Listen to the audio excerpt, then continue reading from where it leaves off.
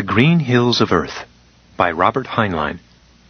Copyright 1951 by Robert Heinlein. The dedication. To my parents. Acknowledgement. The phrase, the Green Hills of Earth, derives from a story by C.L. Moore, Mrs. Henry Cutner, and is used here by her gracious permission. R.A.H. The short story, Delilah and the Space Rigger. Sure, we had trouble building Space Station 1, but the trouble was people.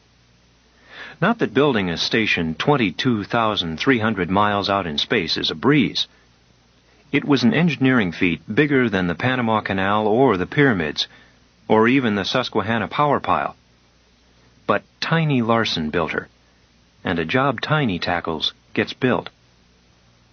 I first saw Tiny playing guard on a semi-pro team, working his way through Oppenheimer Tech. He worked summers for me thereafter till he graduated. He stayed in construction, and eventually I went to work for him.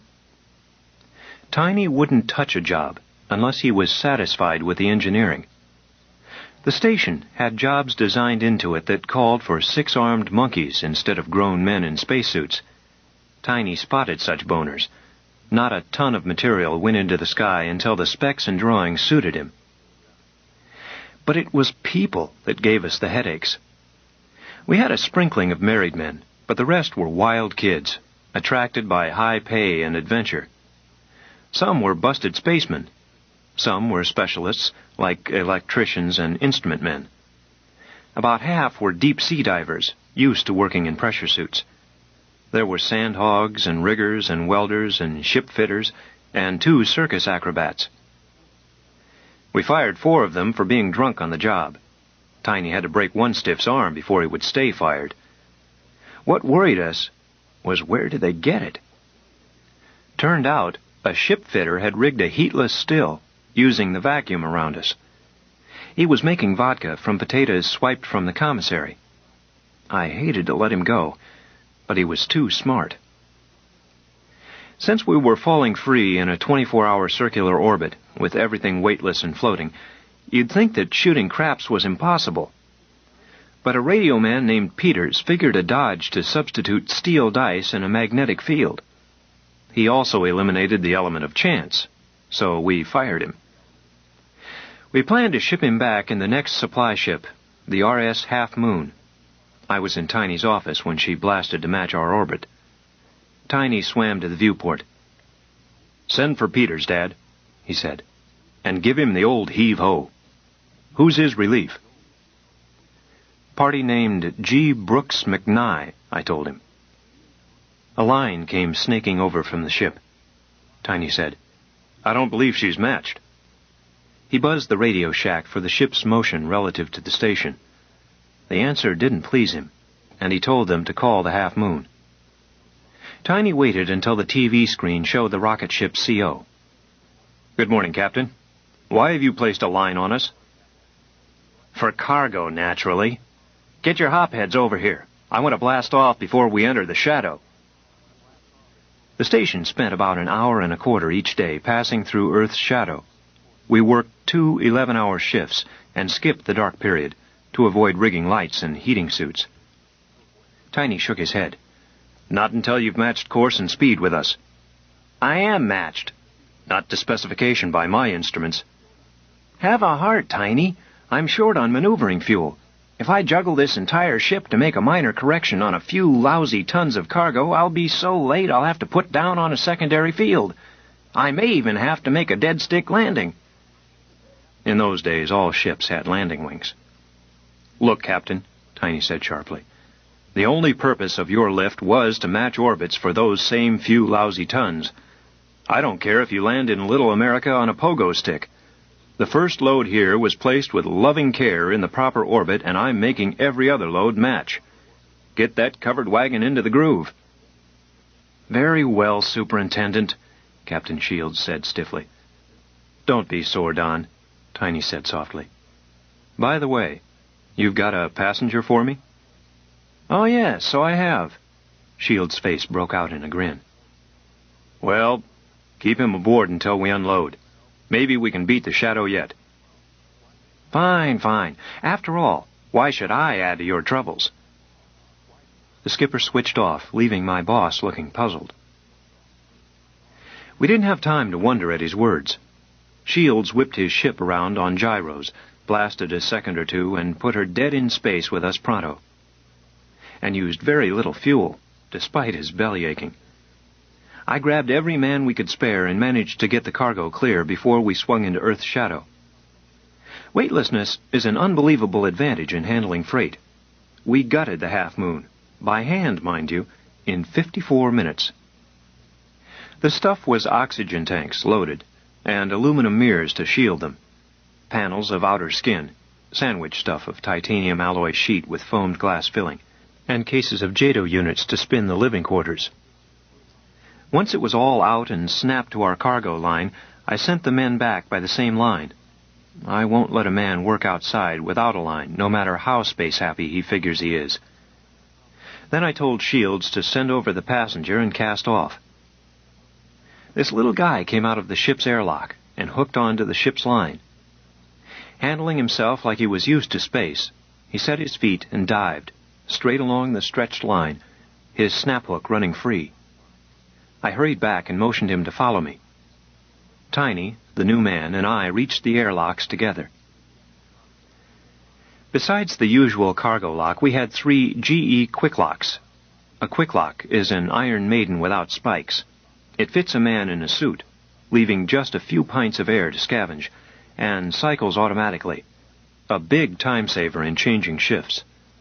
I passed through the middle-sized one. Tiny, of course, used the big one. Without hesitation, the new man pulled himself into the small one. We went into Tiny's office. Tiny strapped down and pushed his helmet back. "Well, McNye," he said, "glad to have you with us." The new radio tech opened his helmet. I heard a low, pleasant voice answer, "Thank you." I stared and didn't say anything. From where I was, I could see that the radio tech was wearing a hair ribbon. I thought Tiny would explode. He didn't need to see the hair ribbon. With the helmet up, it was clear that the new man was as female as Venus de Milo. Tiny sputtered. Then he was unstrapped and diving for the viewport. "Dad," he yelled, "get the radio shack. Stop that ship." But the Half Moon was already a ball of fire in the distance. Tiny looked dazed. "Dad," he said, "who else knows about this?" "Nobody, so far as I know." He thought a bit. "We've got to keep her out of sight." "That's it. We keep her locked up and out of sight until the next ship matches in." He didn't look at her. "What in the world are you talking about?" McNye's voice was higher and no longer pleasant. Tiny glared. "You, that's what. What are you, a stowaway?" "Don't be silly. I'm G.B. McNye, electronics engineer. Don't you have my papers?" Tiny turned to me. "Dad, this is your fault. Pardon me, miss. How did you let them send you a woman? Didn't you even read the advance report on her?" "Me?" I said. "Now, see here, you big squarehead. Those forms don't show sex. The Fair Employment Commission won't allow it except where it's pertinent to the job." "You're telling me it's not pertinent to the job here?" "Not by job classification, it ain't. There's lots of female radio and radar men back Earthside." "This isn't Earthside." He had something. He was thinking of those 2-legged wolves swarming over the job outside. And G.B. McNye was pretty. Maybe 8 months of no women at all affected my judgment, but she would pass. "I've even heard of female rocket pilots," I added, for spite. "I don't care if you've heard of female archangels. I'll have no women here." "Just a minute." If I was riled, she was plain sore. "You're the construction superintendent, are you not?" "Yes," Tiny admitted. "Very well, then. How do you know what sex I am?" "Are you trying to deny that you are a woman?" "Hardly. I'm proud of it. But officially, you don't know what sex G. Brooks McNye is. That's why I use G instead of Gloria. I don't ask favors." Tiny grunted. "You won't get any. I don't know how you sneaked in, but get this, McNye or Gloria or whatever. You're fired. You go back on the next ship. Meanwhile, we'll try to keep the men from knowing we've got a woman aboard." I could see her count 10. "May I speak?" she said finally. "Or does your Captain Bligh act extend to that, too?" "Say your say." "I didn't sneak in. I'm on the permanent staff of the station, Chief Communications Engineer. I took this vacancy myself to get to know the equipment while it was being installed. I'll live here eventually. I see no reason not to start now." Tiny waved it away. "There'll be men and women both here, someday. Even kids. Right now it's stag, and it'll stay that way." "We'll see. Anyhow, you can't fire me. Radio personnel don't work for you." She had a point. Communicators and some other specialists were lent to the contractors, 5 companies incorporated, by Harriman Enterprises. Tiny snorted. "Maybe I can't fire you. I can send you home. Requisition personnel must be satisfactory to the contractor, meaning me. Paragraph 7, Clause M. I wrote that clause myself." "Then you know that if requisition personnel are refused without cause, the contractor bears the replacement cost." "I'll risk paying your fare home, but I won't have you here." "You are most unreasonable." "Perhaps, but I'll decide what's good for the job. I'd rather have a dope peddler than a woman sniffing around my boys." She gasped. Tiny knew he had said too much. He added, "Sorry, miss, but that's it. You'll stay undercover until I can get rid of you." Before she could speak, I cut in. "Tiny, look behind you." Staring in the port was one of the riggers, his eyes bugged out. 3 or 4 more floated up and joined him. Then Tiny zoomed up to the port, and they scattered like minnows. He scared them almost out of their suits. I thought he was going to shove his fist through the quartz. He came back looking whipped. "Miss," he said, pointing, "wait in my room." When she was gone, he added, "Dad, what'll we do?" I said, "I thought you had made up your mind, Tiny." "I have," he answered peevishly. "Ask the chief inspector to come in, will you?" That showed how far gone he was. The inspection gang belonged to Harriman Enterprises, not to us, and Tiny rated them mere nuisances. Besides, Tiny was an Oppenheimer graduate. Dalrymple was from MIT. He came in, brash and cheerful. "Good morning, Superintendent. Morning, Mr. Witherspoon. What can I do for you?" Glumly, Tiny told the story. Dalrymple looked smug. "She's right, old man. You can send her back and even specify a male relief. But I can hardly endorse for proper cause now, can I?" "Damnation! Dalrymple, we can't have a woman around here." "A moot point. Not covered by contract, you know." "If your office hadn't sent us a crooked gambler as our predecessor, I wouldn't be in this jam." There. Remember the old blood pressure. Suppose we leave the endorsement open and arbitrate the cost. That's fair, eh?" "I suppose so. Thanks." "Not at all. But consider this. When you rushed Peters off before interviewing the newcomer, you cut yourself down to 1 operator. Hammond can't stand watch 24 hours a day." "He can sleep in the shack. The alarm will wake him." "I can't accept that. The Home Office and ship's frequencies must be guarded at all times. Harriman Enterprises has supplied a qualified operator. I am afraid you must use her for the time being." "Tiny will always cooperate with the inevitable," he said quietly. "Dad, she'll take the first shift. Better put the married men on that shift." Then he called her in.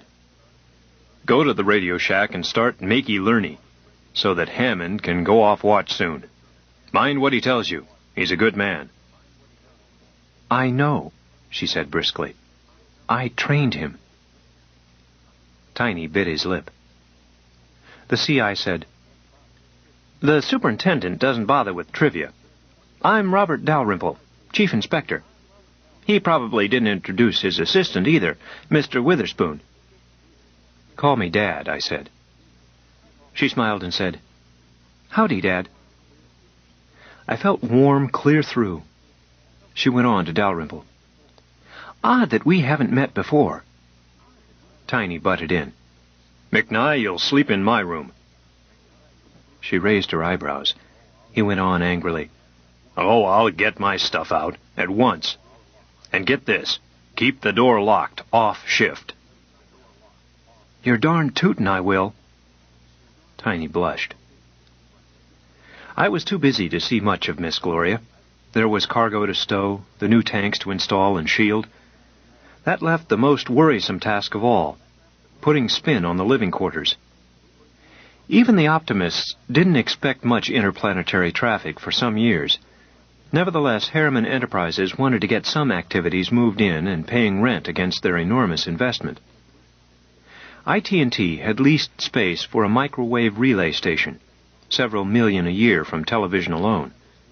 The Weather Bureau was itching to set up its hemispheric integrating station. Palomar Observatory had a concession. Harriman Enterprises donated that space. The Security Council had some hush-hush project. Fermi Physical Labs and Kettering Institute each had space. A dozen tenants wanted to move in now, or sooner, even if we never completed accommodations for tourists and travelers. There were time bonuses in it for 5 companies incorporated, and their help. So we were in a hurry to get spin on the quarters. People who have never been out have trouble getting through their heads, at least I had, that there is no feeling of weight, no up and down, in a free orbit in space. There's Earth, round and beautiful, only 20-odd thousand miles away, close enough to brush your sleeve. You know it's pulling you towards it, yet you feel no weight, absolutely none. You float. Floating is fine for some types of work, but when it's time to eat, or play cards, or bathe, it's good to feel weight on your feet. Your dinner stays quiet and you feel more natural. You've seen pictures of the station. A huge cylinder, like a bass drum, with ship's nose pockets dimpling its sides. Imagine a snare drum spinning around inside the bass drum. That's the living quarters, with centrifugal force pinch-hitting for gravity.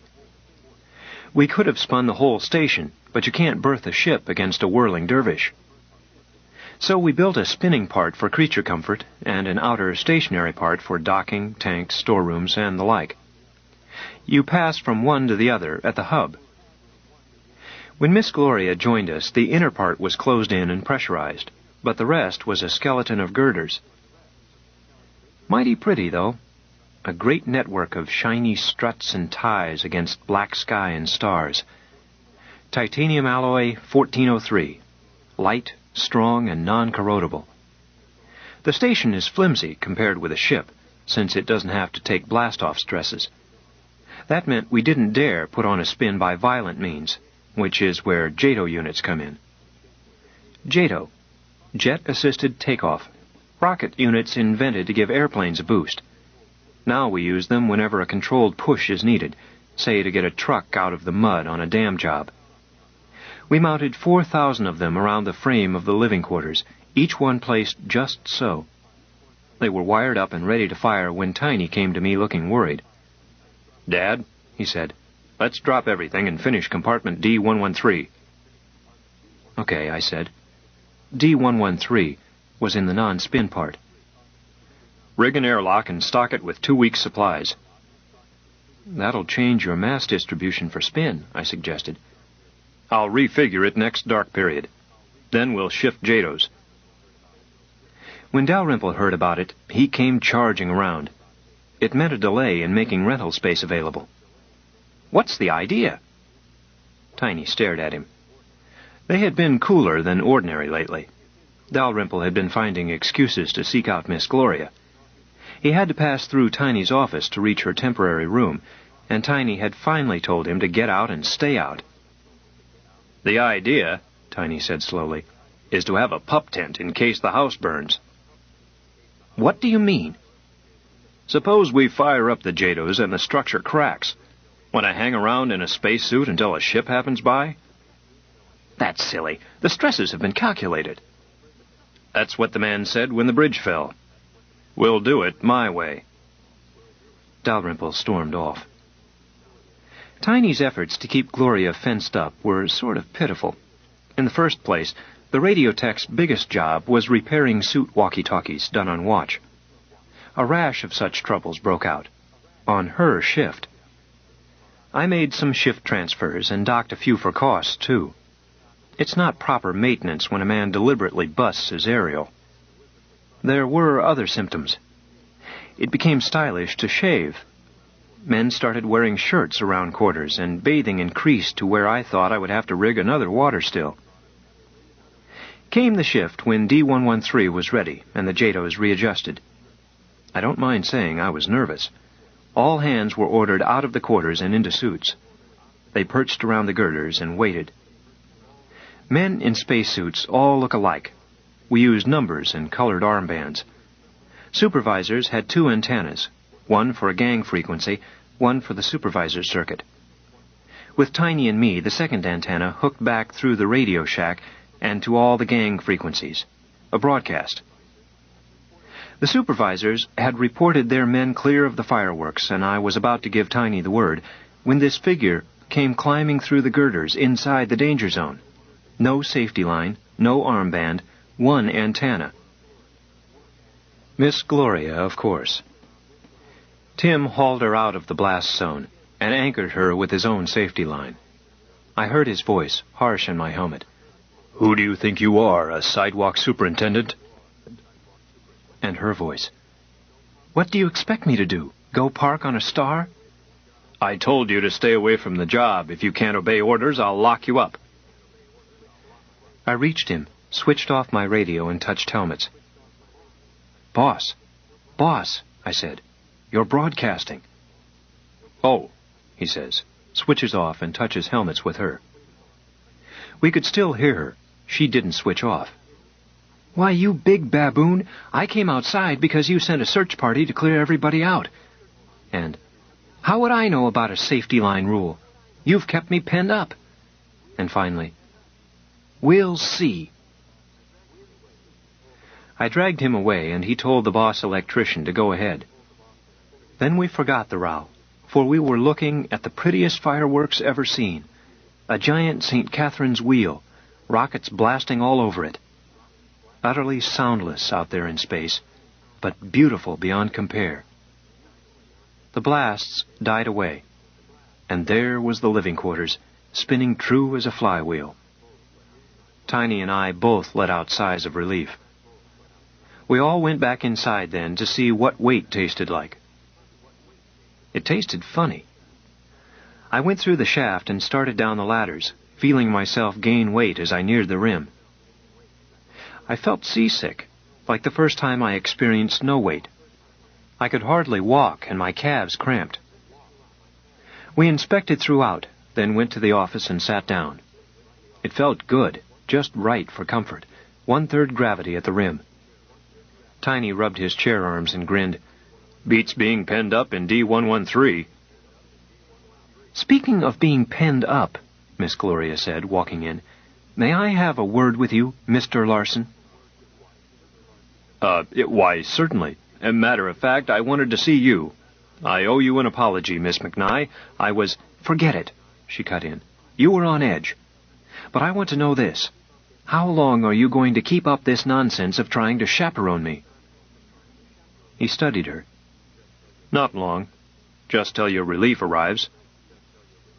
"So, who is the shop steward around here?" "A shipfitter named McAndrews. But you can't use him. You're a staff member." "Not in the job I'm filling. I'm going to talk to him. You're discriminating against me, and in my off time at that." "Perhaps. But you will find I have the authority." Legally, I'm a ship's captain while on this job. A captain in space has wide discriminatory powers. Then you should use them with discrimination. He grinned. Isn't that what you just said I was doing? We didn't hear from the shop steward, but Miss Gloria started doing as she pleased. She showed up at the movies next off shift with Dalrymple. Tiny left in the middle. Good show, too. Lysistrata Goes to Town, relayed up from New York. As she was coming back alone, he stopped her, having seen to it that I was present. Miss McNye. Yes? I think you should know, Chief Inspector Dalrymple is a married man. Are you suggesting that my conduct has been improper? No, but... Then mind your own business. Before he could answer, she added, It might interest you that he told me about your 4 children. Tiny sputtered. Why, I'm not even married. So, that makes it worse, doesn't it? She swept out. Tiny quit trying to keep her in her room, but told her to notify him whenever she left it. It kept him busy riding herd on her. I refrained from suggesting that he get Dalrymple to spell him. But I was surprised when he told me to put through the order dismissing her. I'd been pretty sure he was going to drop it. What's the charge? I asked. Insubordination. I kept mum. He said, Well, she won't take orders. She does her work okay. You give her orders you wouldn't give to one of the men, and that a man wouldn't take. You disagree with my orders? That's not the point. You can't prove the charge, Tiny. Well, charge her with being female. I can prove that. I didn't say anything. Dad, he added wheedlingly, you know how to write it. No personal animus against Miss McNye, but it is felt that as a matter of policy and so forth and so on. I wrote it and gave it to Hammond privately. Radiotechs are sworn to secrecy, but it didn't surprise me when I was stopped by O'Connor, one of our best metalsmiths. Look, Dad, is it true that the old man is getting rid of Brooksy? Brooksy? Brooksy McNye. She says to call her Brooks. Is it true? I admitted it, then went on, wondering if I should have lied.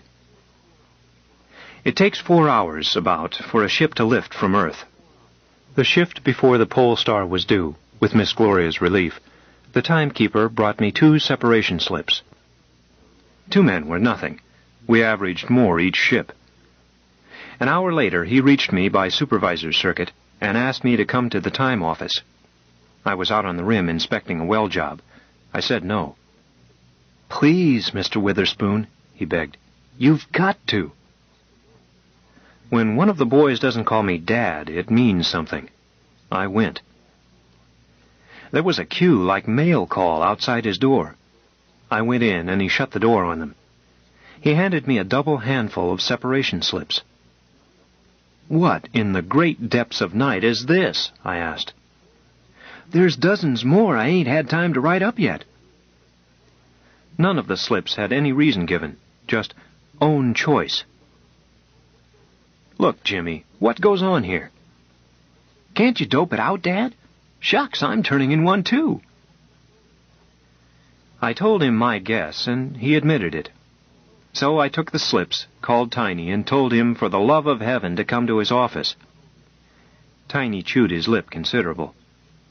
"But, Dad, they can't strike. It's a non-strike contract with bonds from every union concerned." "It's no strike, Tiny.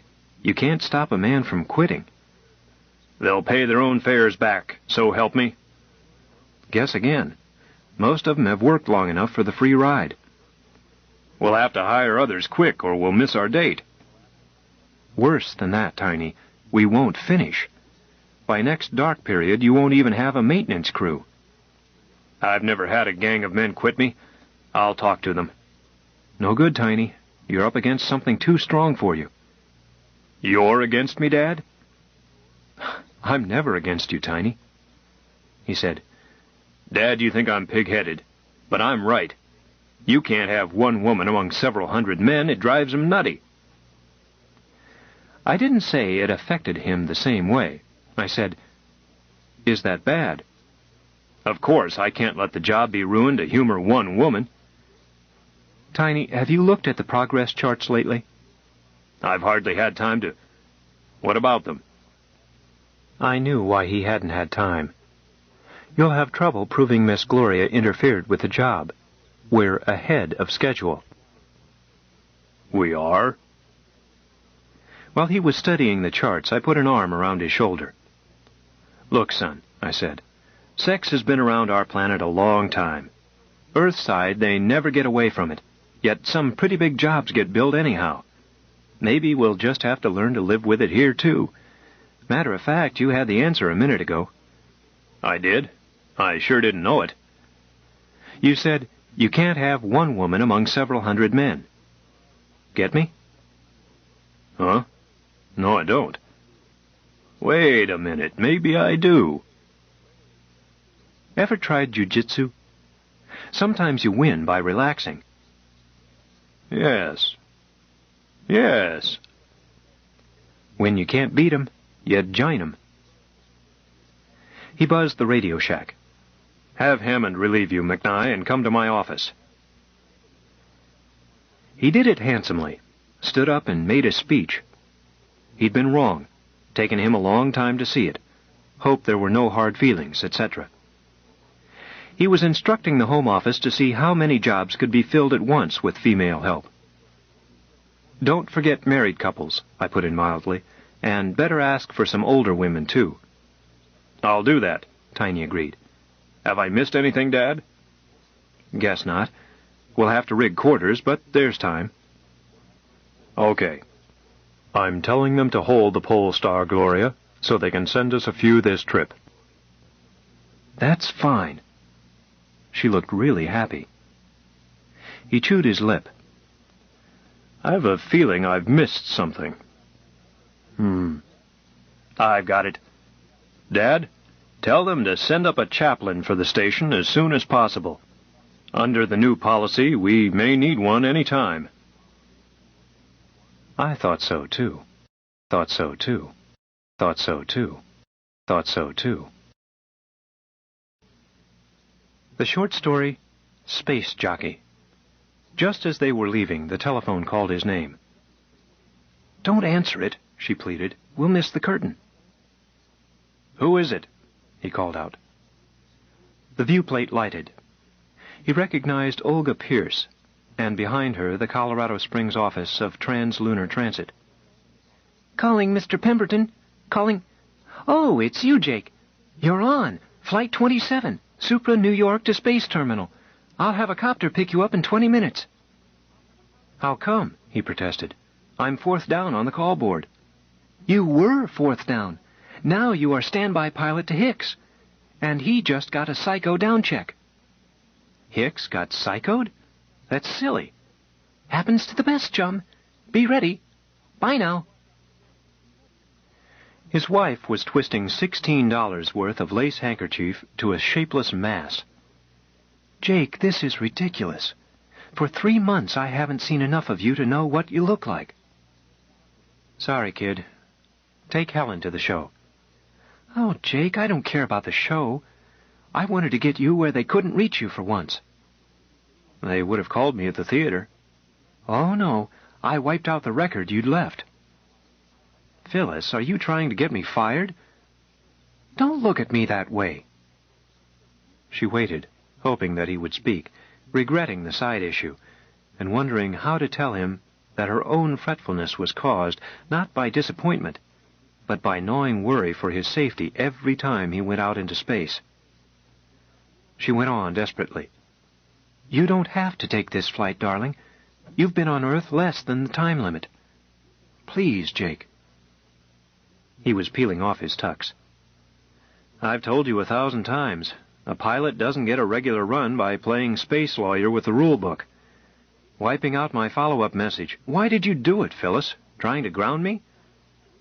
"No, darling, but I thought just this once—" "When they offer me a flight, I take it." He walked stiffly out of the room. He came back 10 minutes later, dressed for space and apparently in good humor. He was whistling. The caller called Casey at 4:30. Kissed his... He broke off when he saw her face and set his mouth. Where's my coverall? I'll get it. Let me fix you something to eat. You know I can't take high acceleration on a full stomach. And why lose $30 to lift another pound? Dressed as he was, in shorts, singlet, sandals, and pocket belt, he was already good for about minus 50 pounds in weight bonus. She started to tell him the weight penalty on a sandwich and a cup of coffee did not matter to them. But it was just one more possible cause for misunderstanding. Neither of them said much until the taxicab clumped on the roof. He kissed her goodbye and told her not to come outside. She obeyed, until she heard the helicopter take off. Then she climbed to the roof and watched it out of sight. The traveling public gripes at the lack of direct Earth-to-Moon service, but it takes 3 types of rocket ships and 2 space station changes to make a fiddling 250,000-mile jump for a good reason. Money. The Commerce Commission has set the charges for the present 3-stage lift from here to the moon at $30 a pound. Would direct service be cheaper? A ship designed to blast off from Earth, make an airless landing on the moon, return and make an atmosphere landing, would be so cluttered up with heavy special equipment used only once in the trip that it could not show a profit at $1,000 a pound. Imagine combining a ferry boat, a subway train, and an express elevator.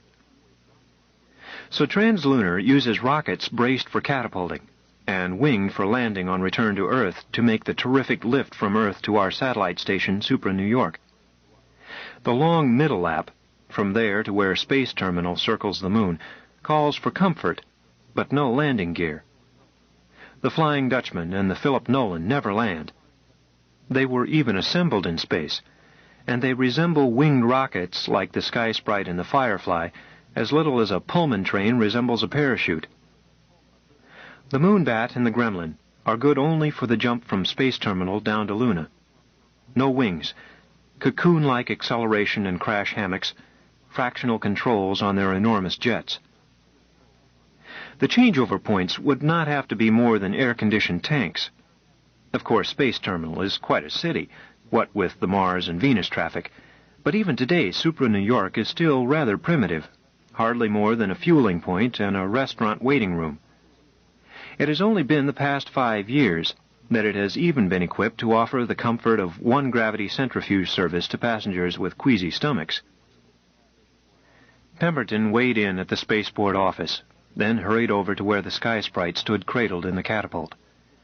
He shucked off his coverall, shivered as he handed it to the gateman, and ducked inside. He went to his acceleration hammock and went to sleep. The lift to Supra New York was not his worry. His job was deep space. He woke at the surge of the catapult and the nerve-tingling rush up the face of Pikes Peak.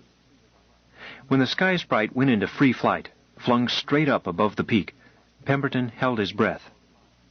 If the rocket jets failed to fire, the ground-to-space pilot must try to wrestle her into a glide and bring her down on her wings. The rockets roared on time. Jake went back to sleep. When the Sky Sprite locked in with Supra New York, Pemberton went to the station's stellar navigation room. He was pleased to find Shorty Weinstein, the computer, on duty. Jake trusted Shorty's computations, a good thing when your ship, your passengers, and your own skin depend thereon.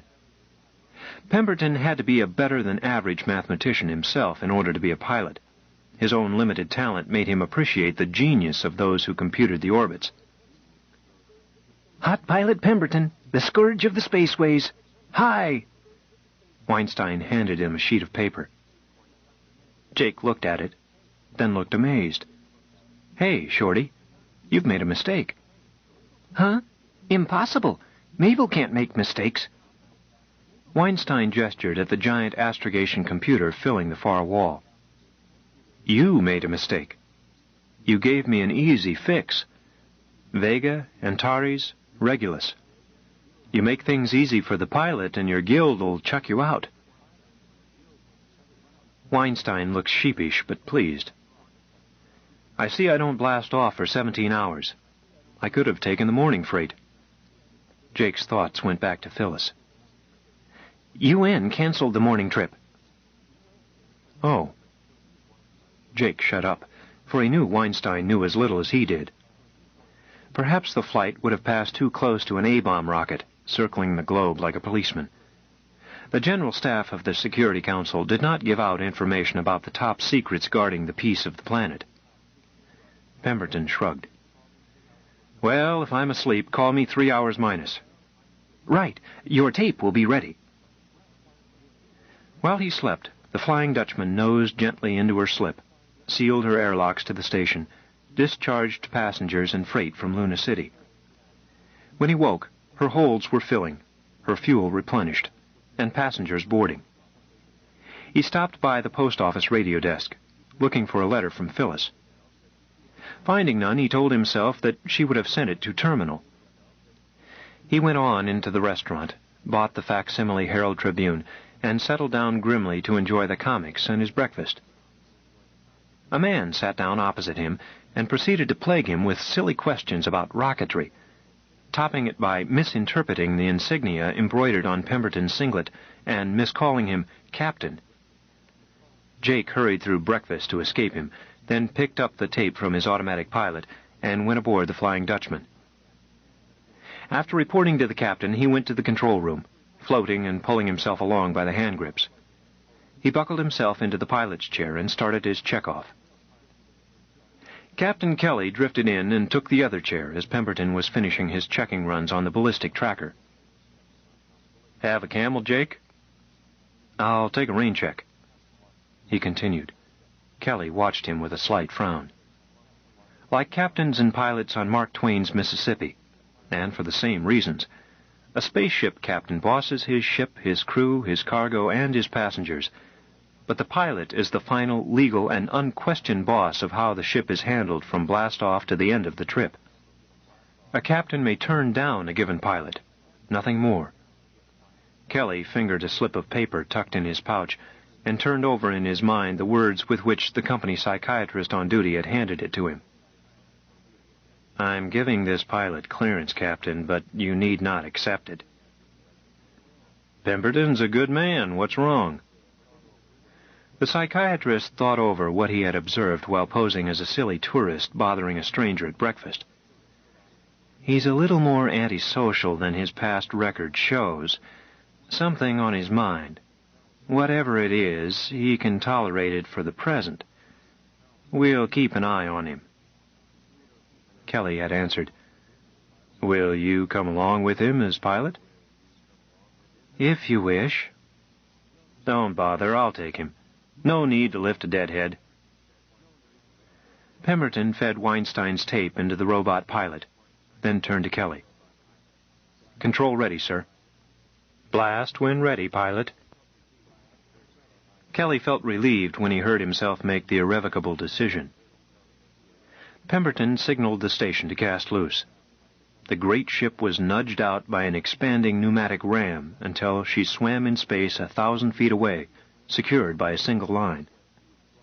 He then turned the ship to its blast-off direction by causing a flywheel, mounted on gimbals at the ship's center of gravity, to spin rapidly.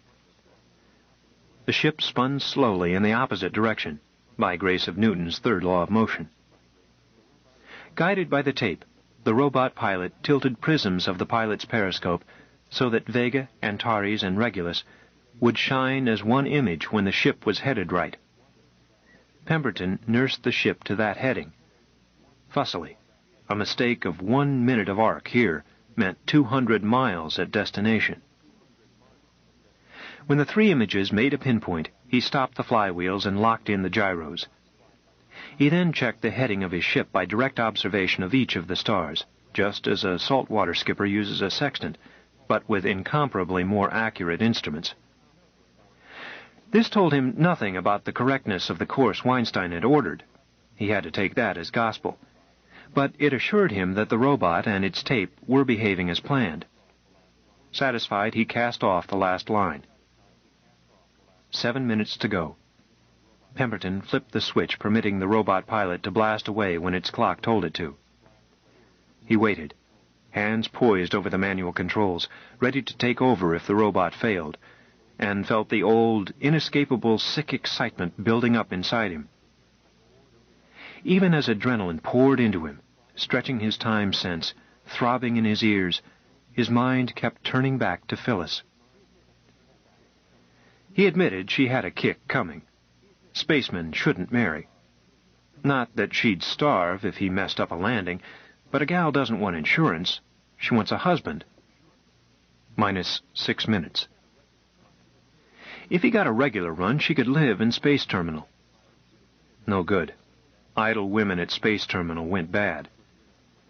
Oh, Phyllis wouldn't become a tramp or a rum bum. She'd just go bats. 5 minutes more. He didn't care much for Space Terminal himself, nor for space. The romance of interplanetary travel.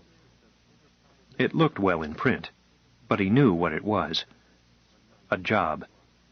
Monotony. No scenery. Bursts of work. Tedious waits. No home life.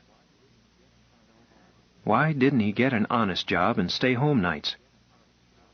He knew. Because he was a space jockey and too old to change. What chance has a 30-year-old married man, used to important money, to change his racket? 4 minutes. He'd look good trying to sell helicopters on commission now, wouldn't he? Maybe he could buy a piece of irrigated land and... Be your age, chum. You know as much about farming as a cow knows about cube root. No, he had made his bed when he picked rockets during his training hitch. If he had bucked for the electronics branch, or taken a GI scholarship... Too late now. Straight from the service into Harriman's lunar exploitations, hopping ore on Luna. That had torn it. How's it going, Doc? Kelly's voice was edgy. Minus 2 minutes, some seconds. Damnation. Kelly knew better than to talk to the pilot on minus time. He caught a last look through the periscope. Antares seemed to have drifted. He unclutched the gyro, tilted and spun the flywheel, breaking it savagely to a stop a moment later. The image was again a pinpoint. He could not have explained what he did. It was virtuosity, exact juggling, beyond textbook and classroom. 20 seconds. Across the chronometer's face, beads of light trickled the seconds away while he tensed, ready to fire by hand, or even to disconnect and refuse the trip if his judgment told him to. A too cautious decision might cause Lloyd's to cancel his bond. A reckless decision could cost his license or even his life, and others. But he was not thinking of underwriters and licenses, nor even of lives. In truth, he was not thinking at all. He was feeling his ship, as if his nerve ends extended into every part of her. 5 seconds. The safety disconnects clicked out. 4 seconds. 3 seconds. 2 seconds. 1. He was stabbing at the hand fire button when the roar hit him. Kelly relaxed to the pseudo-gravity of the blast and watched. Pemberton was soberly busy, scanning dials, noting time, checking his progress by radar bounced off Supra New York. Weinstein's figures, robot pilot, the ship itself, all were clicking together. Minutes later, the critical instant neared when the robot should cut the jets. Pemberton poised a finger over the hand cutoff, while splitting his attention among radar scope, accelerometer, periscope, and chronometer. One instant, they were roaring along on the jets. The next split second, the ship was in free orbit, plunging silently toward the moon. So perfectly matched were human and robot that Pemberton himself did not know which had cut the power. He glanced again at the board, then unbuckled. "How about that cigarette, Captain? And you can let your passengers unstrap." No co-pilot is needed in space, and most pilots would rather share a toothbrush than a control room. The pilot works about an hour at blastoff, about the same before contact, and loafs during free flight, save for routine checks and corrections. Pemberton prepared to spend 104 hours eating, reading, writing letters, and sleeping, especially sleeping. When the alarm woke him, he checked the ship's position, then wrote to his wife. "Phyllis, my dear," he began, "I don't blame you for being upset at missing your night out. I was disappointed, too. But bear with me, darling. I should be on a regular run before long. In less than 10 years, I'll be up for retirement, and we'll have a chance to catch up on bridge and golf and things like that. I know it's pretty hard to—" The voice circuit cut in. "Oh, Jake, put on your company face. I'm bringing a visitor to the control room." "No visitors in the control room, Captain." "Now, Jake, this lunkhead has a letter from Old Man Harriman himself. Every possible courtesy and so forth." Pemberton thought quickly. He could refuse, but there was no sense in offending the big boss. "Okay, Captain. Make it short." The visitor was a man, jovial, oversized. Jake figured him for an 80-pound weight penalty. Behind him, a 13-year-old male counterpart came zipping through the door and lunged for the control console. Pemberton snagged him by the arm and forced himself to speak pleasantly. "Just hang on to that bracket, youngster. I don't want you to bump your head." "Let go me! Pop, make him let go!" Kelly cut in. "I think he had best hang on, Judge." Very well. Do as the captain says, Junior." Aw, gee, Pop. "Judge Schacht, this is First Pilot Pemberton," Kelly said rapidly. "He'll show you around." "Glad to know you, Pilot. Kind of you and all that." "What would you like to see, Judge?" Jake said carefully. "Oh, this and that. It's for the boy. His first trip. I'm an old space hound myself. Probably more hours than half your crew." He laughed. Pemberton did not. "There's not much to see in free flight." "Quite all right. We'll just make ourselves at home, eh, Captain?" I want to sit in the control seat," Schacht Jr. announced. Pemberton winced. Kelly said urgently, "Jake, would you mind outlining the control system for the boy? Then we'll go." "He doesn't have to show me anything. I know all about it. I'm a Junior Rocketeer of America. See my button?" The boy shoved himself toward the control desk. Pemberton grabbed him, steered him into the pilot's chair, and strapped him in. He then flipped the board's disconnect. "What you doing?" "I cut off power to the controls so I could explain them." "Ain't you going to fire the jets?" "No." Jake started a rapid description of the use and purpose of each button, dial, switch, meter, gimmick, and scope. Junior squirmed. "How about meteors?" he demanded. "Oh, that. Maybe one collision in 500,000 Earth-Moon trips. Meteors are scarce." "So what? Say you hit the jackpot. You're in the soup." "Not at all. The anti-collision radar guards all directions 500 miles out. If anything holds a steady bearing for 3 seconds, a direct hookup starts the jets. First a warning gong so that everybody can grab something solid, then 1 second later, boom, we get out of there fast."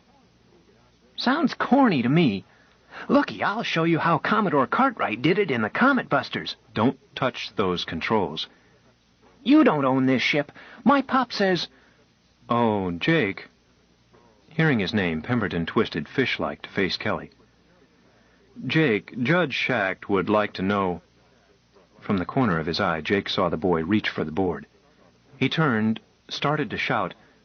Acceleration caught him, while the jets roared in his ear.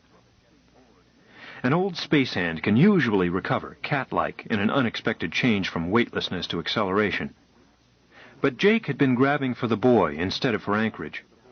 He fell back and down, twisted to try to avoid Schacht, banged his head on the frame of the open airtight door below, and fetched up on the next deck, out cold. Kelly was shaking him. "You all right, Jake?" He sat up. "Yeah, sure." He became aware of the thunder, the shivering deck plates. "The jets cut the power." He shoved Kelly aside and swarmed up into the control room, jabbed at the cutoff button. In sudden ringing silence, they were again weightless. Jake turned, unstrapped Shack Jr., and hustled him to Kelly. "Captain, please remove this menace from my control room." Let go! Pop, he's gonna hurt me. The elder Shack bristled at once. "What's the meaning of this? Let go of my son." "Your precious son cut in the jets." "Junior, did you do that?" The boy shifted his eyes. No, Pop, it was a meteor. Shack looked puzzled. Pemberton snorted. "I had just told him how the radar guard can blast to miss a meteor. He's lying." Shack ran through the process he called making up his mind, then answered, "Junior never lies. Shame on you, a grown man, to try to put the blame on a helpless boy. I shall report you, sir. Come, Junior." Jake grabbed his arm. "Captain, I want those controls photographed for fingerprints before this man leaves the room. It was not a meteor. The controls were dead until this boy switched them on. Furthermore, the anti-collision circuit sounds an alarm." Shack looked wary. "This is ridiculous. I simply objected to the slur of my son's character. No harm has been done." "No harm, eh? How about broken arms, or necks, and wasted fuel, with more to waste before we're back in the groove? Do you know, Mr. Old Space Hound, just how precious a little fuel will be when we try to match orbits with Space Terminal? If we haven't got it? We may have to dump cargo to save the ship. Cargo at $60,000 a ton on freight charges alone. Fingerprints will show the Commerce Commission whom to nick for it." When they were alone again, Kelly asked anxiously, "You won't really have to jettison. You've got a maneuvering reserve." "Maybe we can't even get to terminal. How long did she blast?" Kelly scratched his head. "I was woozy myself." "We'll open the accelerograph and take a look." Kelly brightened. "Oh, sure. If the brat didn't waste too much, then we just swing ship and blast back the same length of time." Jake shook his head. "You forgot the changed mass ratio." Oh, yes." Kelly looked embarrassed. "Mass ratio. Under power, the ship lost the weight of fuel burned. The thrust remained constant. The mass it pushed shrank.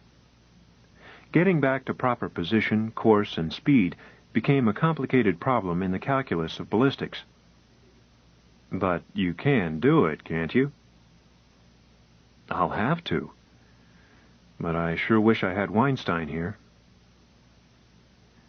Kelly left to see about his passengers. Jake got to work. He checked his situation by astronomical observation and by radar. Radar gave him all three factors quickly, but with limited accuracy. Sights taken of sun, moon, and earth gave him position, but told nothing of course and speed at that time, nor could he afford to wait to take a second group of sights for the purpose. Dead reckoning gave him an estimated situation, by adding Weinstein's predictions to the calculated effect of young Shack's meddling. This checked fairly well with the radar and visual observations, but still he had no notion of whether or not he could get back in the groove and reach his destination. It was now necessary to calculate what it would take and whether or not the remaining fuel would be enough to break his speed and match orbits. In space, it does no good to reach your journey's end if you flash on past at miles per second, or even crawling along at a few hundred miles per hour. To catch an egg on a plate, don't bump. He started doggedly to work to compute how to do it using the least fuel. But his little Marchant electronic calculator was no match for the tons of IBM computer at Supra, New York. Nor was he Weinstein. 3 hours later, he had an answer of sorts. He called Kelly. "Captain, you can start by jettisoning Schacht and Son." "I'd like to. No way out, Jake?" "I can't promise to get your ship in safely without dumping. Better dump now before we blast. It's cheaper." Kelly hesitated. He would as cheerfully lose a leg. "Give me time to pick out what to dump." "Okay." Pemberton returned sadly to his figures, hoping to find a saving mistake, then thought better of it. He called the radio room. "Get me Weinstein at Supra, New York." "Out of normal range." "I know that. This is the pilot. Safety priority urgent. Get a tight beam on them and nurse it." Aye, sir. I'll try." Weinstein was doubtful. "Cripes, Jake. I can't pilot you." "Damn it, you can work problems for me." "What good is 7-place accuracy with bum data?" Sure. But you know what instruments I've got. You know about how well I can handle them. Get me a better answer." "I'll try." Weinstein called back 4 hours later. "Jake, here's the dope. You planned to blast back to match your predicted speed, then made side corrections for position. Orthodox, but uneconomical. Instead, I had Mabel solve for it as one maneuver." "Good." "Not so fast. It saves fuel, but not enough. You can't possibly get back in your old groove and then match terminal without dumping." Pemberton let it sink in, then said, "I'll tell Kelly." "Wait a minute, Jake. Try this. Start from scratch."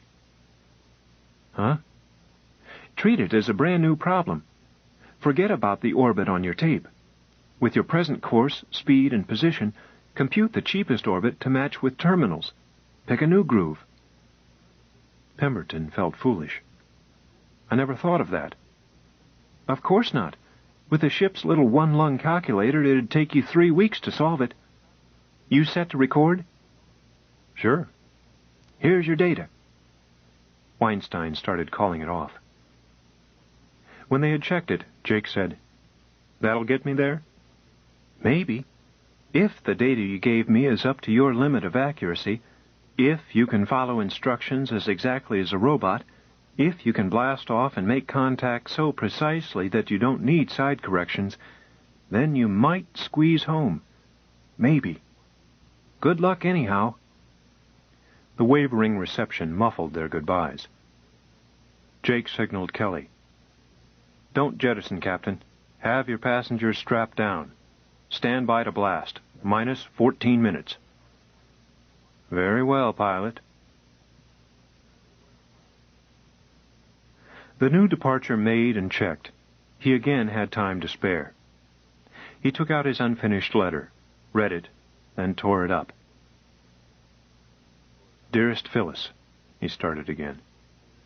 "I've been doing some hard thinking this trip, and have decided that I've just been stubborn. What am I doing way out here? I like my home. I like to see my wife. Why should I risk my neck and your peace of mind to herd junk through the sky? Why hang around a telephone waiting to chaperone fatheads to the moon, numbskulls who couldn't pilot a rowboat and should have stayed at home in the first place? Money, of course. I've been afraid to risk a change. I won't find another job that will pay half as well, but if you are game, I'll ground myself and we'll start over. All my love, Jake." He put it away and went to sleep, to dream that an entire troop of junior Rocketeers had been quartered in his control room. The close-up view of the moon is second only to the space-side view of the Earth as a tourist attraction. Nevertheless, Pemberton insisted that all passengers strap down during the swing around a terminal. With precious little fuel for the matching maneuver, he refused to hobble his movements to please sightseers. Around the bulge of the moon, Terminal came into sight. By radar only, for the ship was tail foremost. After each short braking blast, Pemberton caught a new radar fix, then compared his approach with a curve he had plotted from Weinstein's figures, with one eye on the time, another on the scope, a third on the plot, and a fourth on his fuel gauges. "Well, Jake," Kelly fretted, "do we make it?" "How should I know? You be ready to dump." They had agreed on liquid oxygen as the cargo to dump, since it could be let to boil out through the outer valves without handling. "Don't say it, Jake." "Damn it, I won't if I don't have to." He was fingering his controls again. The blast chopped off his words. When it stopped, the radio maneuvering circuit was calling him. "Flying Dutchman, pilot speaking," Jake shouted back. "Terminal control. Supro reports you short on fuel." "Right." "Don't approach. Match speeds outside us. We'll send a transfer ship to refuel you and pick up passengers." "I think I can make it." "Don't try it. Wait for refueling." "Quit telling me how to pilot my ship." Pemberton switched off the circuit, then stared at the board, whistling morosely. Kelly filled in the words in his mind. Casey said to the fireman, "Boy, you better jump, 'cause 2 locomotives are a-going to bump." "You going in the slip anyhow, Jake?" "No, blast it. I can't take a chance of caving in the side of Terminal, not with passengers aboard. But I'm not going to match speeds 50 miles outside and wait for a piggyback." He aimed for a near miss just outside Terminal's orbit, conning by instinct, for Weinstein's figures meant nothing by now. His aim was good. He did not have to waste his hoarded fuel on last-minute side corrections to keep from hitting Terminal. When at last he was sure of sliding safely on past, if unchecked, he braked once more. Then, as he started to cut off the power, the jets coughed, sputtered, and quit. The Flying Dutchman floated in space, 500 yards outside Terminal. Speeds matched. Jake switched on the radio. "Terminal, stand by for my line. I'll warp her in."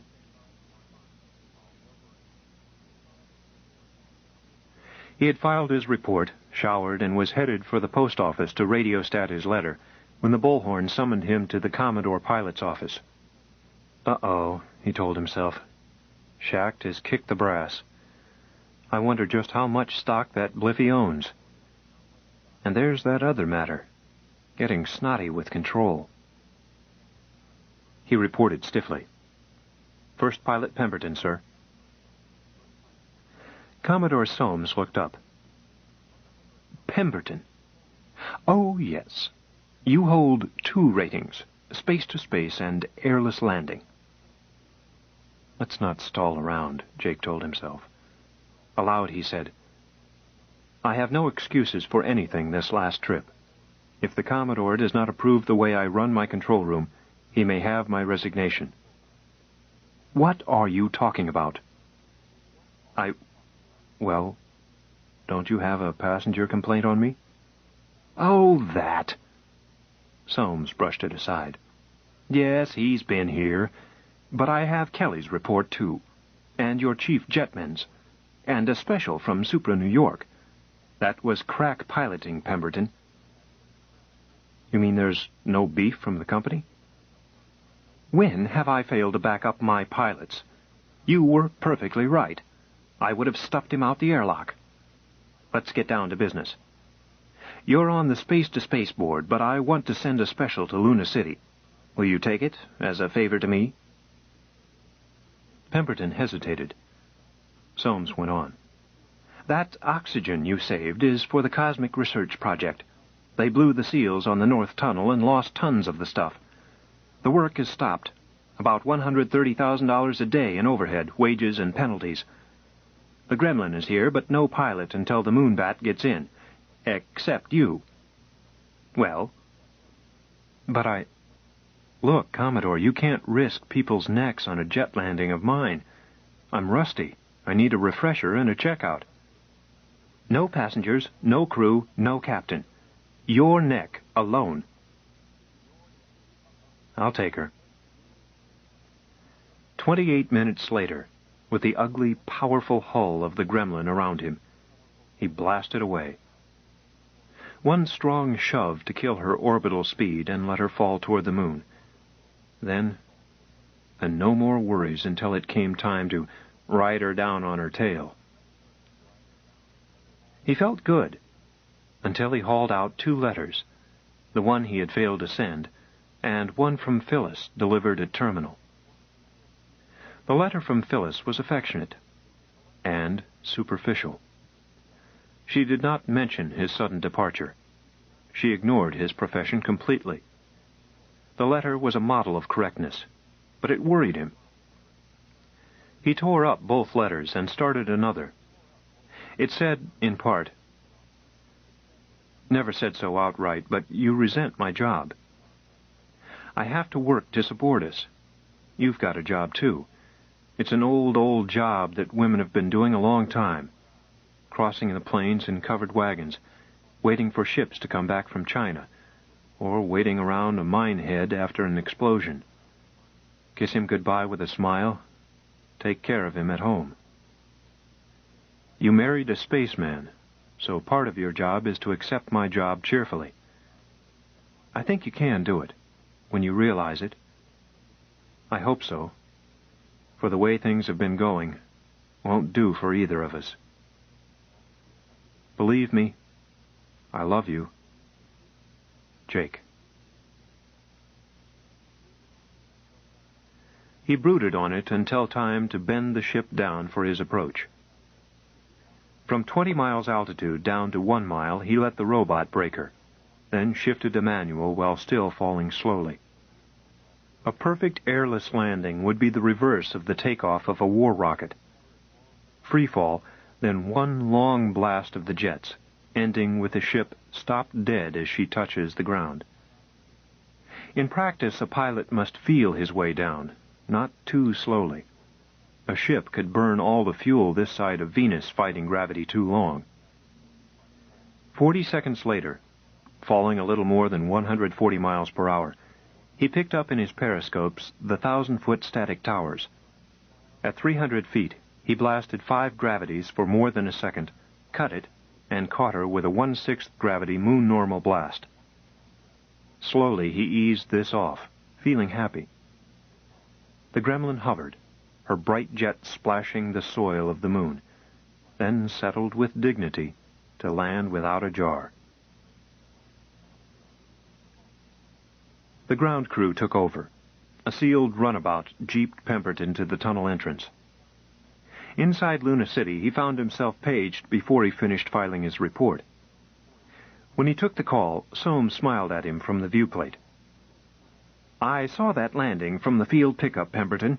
You don't need a refresher course." Jake blushed. "Thank you, sir." "Unless you are dead set on space-to-space, I can use you on the regular Luna City run.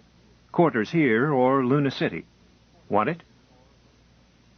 He heard himself saying, "Luna City. I'll take it." He tore up his 3rd letter as he walked into Luna City post office. At the telephone desk, he spoke to a blonde in a blue moonsuit. "Get me Mrs. Jake Pemberton, suburb 6403, Dodge City, Kansas, please." She looked him over. "You pilots sure spend money." "Sometimes phone calls are cheap. Hurry it, will you?" Phyllis was trying to phrase the letter she felt she should have written before. It was easier to say in writing that she was not complaining of loneliness nor lack of fun, but that she could not stand the strain of worrying about his safety. But then she found herself quite unable to state the logical conclusion. Was she prepared to face giving him up entirely if he would not give up space? She truly did not know. The phone call was a welcome interruption. The viewplate stayed blank. "Long distance," came a thin voice. Luna City calling. Fear jerked at her heart. Phyllis Pemberton speaking. An interminable delay. She knew it took nearly 3 seconds for radio waves to make the Earth-Moon round trip, but she did not remember it, and it would not have reassured her. All she could see was a broken home, herself a widow, and Jake, beloved Jake, dead in space. Mrs. Jake Pemberton? Yes, go ahead. Another wait. Had she sent him away in a bad temper, reckless, his judgment affected? Had he died out there, remembering only that she fussed at him for leaving her to go to work? Had she failed him when he needed her? She knew that her Jake could not be tied to apron strings. Men, grown-up men, not Mama's boys, had to break away from Mother's apron strings. Then why had she tried to tie him to hers? She had known better. Her own mother had warned her not to try it. She prayed. Then another voice, one that weakened her knees with relief. That you, honey? Yes, darling, yes. What are you doing on the moon? It's a long story. At $1 a second, it will keep. What I want to know is, are you willing to come to Luna City? It was Jake's turn to suffer from the inevitable lag in reply. He wondered if Phyllis were stalling, unable to make up her mind. At last he heard her say, "Of course, darling. When do I leave?" When? Say, don't you even want to know why? She started to say that it did not matter, then said, "Yes, tell me." The lag was still present, but neither of them cared. He told her the news, then added, "Run over to the Springs and get Olga Pierce to straighten out the red tape for you. Need my help to pack?" She thought rapidly.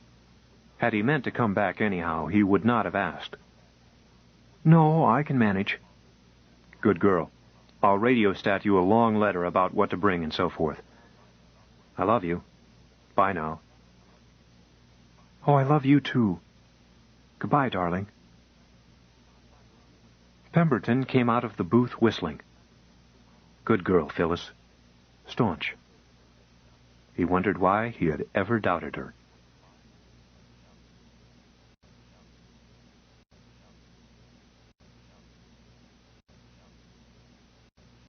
The short story, The Long Watch. 9 ships blasted off from Moonbase. Once in space, 8 of them formed a globe around the smallest. They held this formation all the way to Earth. The small ship displayed the insignia of an admiral, yet there was no living thing of any sort in her. She was not even a passenger ship, but a drone, a robot ship intended for radioactive cargo. This trip she carried nothing but a lead coffin and a Geiger counter that was never quiet. From the editorial After 10 Years, Film 38, 17th June 2009, Archives of the New York Times. 1. Johnny Dahlquist blew smoke at the Geiger counter. He grinned wryly and tried it again. His whole body was radioactive by now. Even his breath, the smoke from his cigarette, could make the Geiger counter scream. How long had he been here?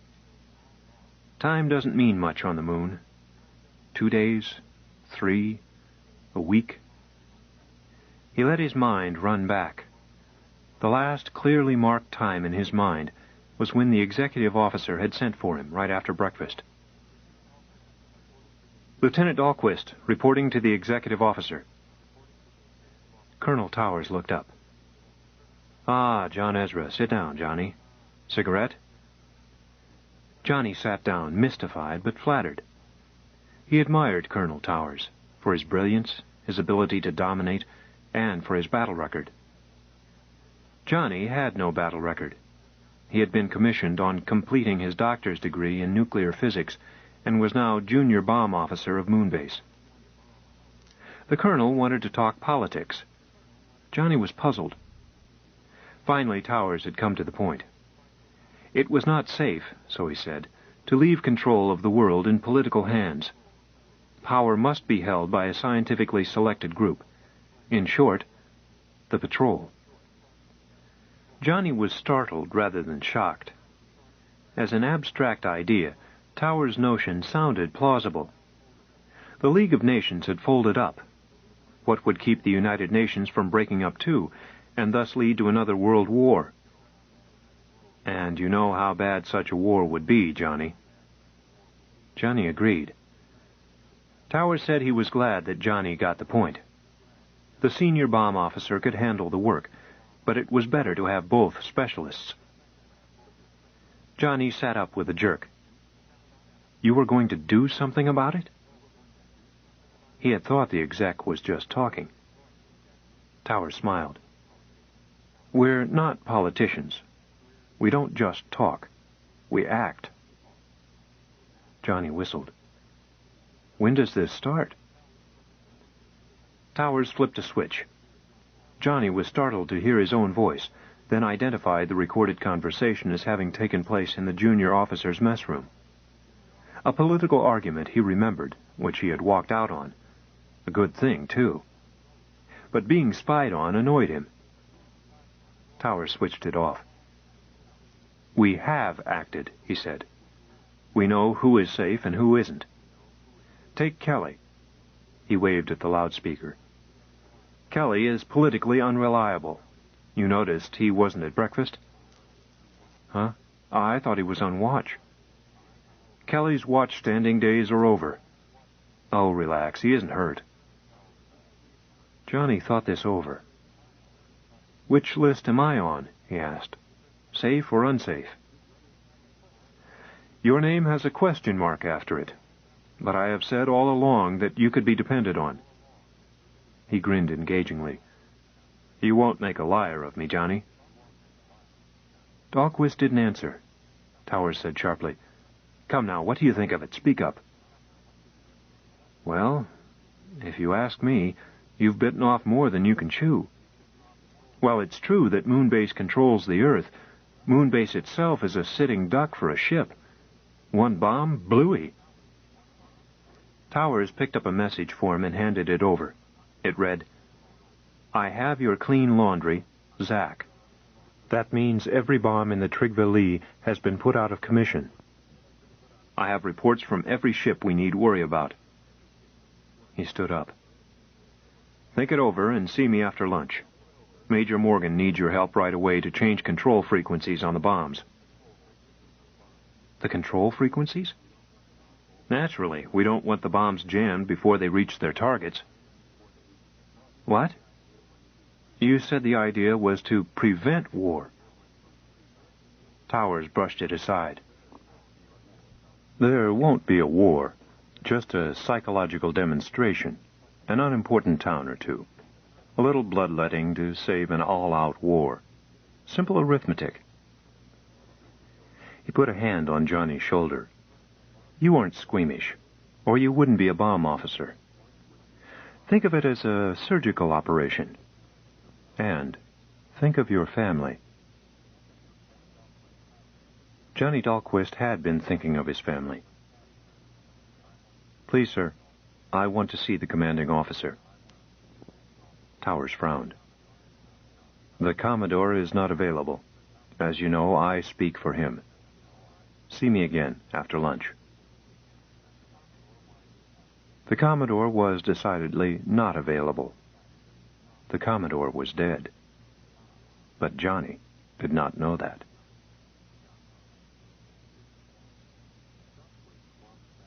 Dahlquist walked back to the mess room, bought cigarettes, sat down and had a smoke. He got up, crushed out the butt, and headed for the base's west airlock. There he got into his spacesuit and went to the lockmaster. Open her up, Smitty. The Marine looked surprised. Can't let anyone out on the surface without word from Colonel Towers, sir. Hadn't you heard? Oh, yes. Give me your order book. Dahlquist took it, wrote a pass for himself, and signed it, by direction of Colonel Towers. He added, Better call the executive officer and check it. The lockmaster read it and stuck the book in his pocket. Oh, no, Lieutenant.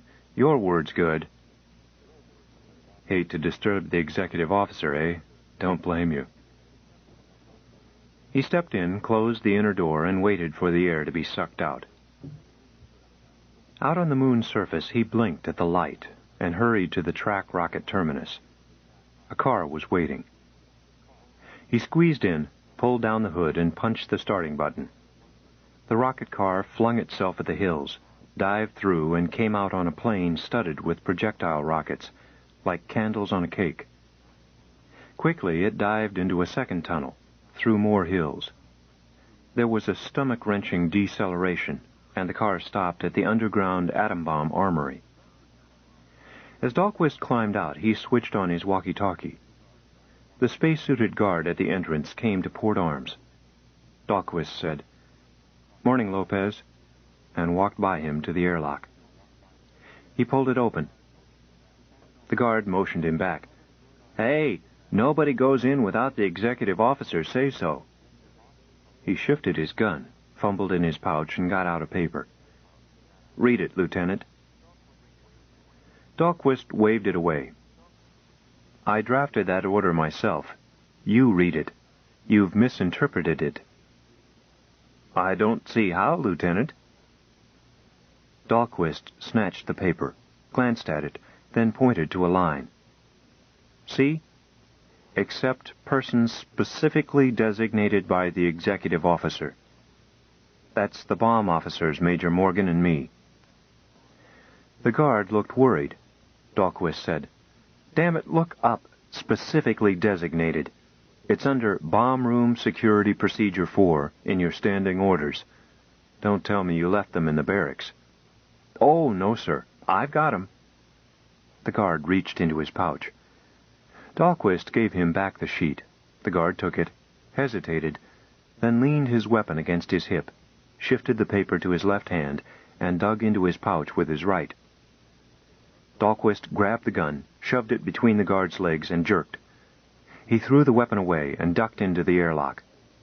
As he slammed the door, he saw the guard struggling to his feet and reaching for his sidearm. He dogged the outer door shut and felt a tingle in his fingers as a slug struck the door.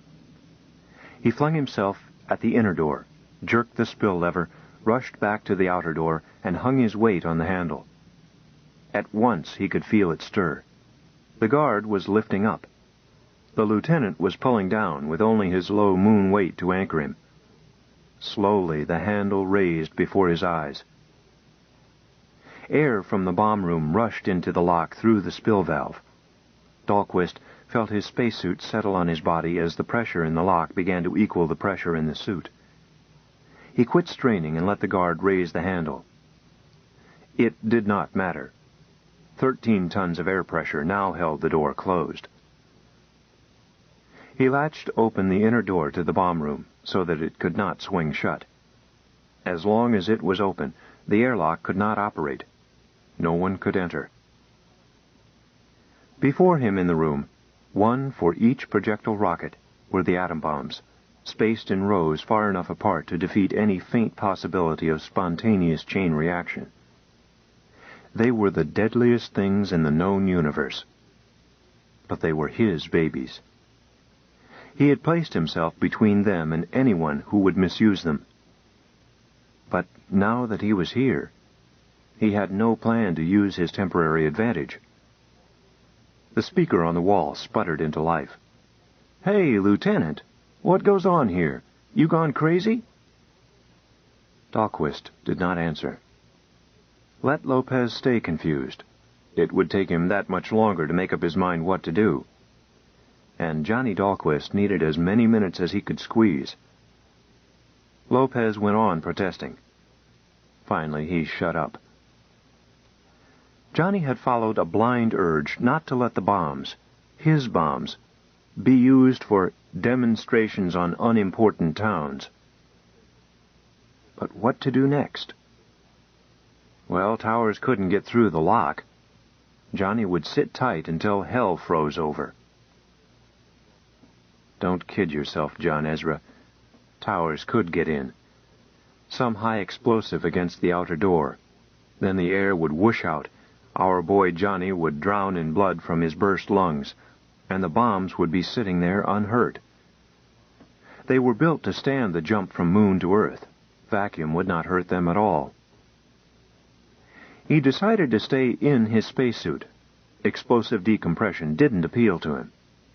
Come to think about it, death from old age was his choice. Or they could drill a hole, let out the air, and open the door without wrecking the lock. Or Towers might even have a new airlock built outside the old. Not likely, Johnny thought.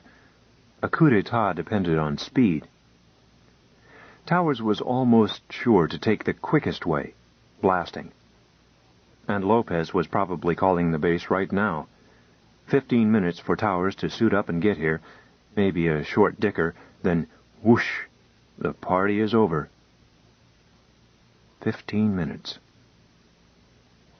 In 15 minutes, the bombs might fall back into the hands of the conspirators. In 15 minutes, he must make the bombs unusable. An atom bomb is just 2 or more pieces of fissionable metal, such as plutonium. Separated, they are no more explosive than a pound of butter. Slapped together, they explode. The complications lie in the gadgets and circuits and gun used to slap them together in the exact way and at the exact time and place required. These circuits, the bomb's brain, are easily destroyed. But the bomb itself is hard to destroy because of its very simplicity. Johnny decided to smash the brains, and quickly. The only tools at hand were simple ones used in handling the bombs. Aside from a Geiger counter, the speaker on the walkie-talkie circuit, a television rigged to the base, and the bombs themselves, the room was bare. A bomb to be worked on was taken elsewhere, not through fear of explosion, but to reduce radiation exposure for personnel. The radioactive material in a bomb is buried in a tamper. In these bombs, gold. Gold stops alpha, beta, and much of the deadly gamma radiation, but not neutrons. The slippery, poisonous neutrons which plutonium gives off had to escape, or a chain reaction, explosion, would result. The room was bathed in an invisible, almost undetectable rain of neutrons. The place was unhealthy. Regulations called for staying in it as short a time as possible. The Geiger counter clicked off the background radiation, cosmic rays, the trace of radioactivity in the moon's crust, and secondary radioactivity set up all through the room by neutrons. Free neutrons have the nasty trait of infecting what they strike, making it radioactive, whether it be concrete wall or human body.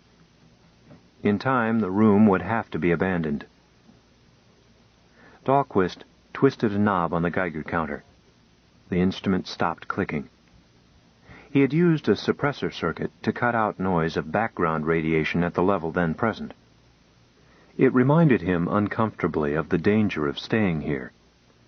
He took out the radiation exposure film all radiation personnel carry. It was a direct response type and had been fresh when he arrived. The most sensitive end was faintly darkened already. Halfway down the film, a red line crossed it.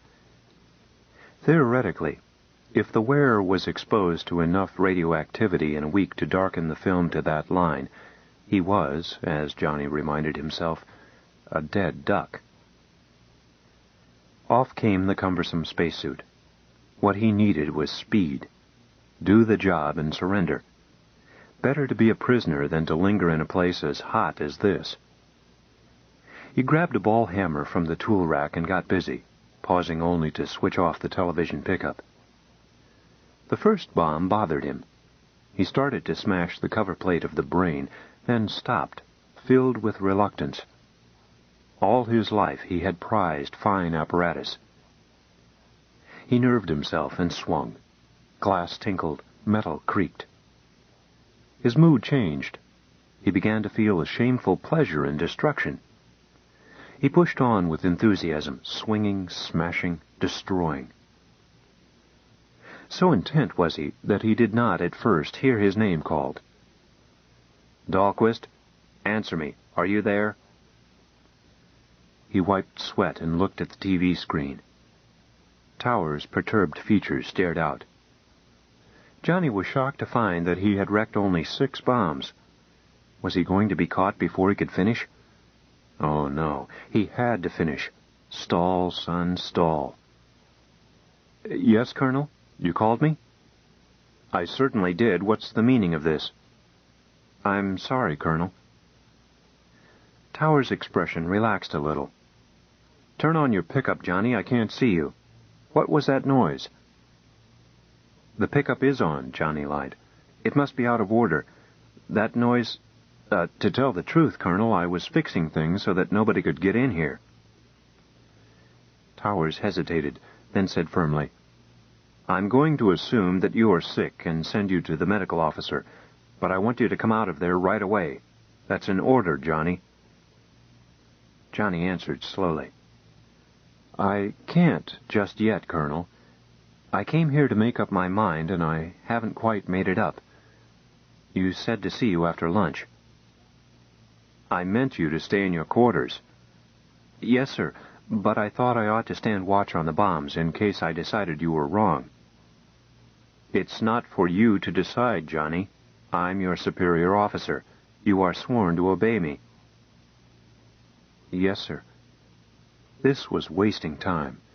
The old fox might have a squad on the way now. "But I swore to keep the peace, too.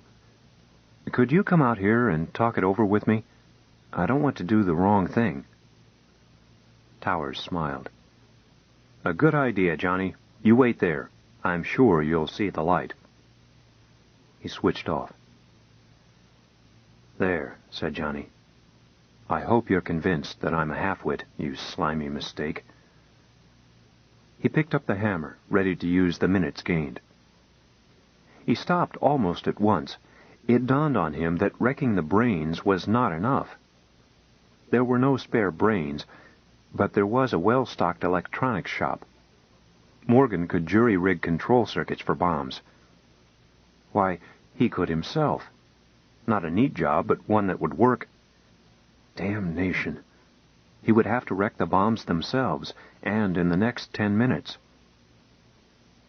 But a bomb was solid chunks of metal, encased in a heavy tamper, all tied in with a big steel gun. It couldn't be done. Not in 10 minutes. Damn. Of course, there was one way. He knew the control circuits. He also knew how to beat them. Take this bomb. If he took out the safety bar, unhooked the proximity circuit, shorted the delay circuit, and cut in the arming circuit by hand, then unscrewed that and reached in there, he could, with just a long, stiff wire, set the bomb off, blowing the other bombs and the valley itself to kingdom come. Also Johnny Dahlquist. That was the rub. All this time he was doing what he had thought out, up to the step of actually setting off the bomb. Ready to go, the bomb seemed to threaten, as if crouching to spring. He stood up, sweating. He wondered if he had the courage. He did not want to funk, and hoped that he would. He dug into his jacket and took out a picture of Edith and the baby. "Honey child," he said, "if I get out of this, I'll never even try to beat a red light." He kissed the picture and put it back. There was nothing to do but wait. What was keeping Towers? Johnny wanted to make sure that Towers was in blast range. What a joke on the jerk. Me, sitting here ready to throw the switch on him. The idea tickled him. It led to a better. Why blow himself up? Alive. There was another way to rig it. A dead man control. Jigger up some way so that the last step, the one that set off the bomb, would not happen as long as he kept his hand on a switch or a lever or something. Then, if they blew open the door or shot him or anything, up goes the balloon. Better still, if he could hold them off with the threat of it, sooner or later help would come. Johnny was sure that most of the patrol was not in this stinking conspiracy. And then Johnny comes marching home. What a reunion. He'd resign and get a teaching job. He'd stood his watch. All the while he was working. Electrical? No, too little time. Make it a simple mechanical linkage. He had it doped out, but had hardly begun to build it when the loudspeaker called him. "Johnny." "That you, Colonel?" His hands kept busy. "Let me in." "Well, now, Colonel, that wasn't in the agreement." Where in blue blazes was something to use as a long lever? "I'll come in alone, Johnny. I give you my word. We'll talk face to face." His word? "We can talk over the speaker, Colonel." Hey, that was it. A yardstick hanging on the tool rack. "Johnny, I'm warning you. Let me in or I'll blow the door off." A wire. He needed a wire, fairly long and stiff. He tore the antenna from his suit. "You couldn't do that, Colonel. It would ruin the bombs." "Vacuum won't hurt the bombs. Quit stalling." "Better check with Major Morgan." "Vacuum won't hurt them. Explosive decompression would wreck every circuit." The Colonel was not a bomb specialist. He shut up for several minutes. Johnny went on working. "Dahlquist," Towers resumed, "that was a clumsy lie. I checked with Morgan. You have 60 seconds to get into your suit if you aren't already. I'm going to blast the door." "No, you won't," said Johnny. "Ever hear of a dead man switch? Now for a counterweight and a sling." "Eh? What do you mean?" "I've rigged number 17 to set off by hand. But I put in a gimmick. It won't blow while I hang on to a strap I've got in my hand. But if anything happens to me, up she goes. You are about 50 feet from the blast center. Think it over." There was a short silence. "I don't believe you." "No? Ask Morgan. He'll believe me. He can inspect it over the TV pickup." Johnny lashed the belt of his spacesuit to the end of the yardstick. "You said the pickup was out of order." "So I lied. This time I'll prove it. Have Morgan call me." Presently Major Morgan's face appeared. "Lieutenant Dahlquist?" "Hi, Stinky. Wait a sec." With great care, Dahlquist made one last connection while holding down the end of the yardstick. Still careful, he shifted his grip to the belt, sat down on the floor, stretched an arm, and switched on the TV pickup. "Can you see me, Stinky?" "I can see you," Morgan answered stiffly. "What is this nonsense?" "A little surprise I whipped up." He explained it, what circuits he had cut out, what ones had been shorted, just how the jury-rigged mechanical sequence fitted in. Morgan nodded. "But you're bluffing, Dahlquist. I feel sure that you haven't disconnected the K circuit. You don't have the guts to blow yourself up." Johnny chuckled. "I sure haven't. But that's the beauty of it. It can't go off so long as I am alive. If your greasy boss, ex-Colonel Towers, blasts the door, then I'm dead and the bomb goes off. It won't matter to me, but it will to him. Better tell him." He switched off. Towers came on over the speaker shortly. "Dahlquist?" "I hear you. There's no need to throw away your life. Come out and you will be retired on full pay. You can go home to your family, that's a promise." Johnny got mad. "You keep my family out of this." "Think of them, man." "Shut up. Get back to your hole. I feel a need to scratch, and this whole shebang might just explode in your lap." 2. Johnny sat up with a start. He had dozed. His hand hadn't let go the sling, but he had the shakes when he thought about it. Maybe he should disarm the bomb and depend on their not daring to dig him out. But Towers' neck was already in hock for treason. Towers might risk it. If he did, and the bomb were disarmed, Johnny would be dead, and Towers would have the bombs. No, he had gone this far. He wouldn't let his baby girl grow up in a dictatorship just to catch some sleep. He heard the Geiger counter clicking and remembered having used the suppressor circuit. The radioactivity in the room must be increasing, perhaps from scattering the brain circuits. The circuits were sure to be infected. They had lived too long, too close to plutonium. He dug out his film. The dark area was spreading toward the red line. He put it back and said, "Pal, better break this deadlock, or you are going to shine like a watch dial." It was a figure of speech. Infected animal tissue does not glow. It simply dies, slowly. The TV screen lit up. Towers' face appeared. "Dahlquist, I want to talk to you." "Go fly a kite." "Let's admit you have us inconvenienced." "Inconvenienced, hell, I've got you stopped." "For the moment. I'm arranging to get more bombs. Liar, but you are slowing us up. I have a proposition." "Not interested." "Wait. When this is over, I will be chief of the world government. If you cooperate, even now I will make you my administrative head." Johnny told him what to do with it. Towers said, "Don't be stupid. What do you gain by dying?" Johnny grunted. "Towers, what a prime stinker you are. You spoke of my family. I'd rather see them dead than living under a two-bit Napoleon like you. Now go away. I've got some thinking to do." Towers switched off. Johnny got out his film again. It seemed no darker, but it reminded him forcibly that time was running out. He was hungry and thirsty, and he could not stay awake forever. It took 4 days to get a ship up from Earth. He could not expect rescue any sooner, and he wouldn't last 4 days. Once the darkening spread past the red line, he was a goner.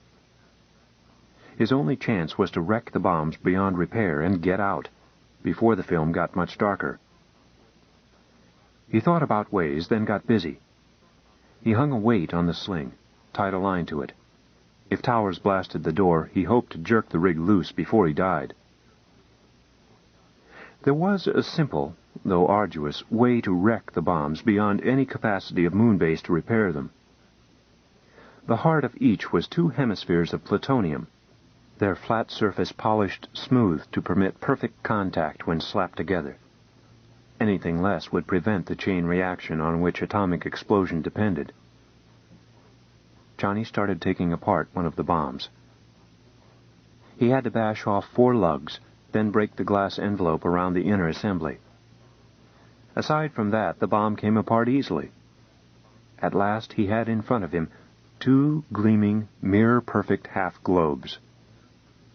A blow with a hammer, and one was no longer perfect. Another blow, and the second cracked like glass. He had tapped its crystalline structure just right. Hours later, dead tired, he went back to the armed bomb. Forcing himself to steady down, with extreme care he disarmed it. Shortly, its silvery hemispheres, too, were useless. There was no longer a usable bomb in the room, but huge fortunes in the most valuable, most poisonous, and most deadly metal in the known world were spread around the floor. Johnny looked at the deadly stuff. "Into your suit and out of here, son," he said aloud. "I wonder what Towers will say." He walked toward the rack, intending to hang up the hammer. As he passed, the Geiger counter chattered wildly. Plutonium hardly affects a Geiger counter. Secondary infection from plutonium does. Johnny looked at the hammer, then held it closer to the Geiger counter. The counter screamed. Johnny tossed it hastily away and started back toward his suit. As he passed the counter, it chattered again. He stopped short. He pushed one hand close to the counter. Its clicking picked up to a steady roar. Without moving, he reached into his pocket and took out his exposure film. It was dead black from end to end. 3. Plutonium, taken into the body, moves quickly to bone marrow. Nothing can be done. The victim is finished. Neutrons from it smash through the body, ionizing tissue, transmuting atoms into radioactive isotopes, destroying and killing. The fatal dose is unbelievably small. A mass 1/10 the size of a grain of table salt is more than enough. A dose small enough to enter through the tiniest scratch. During the historic Manhattan Project, immediate high amputation was considered the only possible first aid measure. Johnny knew all this, but it no longer disturbed him. He sat on the floor, smoking a hoarded cigarette, and thinking. The events of his long watch were running through his mind. He blew a puff of smoke at the Geiger counter and smiled without humor to hear it chatter more loudly. By now, even his breath was hot. Carbon-14, he supposed, exhaled from his bloodstream as carbon dioxide. It did not matter. There was no longer any point in surrendering, nor would he give Towers the satisfaction. He would finish out this watch right here. Besides, by keeping up the bluff that one bomb was ready to blow, he could stop them from capturing the raw material from which bombs were made. That might be important in the long run. He accepted, without surprise, the fact that he was not unhappy. There was a sweetness about having no further worries of any sort. He did not hurt. He was not uncomfortable. He was no longer even hungry. Physically, he still felt fine, and his mind was at peace. He was dead. He knew that he was dead. Yet for a time he was able to walk and breathe and see and feel. He was not even lonesome. He was not alone. There were comrades with him. The boy with his finger in the dike, Colonel Bowie, too ill to move but insisting that he be carried across the line, the dying captain of the Chesapeake still with deathless challenge on his lips, Roger Young peering into the gloom.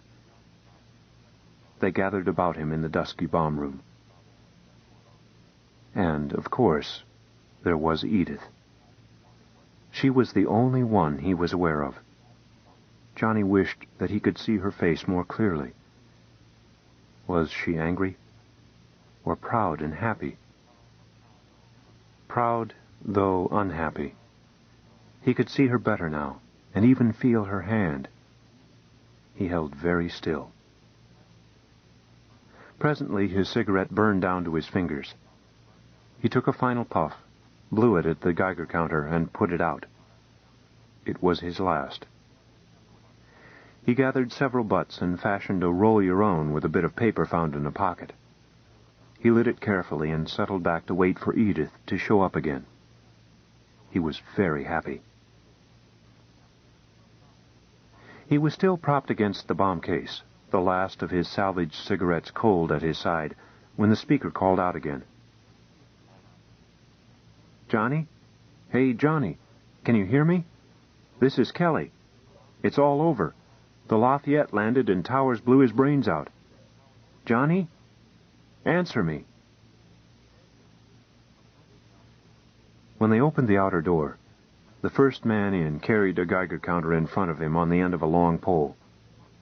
He stopped at the threshold and backed out hastily.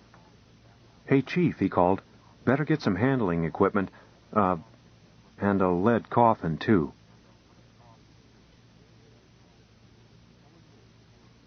"4 days it took the little ship and her escort to reach Earth. 4 days while all of Earth's people awaited her arrival. For 98 hours all commercial programs were off television. Instead there was an endless dirge.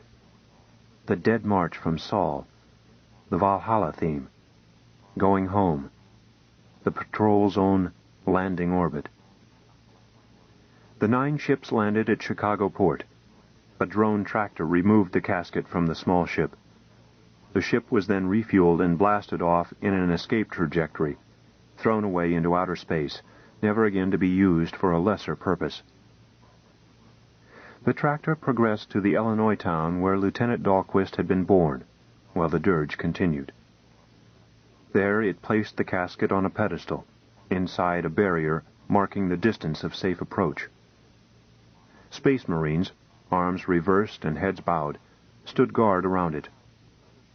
The crowd stayed outside this circle. And still the dirge continued. When enough time had passed, long, long after the heaped flowers had withered, the lead casket was enclosed in marble, just as you see it today.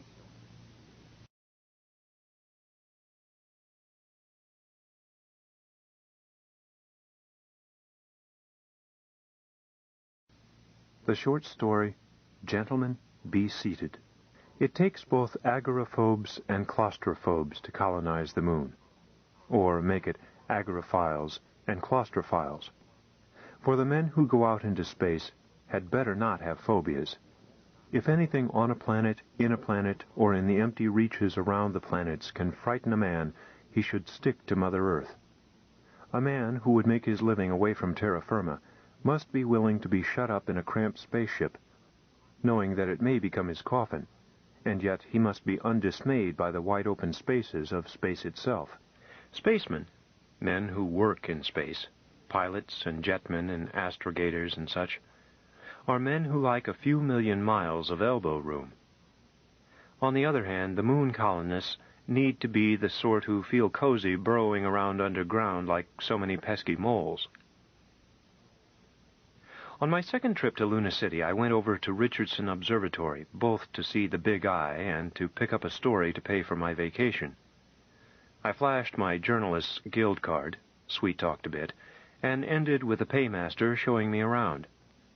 We went out the North Tunnel, which was then being bored to the site of the projected coronoscope.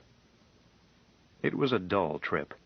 Climb on a scooter, ride down a completely featureless tunnel, climb off and go through an airlock, get on another scooter and do it all over again. Mr. Knowles filled in with sales talk.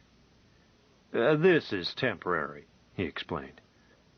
When we get the second tunnel dug, we'll cross-connect, take out the airlocks, put a northbound slidewalk in this one, a southbound slidewalk in the other one, and you'll make the trip in less than 3 minutes, just like Luna City or Manhattan. Why not take out the airlocks now? I asked as we entered another airlock, about the 7th. So far, the pressure is the same on each side of each lock. Knowles looked at me quizzically. You wouldn't take advantage of a peculiarity of this planet just to work up a sensational feature story. I was irked. Look here, I told him, I'm as reliable as the next word mechanic. But if something is not kosher about this project, let's go back right now and forget it. I won't hold still for censorship. Take it easy, Jack, he said mildly. It was the first time he had used my first name. I noted it and discounted it. Nobody's going to censor you. We're glad to cooperate with you fellows, but the moon's had too much bad publicity now. Publicity it didn't deserve. I didn't say anything. Every engineering job has its own hazards, he insisted, and its advantages, too. Our men don't get malaria, and they don't have to watch out for rattlesnakes. I can show you figures that prove it's safer to be a sand hog in the moon than it is to be a file clerk in Des Moines, all things considered. For example, we rarely have any broken bones in the moon. The gravity is so low. While that Des Moines file clerk takes his life in his hands every time he steps in or out of his bathtub. Okay, I interrupted. So the place is safe. What's the catch? It is safe. Not company figures, mind you, nor Luna City Chamber of Commerce, but Lloyd's of London. So you keep unnecessary airlocks. Why? He hesitated before he answered. Quakes. Quakes. Earthquakes. Moonquakes, I mean.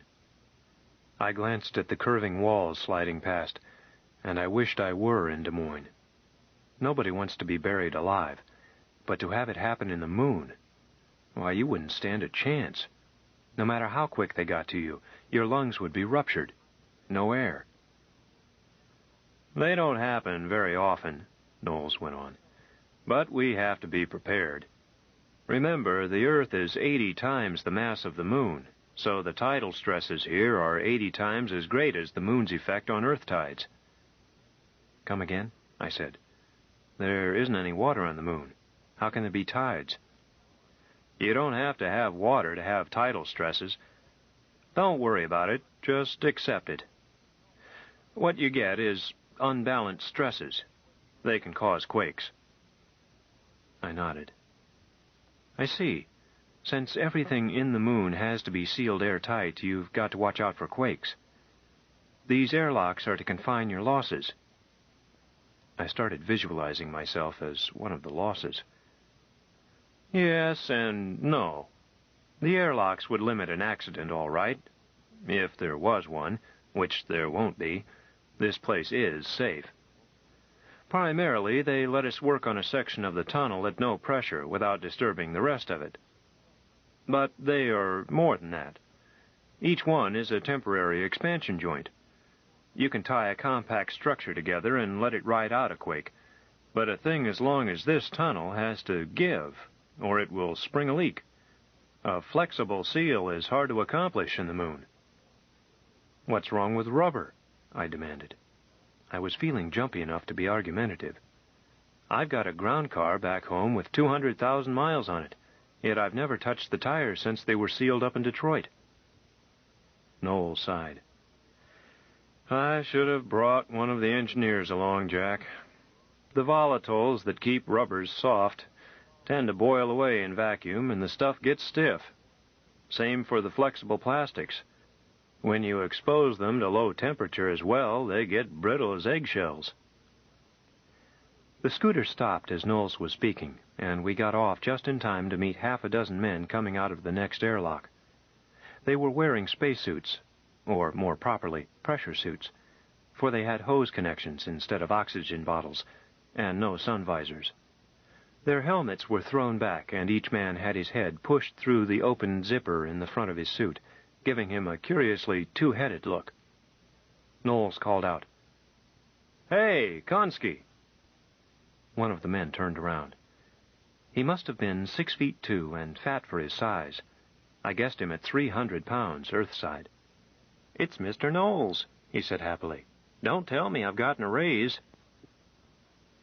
"You're making too much money now, Fatso. Shake hands with Jack Arnold. Jack, this is Fatso Konski, the best sandhog in 4 planets." "Only 4?" inquired Konski.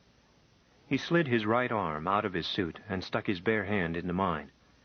I said I was glad to meet him and tried to get my hand back before he mangled it.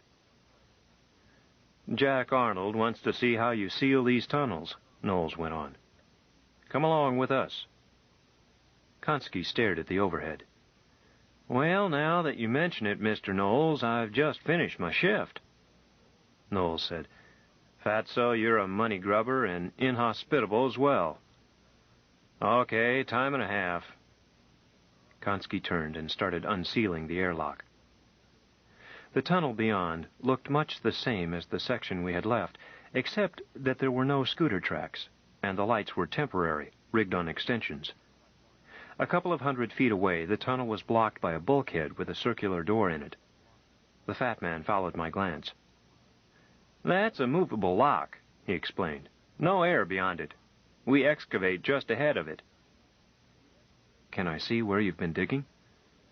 "Not without we go back and get you a suit." I shook my head. There were perhaps a dozen bladder-like objects in the tunnel, the size and shape of toy balloons. They seemed to displace exactly their own weight of air. They floated without displaying much tendency to rise or settle. Konski batted one out of his way and answered me before I could ask. "This piece of tunnel was pressurized today," he told me. "These tag-alongs search out stray leaks. They're sticky inside. They get sucked up against a leak, break, and the goo gets sucked in, freezes, and seals the leak." Is that a permanent repair? I wanted to know. Are you kidding? It just shows the follow-up man where to weld. Show him a flexible joint, Knowles directed. Coming up. We paused halfway down the tunnel, and Konski pointed to a ring segment that ran completely around the tubular tunnel. We put in a flex joint every 100 feet. It's glass cloth, gasketed onto the 2 steel sections it joins. Gives the tunnel a certain amount of springiness. Glass cloth? To make an airtight seal? I objected. The cloth doesn't seal, it's for strength. You got 10 layers of cloth, with the silicone grease spread between the layers. It gradually goes bad from the outside in, but it'll hold 5 years or more before you have to put on another coat. I asked Konski how he liked his job, thinking I might get some story. He shrugged. It's all right.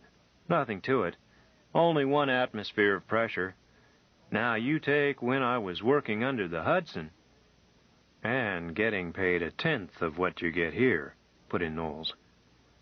Mr. Knowles, you grieve me, Konski protested. It ain't the money. It's the art of the matter. Take Venus. They pay as well on Venus, and a man has to be on his toes. The muck is so loose you have to freeze it. It takes real casing men to work there. Half of these punks here are just miners. A case of the bends would scare 'em silly.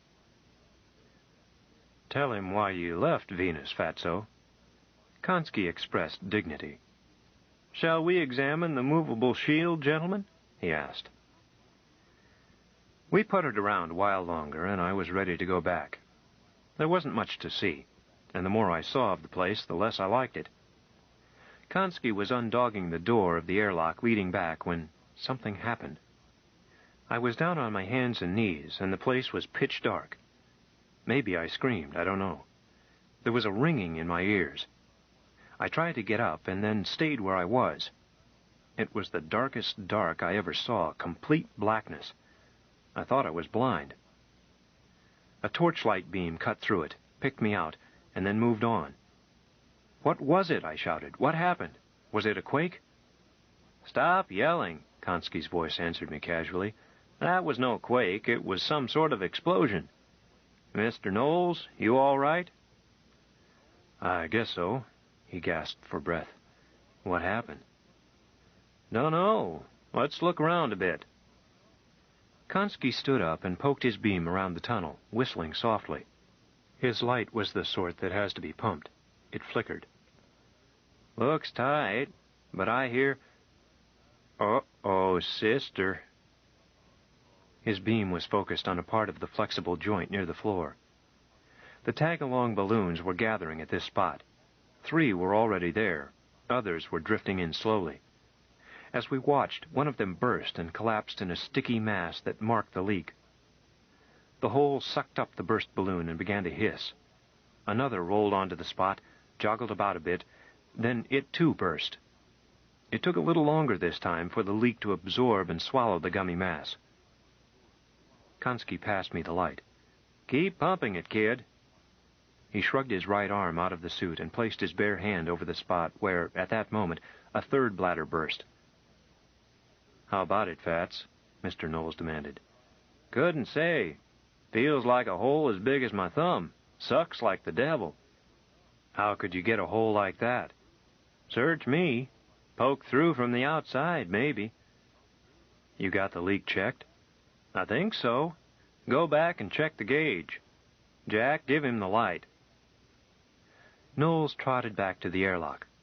Presently he sang out, Pressure's steady. Can you read the vernier? Konski called to him. Sure. Steady by the vernier. How much we lose? Not more than 1 pound or 2. What was the pressure before? Earth normal? Lost 1 pound 4/10 then. Not bad. Keep on going, Mr. Knowles. There's a toolkit just beyond the lock in the next section. Bring me back a number 3 patch, or bigger. Right. We heard the door open and clang shut, and we were again in total darkness. I must have made some sound, for Konski told me to keep my chin up. Presently we heard the door, and the blessed light shone out again. "Got it?" said Konski. "No, Fatso." "No." Noel's voice was shaking. "There's no air on the other side. The other door wouldn't open."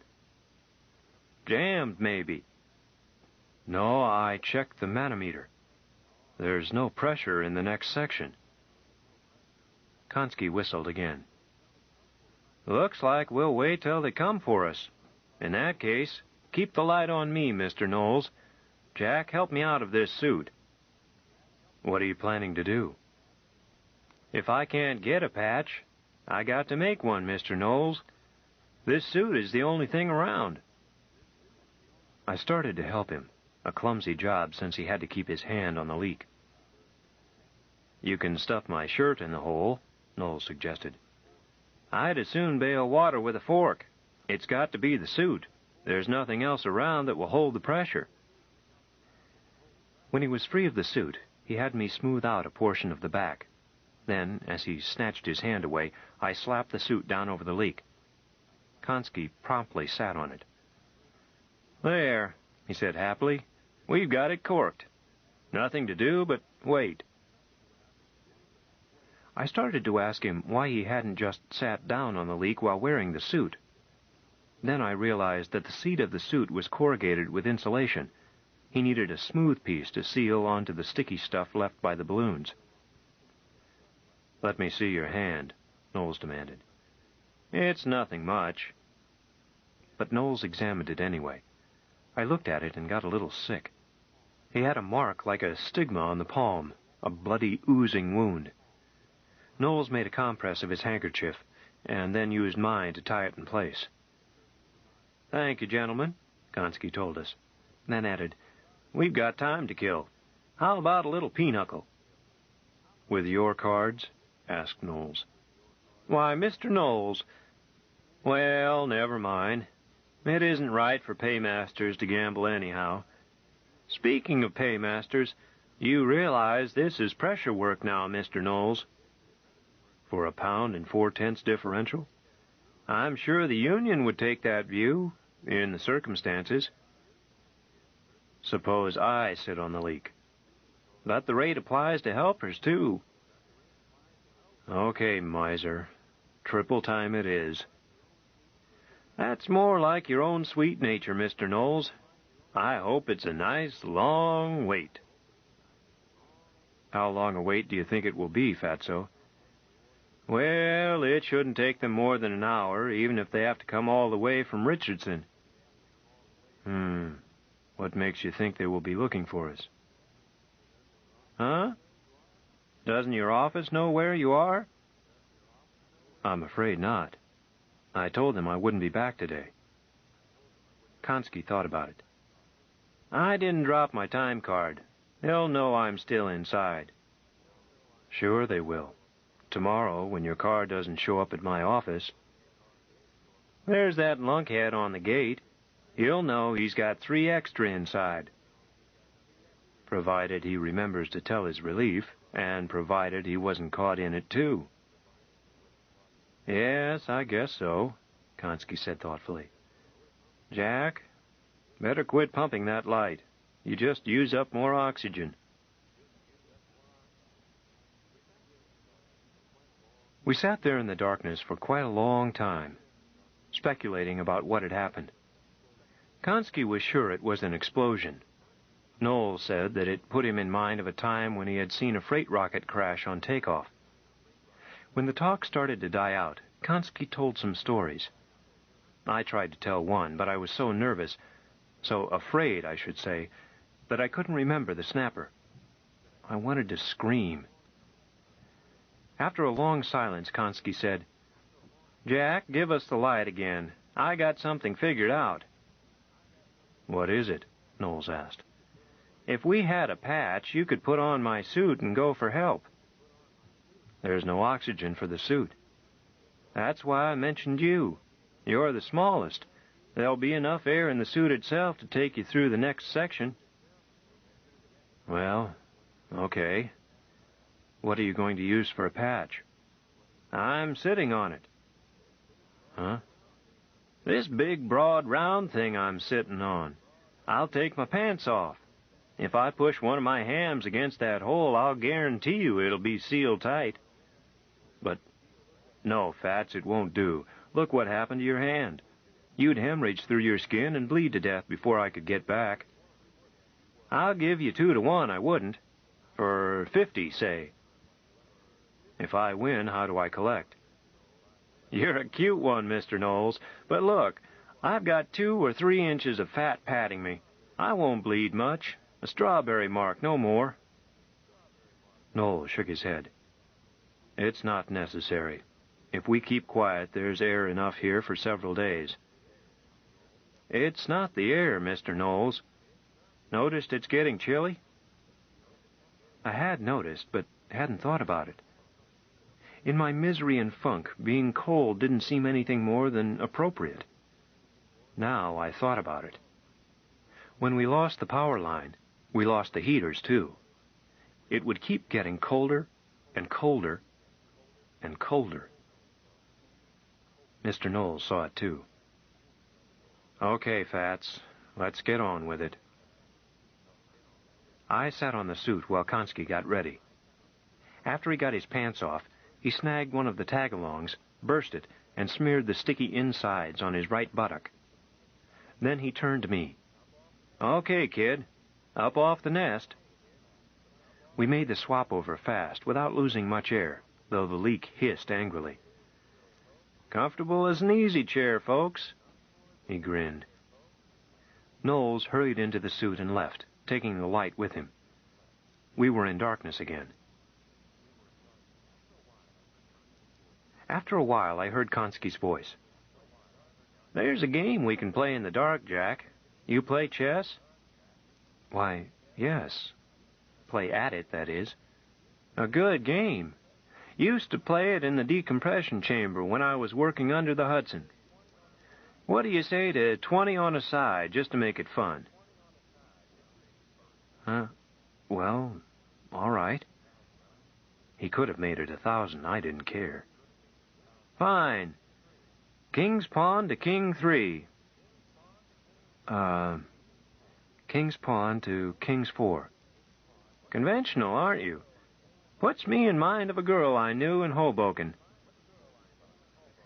What he told me about her had nothing to do with chess, although it did prove she was conventional, in a manner of speaking. King's bishop to queen's bishop 4. Remind me to tell you about her sister, too. Seems she hadn't always been a redhead, but she wanted people to think so. So she... Sorry, go ahead with your move. I tried to think, but my head was spinning. Queen's pawn to queen 3. Queen to king's bishop 3. Anyhow, she... He went on in great detail. It wasn't new, and I doubt if it ever happened to him, but it cheered me up.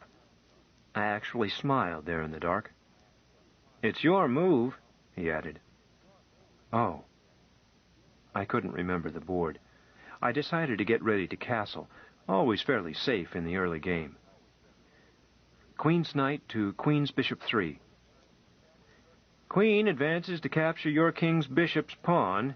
Checkmate. You owe me 20, Jack. Huh? Why, that can't be. Want to run over the moves? He checked them off. I managed to visualize them, then said, Why, I'll be a dirty name. You hooked me with a fool's mate. He chuckled. You should have kept your eye on my queen instead of on the redhead. I laughed out loud. Know any more stories? Sure, he told another. But when I urged him to go on, he said, I think I'll just rest a little while, Jack. I got up. You all right, Fats? He didn't answer. I felt my way over to him in the dark. His face was cold, and he didn't speak when I touched him. I could hear his heart faintly when I pressed an ear to his chest, but his hands and feet were like ice. I had to pull him loose. He was frozen to the spot. I could feel the ice, though I knew it must be blood. I started to try to revive him by rubbing him, but the hissing of the leak brought me up short. I tore off my own trousers, had a panicky time before I found the exact spot in the dark, and sat down on it, with my right buttock pressed firmly against the opening. It grabbed me like a suction cup, icy cold. Then it was fire spreading through my flesh. After a time, I couldn't feel anything at all, except a dull ache and coldness. There was a light someplace. It flickered on, then went out again. I heard a door clang. I started to shout. "Knowles!" I screamed. "Mr. Knowles!" The light flickered on again. "Coming, Jack." I started to blubber. "Oh, you made it! You made it!" "I didn't make it, Jack. I couldn't reach the next section. When I got back to the lock, I passed out." He stopped to wheeze. "There's a crater." The light flickered off and fell clanging to the floor. "Help me, Jack," he said querulously. "Can't you see I need help? I tried to—" I heard him stumble and fall. I called to him, but he didn't answer. I tried to get up, but I was stuck fast. A cork in a bottle. I came to lying face down, with a clean sheet under me. "Feeling better?" someone asked. It was Knowles, standing by my bed, dressed in a bathrobe. "You're dead," I told him. "Not a bit." He grinned. "They got to us in time." "What happened?" I stared at him, still not believing my eyes. "Just like we thought. A crashed rocket. An unmanned mail rocket got out of control and hit the tunnel." "Where's Fats?" "Hi." I twisted my head around. It was Konski, face down like myself. "You owe me 20, he said cheerfully. "I owe you—" I found I was dripping tears for no good reason. "Okay, I owe you 20, but you'll have to come to Des Moines to collect it."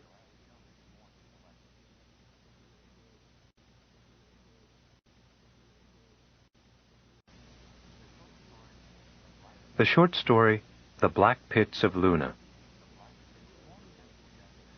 The morning after we got to the moon, we went over to Rutherford. Dad and Mr. Latham.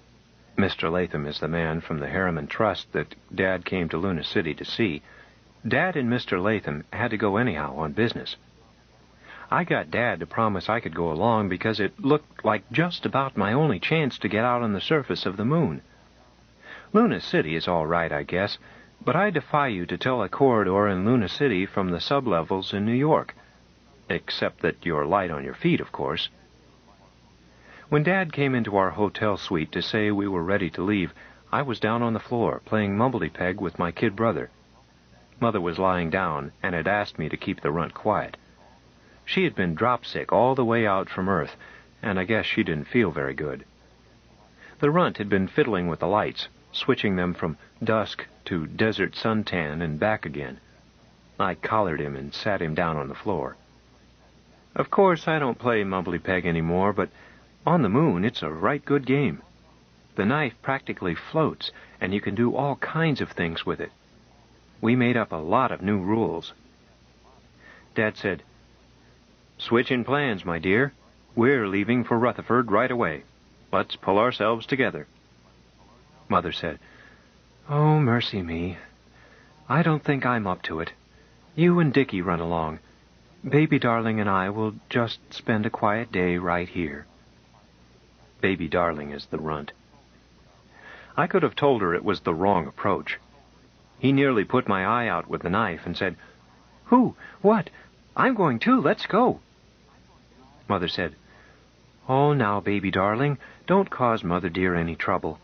We'll go to the movies, just you and I." The runt is 7 years younger than I am, but don't call him Baby Darling if you want to get anything out of him. He started to bawl. "You said I could go," he yelled. "Now, Baby Darling, I haven't mentioned it to you. Daddy said I could go." "Richard, did you tell Baby he could go?" "Why, no, my dear. Not that I recall. Perhaps I—" The kid cut in fast. You said I could go anywhere Dickie went. You promised me. You promised me. You promised me. Sometimes you have to hand it to the runt. He had them jawing about who told him what and nothing flat. Anyhow, this is how, 20 minutes later, the four of us were up at the rocket port with Mr. Latham and climbing into the shuttle for Rutherford. The trip only takes about 10 minutes, and you don't see much, just a glimpse of the Earth while the rocket is still near Luna City, and then not even that, since the atom plants where we were going are all on the back side of the moon, of course. There were maybe a dozen tourists along, and most of them were drop-sick as soon as we went into free flight. So was Mother. Some people never will get used to rockets. But Mother was all right as soon as we grounded, and were inside again. Rutherford isn't like Luna City.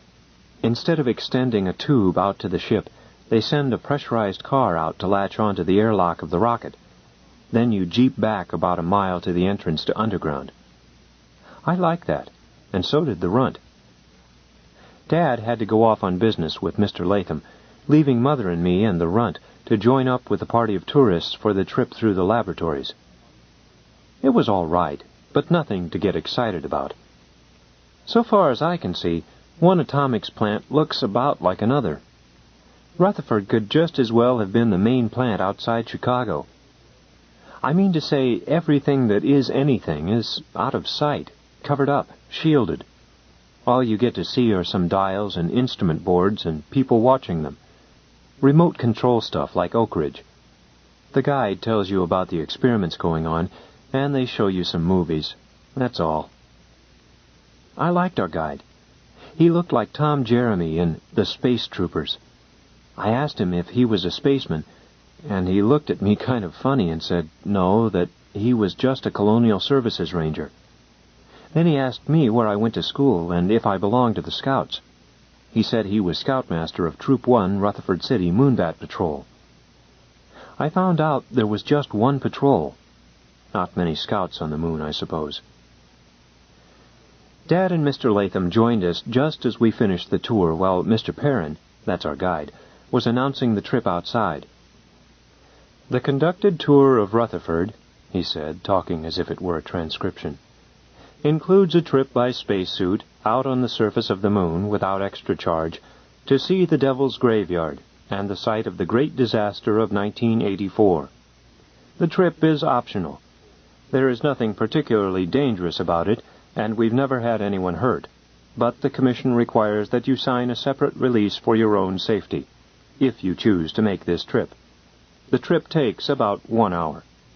Those preferring to remain behind will find movies and refreshments in the coffee shop." Dad was rubbing his hands together. "This is for me," he announced. "Mr. Latham, I'm glad we got back in time. I wouldn't have missed this for the world." "You'll enjoy it," Mr. Latham agreed. "And so will you, Mrs. Logan. I'm tempted to come along myself." "Why don't you?" Dad asked.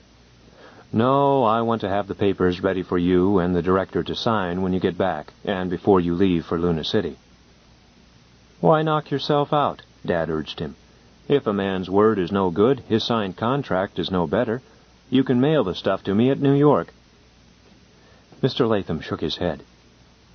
"No, really. I've been out on the surface dozens of times. But I'll come along and help you into your spacesuits." Mother said, "Oh, dear." She didn't think she'd better go. She wasn't sure she could stand the thought of being shut up in a spacesuit, and besides, glaring sunlight always gave her a headache. Dad said, "Don't be silly, my dear. It's the chance of a lifetime." And Mr. Latham told her that the filters on the helmets kept the light from being glaring. Mother always objects and then gives in. I suppose women just don't have any force of character.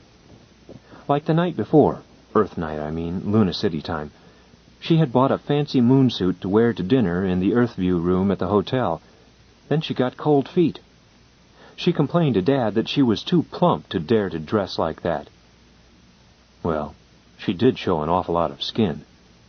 Dad said, "Nonsense, my dear, you look ravishing." So she wore it, and had a swell time, especially when a pilot tried to pick her up. It was like that this time. She came along. We went into the outfitting room, and I looked around while Mr. Perrin was getting them all herded in and having the releases signed. There was the door to the airlock to the surface at the far end, with a bull's-eye window in it and another one like it in the door beyond. You could peek through and see the surface of the moon beyond, looking hot and bright and sort of improbable, in spite of the amber glass in the window. And there was a double row of spacesuits hanging up, looking like empty men. I snooped around until Mr. Perrin got around to our party. "We can arrange to leave the youngster in the care of the hostess in the coffee shop," he was telling Mother. He reached down and tousled the runt's hair. The runt tried to bite him, and he snatched his hand away in a hurry. "Thank you, Mr. Perkins," Mother said. "I suppose that's best, though perhaps I had better stay behind with him." "Perrin is the name," Mr. Perrin said mildly. "It won't be necessary. The hostess will take good care of him." Why do adults talk in front of kids as if they couldn't understand English? They should have just shoved him into the coffee shop. By now the runt knew he was being railroaded. He looked around belligerently. "I go too," he said loudly. "You promised me." "Now, baby darling," Mother tried to stop him. "Mother dear didn't tell you." But she was just whistling to herself. The runt turned on the sound effects. "You said I could go where Dickie went. You promised me when I was sick. You promised me, you promised me." And on, his voice getting higher and louder all the time. Mr. Perrin looked embarrassed. Mother said, "Richard, you'll just have to deal with your child. After all, you were the one who promised him." "Me, dear?" Dad looked surprised. "Anyway, I don't see anything so complicated about it. Suppose we did promise him that he could do what Dickie does. We'll simply take him along, that's all." Mr. Perrin cleared his throat. "I'm afraid not. I can outfit your older son with a woman's suit. He's tall for his age. But we just don't make any provision for small children." Well, we were all tangled up in a mess in no time at all. The runt can always get Mother to running in circles. Mother has the same effect on Dad. He gets red in the face and starts laying down the law to me. It's sort of a chain reaction, with me on the end and nobody to pass it along to. They came out with a very simple solution. I was to stay behind and take care of baby darling Brat. "But, Dad, you said—" I started in. "Never mind," he cut in. "I won't have this family disrupted in a public squabble. You heard what your mother said." I was desperate.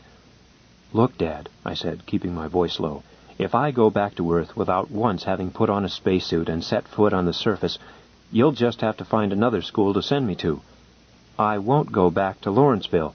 I'd be the joke of the whole place." "We'll settle that when we get home." "But, Dad, you promised me specifically." "That'll be enough out of you, young man. The matter is closed." Mr. Latham had been standing nearby, taking it in, but keeping his mouth shut. At this point, he cocked an eyebrow at Dad and said very quietly, "Well, R.J., I thought your word was your bond." I wasn't supposed to hear it, and nobody else did. A good thing, too, for it doesn't do to let Dad know that he's wrong. It just makes him worse. I changed the subject in a hurry. "Look, Dad, maybe we all can go out. How about that suit over there?" I pointed at a rack that was inside a railing with a locked gate on it. The rack had a couple of dozen suits on it, and at the far end, almost out of sight, was a small suit. The boots on it hardly came down to the waist of the suit next to it. "Huh?" Dad brightened up. "Why, just the thing. Mr. Perrin. Oh, Mr. Perrin. Here a minute. I thought you didn't have any small suits, but here's one that I think will fit." Dad was fiddling at the latch of the railing gate. Mr. Perrin stopped him. "We can't use that suit, sir." "Huh? Why not?" "All the suits inside the railing are private property, not for rent." "What? Nonsense! Rutherford is a public enterprise. I want that suit for my child." "Well, you can't have it." "I'll speak to the director." "I'm afraid you'll have to. That suit was specially built for his daughter." And that's just what they did. Mr. Latham got the director on the line. Dad talked to him, then the director talked to Mr. Perrin, then he talked to Dad again. The director didn't mind lending the suit, not to Dad anyway, but he wouldn't order Mr. Perrin to take a below-age child outside. Mr. Perrin was feeling stubborn, and I don't blame him, but Dad soothed his feathers down, and presently we were all climbing into our suits and getting pressure checks and checking our oxygen supply and switching on our walkie-talkies. Mr. Perrin was calling the roll by radio and reminding us that we were all on the same circuit, so we had better let him do most of the talking and not to make casual remarks, or none of us would be able to hear. Then we were in the airlock, and he was warning us to stick close together and not try to see how fast we could run or how high we could jump. My heart was knocking around in my chest. The outer door of the lock opened, and we filed out on the face of the moon. It was just as wonderful as I dreamed it would be, I guess, but I was so excited that I hardly knew it at the time. The glare of the sun was the brightest thing I ever saw, and the shadows so inky black you could hardly see into them. You couldn't hear anything but voices over your radio, and you could reach down and switch off that.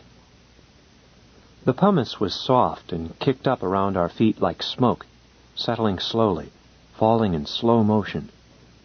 Nothing else moved. It was the deadest place you can imagine. We stayed on a path, keeping close together for company, except twice when I had to take out after the runt when he found out he could jump 20 feet. I wanted to smack him. But did you ever try to smack anybody wearing a spacesuit? It's no use. Mr. Perrin told us to halt presently and started his talk. "You are now in the Devil's Graveyard. The twin spires behind you are 5,000 feet above the floor of the plane and have never been scaled. The spires, or monuments, have been named for apocryphal or mythological characters because of the fancied resemblance of this fantastic scene to a gigantic cemetery. Beelzebub, Thor, Siva, Cain, Set." He pointed around us. Lunologists are not agreed as to the origin of the strange shapes. Some claim to see indications of the action of air and water as well as volcanic action. If so, these spires must have been standing for an unthinkably long period, for today, as you see, the moon... It was the same sort of stuff you can read any month in Spaceways magazine, only we were seeing it, and that makes a difference, let me tell you. The spires reminded me a bit of the rocks below the lodge in the Garden of the Gods in Colorado Springs when we went there last summer. Only these spires were lots bigger, and instead of blue sky there was just blackness and hard, sharp stars overhead. Spooky. Another ranger had come with us, with a camera. Mr. Perrin tried to say something else, but the runt had started yapping away, and I had to switch off his radio before anybody could hear anything. I kept it switched off until Mr. Perrin finished talking. He wanted us to line up for a picture with the spires and the black sky behind us for a background. "Push your faces forward in your helmets so that your features will show. Everybody look pretty. There," he added as the other guy snapped the shot. "Prints will be ready when you return at $10 a copy." I thought it over. I certainly needed one for my room at school, and I wanted one to give to... Anyhow, I needed another one. I had $18 left from my birthday money. I could sweet-talk Mother for the balance. So I ordered 2 of them. We climbed a long rise, and suddenly we were staring out across the crater, the disaster crater, all that was left of the first laboratory. It stretched away from us 20 miles across, with the floor covered with shiny, bubbly green glass instead of pumice. There was a monument. I read it. "Here about you are the mortal remains of Kurt Schaefer, Maurice Feinstein, Thomas Dooley, Hazel Hayakawa, G. Washington Slappy, Sam Houston Adams, who died for the truth that makes men free on the 11th day of August, 1984. I felt sort of funny and backed away and went to listen to Mr. Perrin. Dad and some of the other men were asking him questions. "They don't know exactly," he was saying. "Nothing was left. Now we telemeter all the data back to Luna City as it comes off the instruments, but that was before the line-of-sight relays were set up." "What would have happened," some man asked, "if this blast had gone off on Earth?" "I'd hate to try to tell you, but that's why they put the lab here, back of the moon." He glanced at his watch. "Time to leave, everybody." They were milling around, heading back down toward the path, when Mother screamed, "Baby! Where's baby darling?" I was startled, but I wasn't scared. Not yet. The runt is always running around, first here and then there, but he doesn't go far away, because he always wants to have somebody to yap to. My father had one arm around Mother. He signaled to me with the other. "Dick," he snapped, his voice sharp in my earphones, "what have you done with your brother?" "Me?" I said. "Don't look at me. The last I saw, Mother had him by the hand, walking up the hill here." "Don't stall around, Dick. Mother sat down to rest when we got here and sent him to you." "Well, if she did, he never showed up." At that, Mother started to scream in earnest. Everybody had been listening, of course. They had to. There was just one radio circuit. Mr. Perrin stepped up and switched off Mother's talkie, making a sudden silence. "Take care of your wife, Mr. Logan," he ordered, then added, "When did you see your child last?"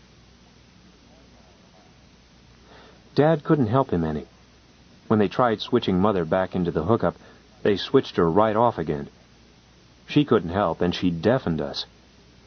Mr. Perrin addressed the rest of us. "Has anyone seen the small child we had with us?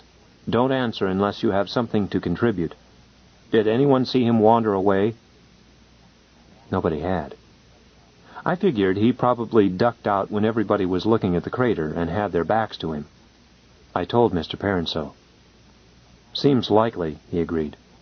"Attention, everybody. I'm going to search for the child. Stay right where you are. Don't move away from this spot. I won't be gone more than 10 minutes. "Why don't we all go?" somebody wanted to know. "Because," said Mr. Perrin, "right now I've only got one lost. I don't want to make it a dozen."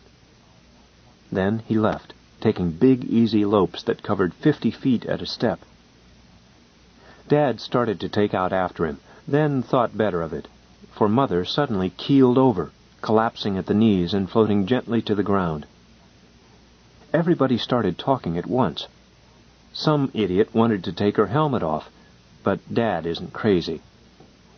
I switched off my radio so I could hear myself think, and started looking around, not leaving the crowd, but standing up on the lip of the crater and trying to see as much as I could. I was looking back the way we had come. There was no sense in looking at the crater. If he had been in there, he would have shown up like a fly on a plate. Outside the crater was different. You could have hidden a regiment within a block of us, rocks standing up every which way, boulders big as houses with blowholes all through them, spires, gullies. It was a mess. I could see Mr. Perrin every now and then, casting around like a dog after a rabbit, and making plenty of time. He was practically flying. When he came to a big boulder, he would jump right over it, leveling off face down at the top of his jump so he could see better. Then he was heading back toward us, and I switched my radio back on. There was still a lot of talk. Somebody was saying, "We've got to find him before sundown." And somebody else answered, "Don't be silly. The sun won't be down for a week. It's his air supply, I tell you. These suits are only good for 4 hours." The first voice said, "Oh," then added softly, "like a fish out of water." It was then I got scared. A woman's voice, sounding kind of choked, said, "The poor darling. We've got to find him before he suffocates." and my father's voice cut in sharply. "Shut up talking that way." I could hear somebody sobbing. It might have been Mother. Mr. Perrin was almost up to us, and he cut in. "Silence, everybody. I've got to call the base." And he added urgently, "Perrin calling airlock control. Perrin calling airlock control." A woman's voice answered. "Come in, Perrin." He told her what was wrong and added, "Send out Smythe to take this party back in. I'm staying. I want every ranger who's around, and get me volunteers from among any of the experienced moon hands. Send out a radio direction finder by the first ones to leave." We didn't wait long, for they came swarming toward us like grasshoppers. They must have been running 40 or 50 miles an hour. It would have been something to see if I hadn't been so sick at my stomach. Dad put up an argument about going back, but Mr. Perrin shut him up. "If you hadn't been so confounded set on having your own way, we wouldn't be in a mess. If you had kept track of your kid, he wouldn't be lost. I've got kids of my own. I don't let them go out on the face of the moon when they're too young to take care of themselves. You go on back. I can't be burdened by taking care of you, too." I think Dad might even have gotten in a fight with him if Mother hadn't gotten faint again. We went on back with the party. The next couple of hours were pretty awful. They let us sit just outside the control room where we could hear Mr. Perrin directing the search over the loudspeaker. I thought at first that they would snag the runt as soon as they started using the radio direction finder. Pick up his power hum, maybe, even if he didn't say anything. But no such luck. They didn't get anything with it. And the searchers didn't find anything either. A thing that made it worse was that Mother and Dad didn't even try to blame me. Mother was crying quietly, and Dad was consoling her, when he looked over at me with an odd expression. I guess he didn't really see me at all, but I thought he was thinking that if I hadn't insisted on going out on the surface, this wouldn't have happened. I said, "Don't go looking at me, Dad. Nobody told me to keep an eye on him. I thought he was with Mother." Dad just shook his head without answering. He was looking tired and sort of shrunk up. But Mother, instead of laying into me and yelling, stopped her crying and managed to smile. "Come here, Dickie," she said, and put her other arm around me. "Nobody blames you, Dickie. Whatever happens, you weren't at fault. Remember that, Dickie." So I let her kiss me, and then sat with him for a while, but I felt worse than before. I kept thinking about the runt somewhere out there and his oxygen running out. Maybe it wasn't my fault, but I could have prevented it, and I knew it. I shouldn't have depended on Mother to look out for him. She's no good at that sort of thing. She's the kind of person that would mislay her head if it wasn't knotted on tight, the ornamental sort. Mother's good, you understand, but she's not practical. She would take it pretty hard if the runt didn't come back. And so would Dad. And so would I. The runt is an awful nuisance, but it was going to seem strange not to have him around underfoot. I got to thinking about that remark, like a fish out of water. I accidentally busted an aquarium once. I remember yet how they looked. Not pretty. If the runt was going to die like that. I shut myself up and decided I just had to figure out some way to help find him.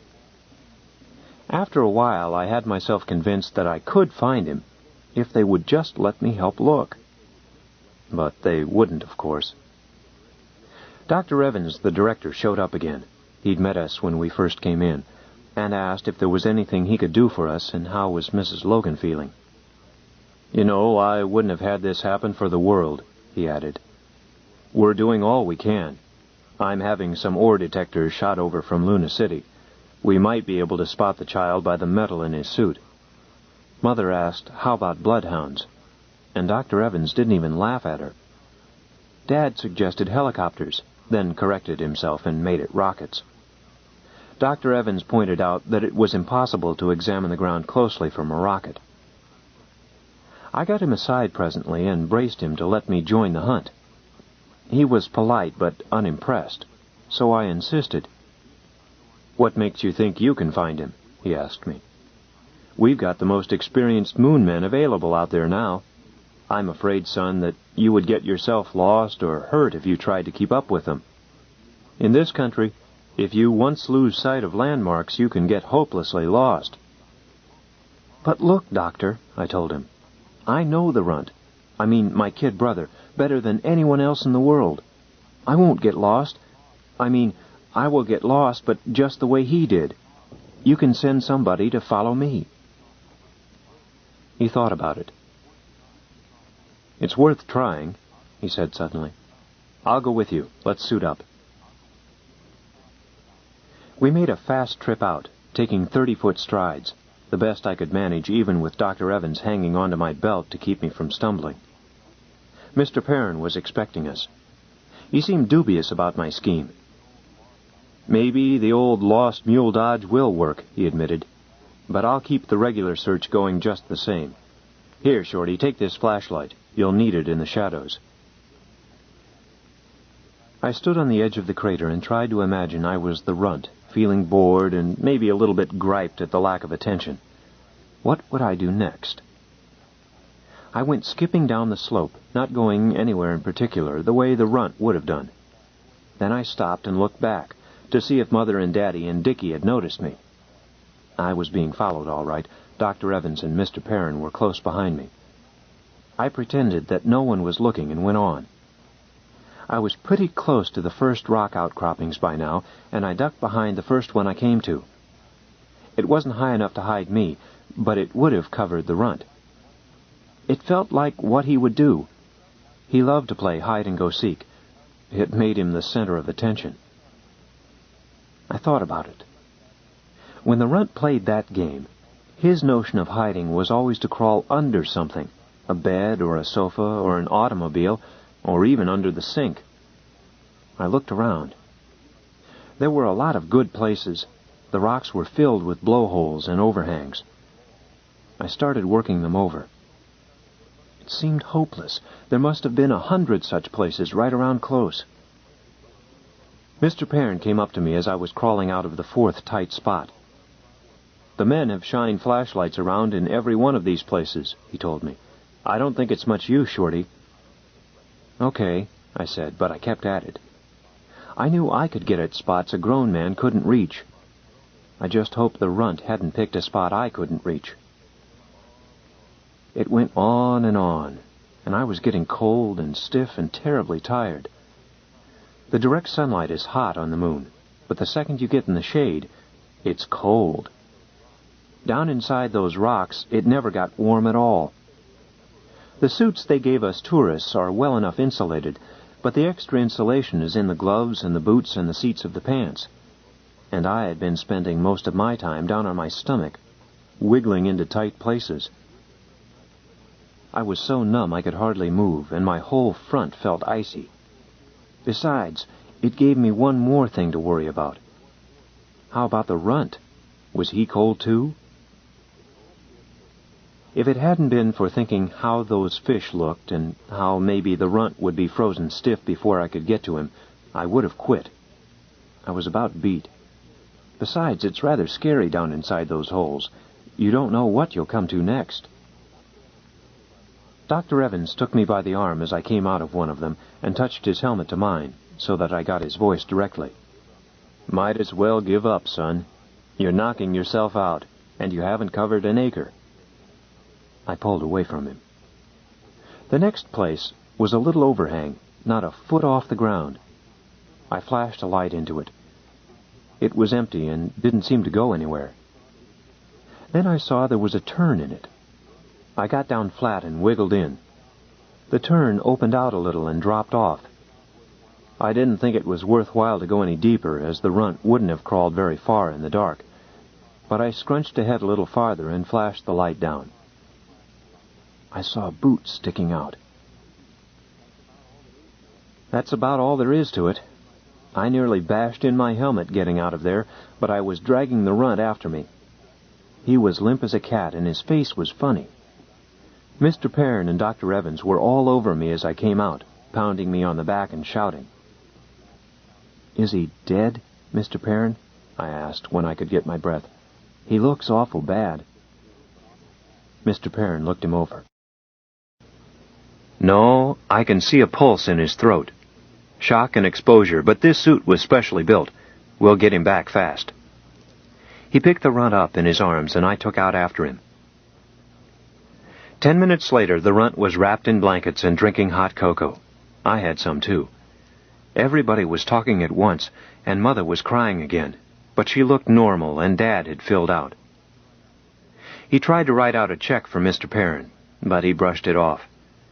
"I don't need any reward. Your boy found him.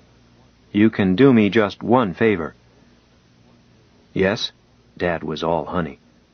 "Stay off the moon. You don't belong here. You're not the pioneer type." Dad took it. "I've already promised my wife that," he said without batting an eye. "You needn't worry." I followed Mr. Perrin as he left and said to him privately, "Mr. Perrin, I just wanted to tell you that I'll be back, if you don't mind." He shook hands with me and said, "I know you will, Shorty."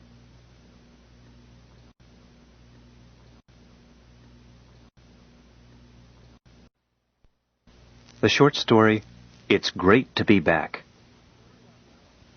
Hurry up, Alan. Home. Back to Earth again. Her heart was pounding. "Just a second." She fidgeted while her husband checked over a bare apartment. Earth-Moon freight rates made it silly to ship their belongings. Except for the bag he carried, they had converted everything to cash. Satisfied, he joined her at the lift. They went on up to the administration level, and there to a door marked Luna City Community Association, Anna Stone, Service Manager. Miss Stone accepted their apartment keys grimly. "Mr. and Mrs. McRae, so you're actually leaving us?" Josephine bristled. "Think we'd change our minds?" The manager shrugged. "No, I knew nearly 3 years ago that you would go back. From your complaints." "From my Miss Stone, I've been as patient about the incredible inconveniences of this pressurized rabbit wearin' as anyone. I don't blame you personally, but—" "Take it easy, Joe," her husband cautioned her.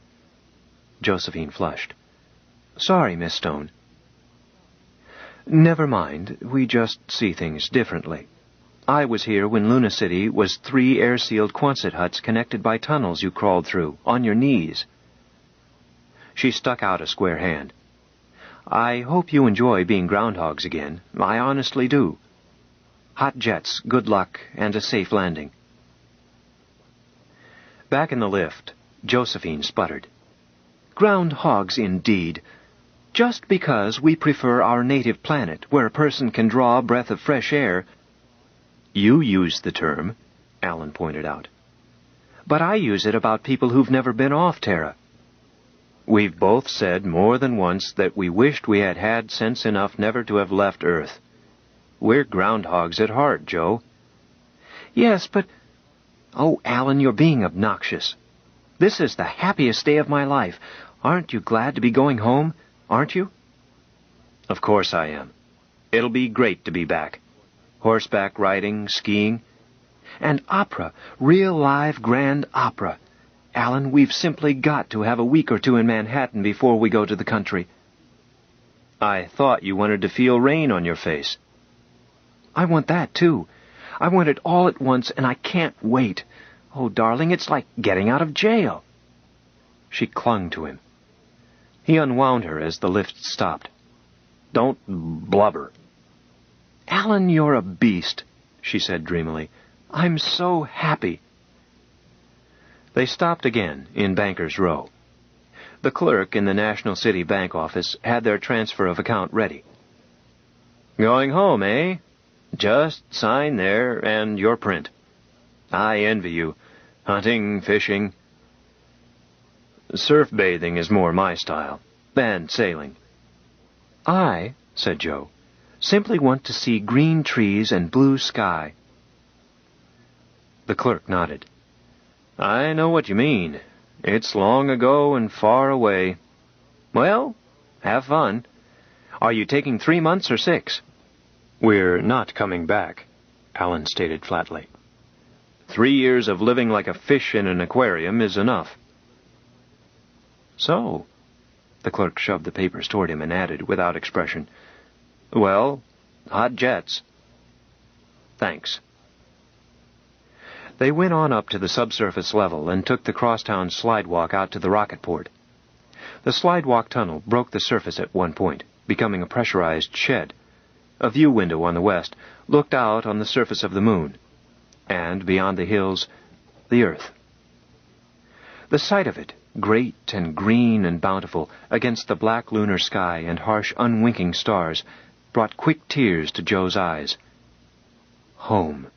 That lovely planet was hers. Alan looked at it more casually, noting the Greenwich.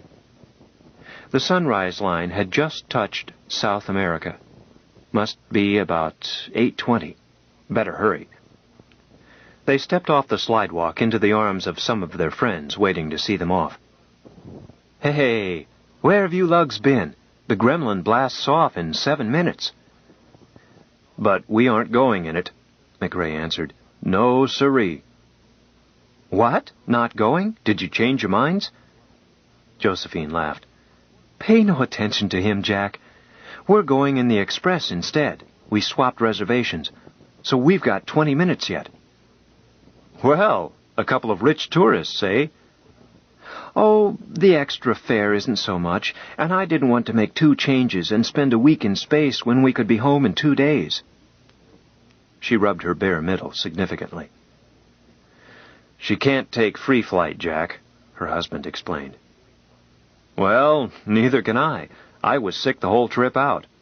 Still, I don't think you'll be sick, Joe. You're used to moon weight now. Maybe, she agreed, but there is a lot of difference between 1/6 gravity and no gravity. Jack Crail's wife cut in. Josephine McRae, are you going to risk your life in an atomic-powered ship? Why not, darling? You work in an atomics laboratory. Humph! In the laboratory, we take precautions. The Commerce Commission should never have licensed the expresses. I may be old-fashioned, but I'll go back the way I came, via Terminal and Supra New York, in good, old, reliable fuel rockets. Don't try to scare her, Emma, Crail objected. They've worked the bugs out of those ships. Not to my satisfaction. Never mind, Alan interrupted her. The matter is settled, and we've still got to get over to the express launching site. Goodbye, everybody. Thanks for the send-off. It's been grand knowing you. If you come back to God's country, look us up. Goodbye, kids. Goodbye, Joe. Goodbye, Alan. Give my regards to Broadway. So long. Be sure to write. Goodbye. Aloha, hot jets. They showed their tickets, entered the airlock, and climbed into the pressurized shuttle between Layport proper and the express launching site. Hang on, folks, the shuttle operator called back over his shoulder. Joe and Alan hurriedly settled into the cushions. The lock opened. The tunnel ahead was airless. 5 minutes later, they were climbing out 20 miles away, beyond the hills that shielded the lid of Luna City from the radioactive splash of the express ships. In the Sparrowhawk, they shared a compartment with a missionary family. The Reverend Dr. Simmons felt obliged to explain why he was traveling in luxury. It's for the child, he told them, as his wife strapped the baby girl into a small acceleration couch, rigged stretcher fashion between her parents' couches. Since she's never been in space, we daren't take a chance of her being sick for days on end. They all strapped down at the warning siren. Joe felt her heart begin to pound. At last. At long last. The jets took hold, mashing them into the cushions. Joe had not known she could feel so heavy. This was worse, much worse, than the trip out. The baby cried as long as acceleration lasted, in wordless terror and discomfort. After an interminable time, they were suddenly weightless as the ship went into free flight. When the terrible binding weight was free of her chest, Joe's heart felt as light as her body. Alan threw off his upper strap and sat up. How do you feel, kid? Oh, I feel fine. Joe unstrapped and faced him. Then she hiccuped. That is, I think I do. 5 minutes later, she was not in doubt. She merely wished to die. Alan swam out of the compartment and located the ship's surgeon, who gave her an injection. Alan waited until she had succumbed to the drug, then left for the lounge to try his own cure for space sickness. Mothersill's seasick remedy washed down with champagne. Presently he had to admit that these two sovereign remedies did not work for him. Or perhaps he should not have mixed them. Little Gloria Simmons was not space-sick. She thought being weightless was fun, and went bouncing off floor plate, overhead, and bulkhead like a dimpled balloon. Joe feebly considered strangling the child if she floated within reach, but it was too much effort. Deceleration, loggy as it made them feel, was welcome relief after nausea, except to little Gloria. She cried again, in fear and hurt, while her mother tried to explain. Her father prayed.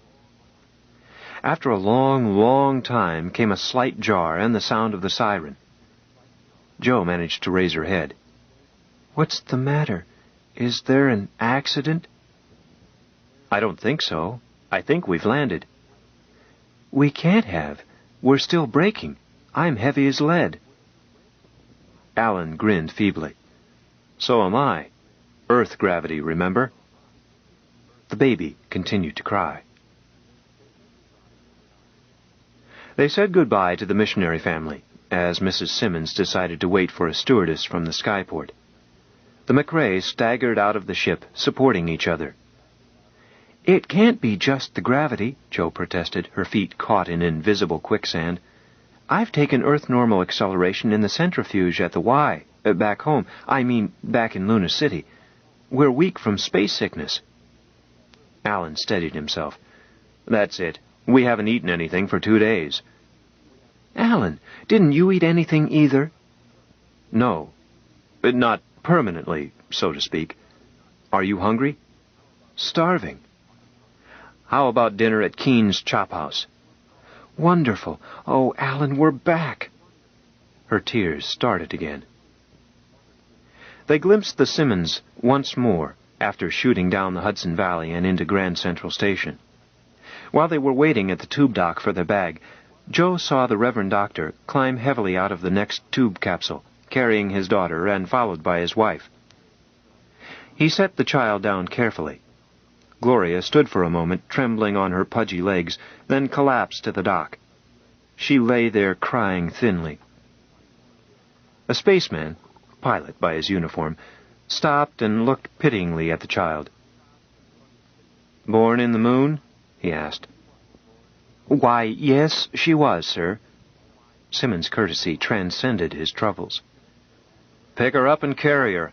She'll have to learn to walk all over again." The spaceman shook his head sadly and glided away. Simmons looked still more troubled, then sat down on the dock beside his child, careless of the dirt. Joe felt too weak to help. She looked around for Alan, but he was busy. Their bag had arrived. It was placed at his feet, and he started to pick it up, and then felt suddenly silly. It seemed nailed to the dock. He knew what was in it: rolls of microfilm and color film, a few souvenirs, toilet articles, various irreplaceables, 50 pounds of mass. It couldn't weigh what it seemed to. But it did. He had forgotten what 50 pounds weigh on Earth. "Porter, mister?" The speaker was gray-haired and thin, but he scooped up the bag quite casually. Alan called out, "Come along, Joe," and followed him, feeling foolish. The porter slowed to match Alan's labored steps. "Just down from the moon?" he asked. "Why, yes." "Got a reservation?" "No." "You stick with me. I've got a friend on the desk at the Commodore." He led them to the concourse slidewalk and thence to the hotel. They were too weary to dine out. Alan had dinner sent to their room. Afterward, Joe fell asleep in a hot tub, and he had trouble getting her out. She liked the support the water gave her. but he persuaded her that a rubber foam mattress was nearly as good. They got to sleep very early. She woke up, struggling, about 4 in the morning. Alan? Alan? Huh? What's the matter? His hand fumbled at the light switch. Nothing, I guess. I dreamed I was back in the ship. The jets had run away with her. Alan, what makes it so stuffy in here? I've got a splitting headache. Huh? It can't be stuffy. Oh, this joint is air-conditioned. He sniffed the air. I've got a headache, too, he admitted. Well, do something. Open a window. He stumbled out of bed, shivered when the outer air hit him, and hurried back under the covers. He was wondering whether he could get to sleep with the roar of the city pouring in through the window when his wife spoke again. Alan? Yes, what is it? Honey, I'm cold. May I crawl in with you? Sure. The sunlight streamed in the window, warm and mellow. When it touched his eyes, he woke and found his wife awake beside him. She sighed and snuggled. Oh, darling, look, blue sky. We're home. I'd forgotten how lovely it is. It's great to be back, all right. How do you feel? Much better. How are you? Okay, I guess. He pushed off the covers. Joe squealed and jerked them back. Don't do that. Huh? Mama's great big boy is going to climb out and close that window while Mama stays here under the covers. Well, all right. He could walk more easily than the night before, but it was good to get back into bed. Once there, he faced the telephone and shouted at it. Service? Order, please, it answered in a sweet contralto. Orange juice and coffee for 2, extra coffee, 6 eggs, scrambled medium, and whole wheat toast. And send up a Times and the Saturday Evening Post. 10 minutes. Thank you. The delivery cupboard buzzed while he was shaving.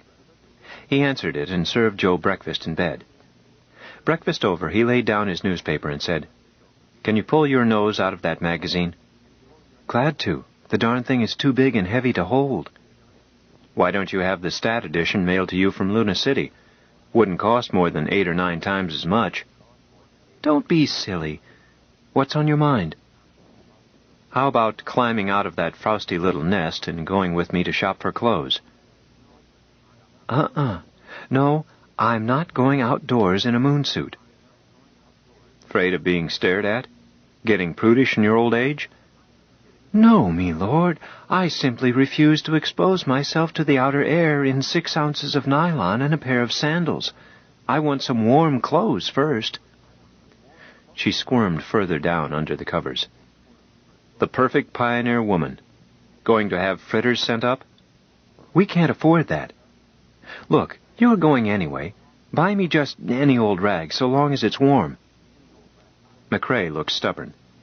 I've tried shopping for you before. Just this once, please. Run over to Saks and pick out a street dress in a blue wool jersey, size 10, and a pair of nylons. Well, all right. That's a lamb. I won't be loafing. I've a list as long as your arm of people I've promised to call up, look up, have lunch with. He attended to his own shopping first. His sensible shorts and singlet seemed as warm as a straw hat in a snowstorm.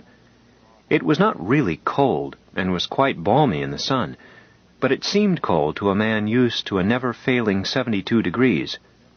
He tried to stay underground, or stuck to the roofed-over section of Fifth Avenue. He suspected that the salesman had outfitted him in clothes that made him look like a yokel. But they were warm. They were also heavy. They added to the pain across his chest, and made him walk even more unsteadily. He wondered how long it would be before he got his ground legs. A motherly saleswoman took care of Joe's order and sold him a warm cape for her as well. He headed back, stumbling under his packages and trying futilely to flag a ground taxi. Everyone seemed in such a hurry. Once he was nearly knocked down by a teenage boy who said, "Watch it, Gramps," and rushed off before he could answer. He got back aching all over and thinking about a hot bath. He did not get it. Joe had a visitor. Mrs. Appleby, my husband. Alan, this is Emma Crail's mother. Oh, how do you do, Doctor? Or should it be Professor? Mister, when I heard you were in town, I just couldn't wait to hear all about my poor darling. How is she? Is she thin? Does she look well? These modern girls, I've told her time and again that she must get out of doors. I walk in the park every day, and look at me. She sent me a picture. I have it here somewhere. At least I think I have. And she doesn't look a bit well, undernourished. Those synthetic foods. She doesn't eat synthetic foods, Mrs. Appleby. Must be quite impossible, I'm sure, not to mention the taste. What were you saying? Your daughter doesn't live on synthetic foods, Alan repeated. Fresh fruits and vegetables are one thing we have almost too much of in Luna City. The air conditioning plant, you know. That's just what I was saying. I confess I don't see how you get food out of air conditioning machinery on the moon. In the moon, Mrs. Appleby. But it can't be healthy. Our air conditioner at home is always breaking down and making the most horrible smells. Simply unbearable, my dears. You'd think they could build a simple little thing like an air conditioner so that... Though, of course, if you expect them to manufacture synthetic foods as well... Mrs. Appleby. Yes, Doctor. What were you saying? Don't let me... Mrs. Appleby, McRae said desperately. The air conditioning plant in Luna City is a hydroponic farm. Tanks of growing plants, green things. The plants take the carbon dioxide out of the air and put oxygen back in. But are you quite sure, Doctor? I'm sure Emma said... Quite sure. Well, I don't pretend to understand these things. I'm the artistic type. Poor Herbert often said... Herbert was Emma's father, simply wrapped up in his engineering, though I always saw to it that he heard good music and saw the reviews of the best books. Emma takes after her father, I'm afraid. I do wish she would give up that silly work she is in. Hardly the sort of work for a woman, do you think, Mrs. McRae? All those atoms and neuters and things floating around in the air. I read all about it in the Science Made Simple column in the... She's quite good at it, and she seems to like it. Well, yes, I suppose. That's the important thing, to be happy at what you are doing, no matter how silly it is. But I worry about the child, buried away from civilization, no one of her own sort to talk to, no theaters, no cultural life, no society. Luna City has stereo transcriptions of every successful Broadway play. Joe's voice had a slight edge. Oh, really? But it's just not going to the theater, my dear. It's the Society of Gentlefolk. Now, when I was a girl, my parents... Alan butted in loudly. 1 o'clock. Have you had lunch, my dear? Mrs. Appleby sat up with a jerk.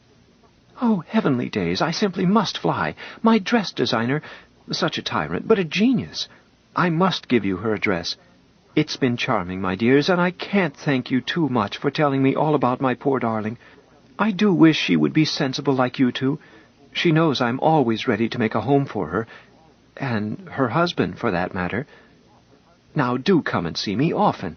I love to talk to people who've been on the moon. In the moon. It makes me feel closer to my darling.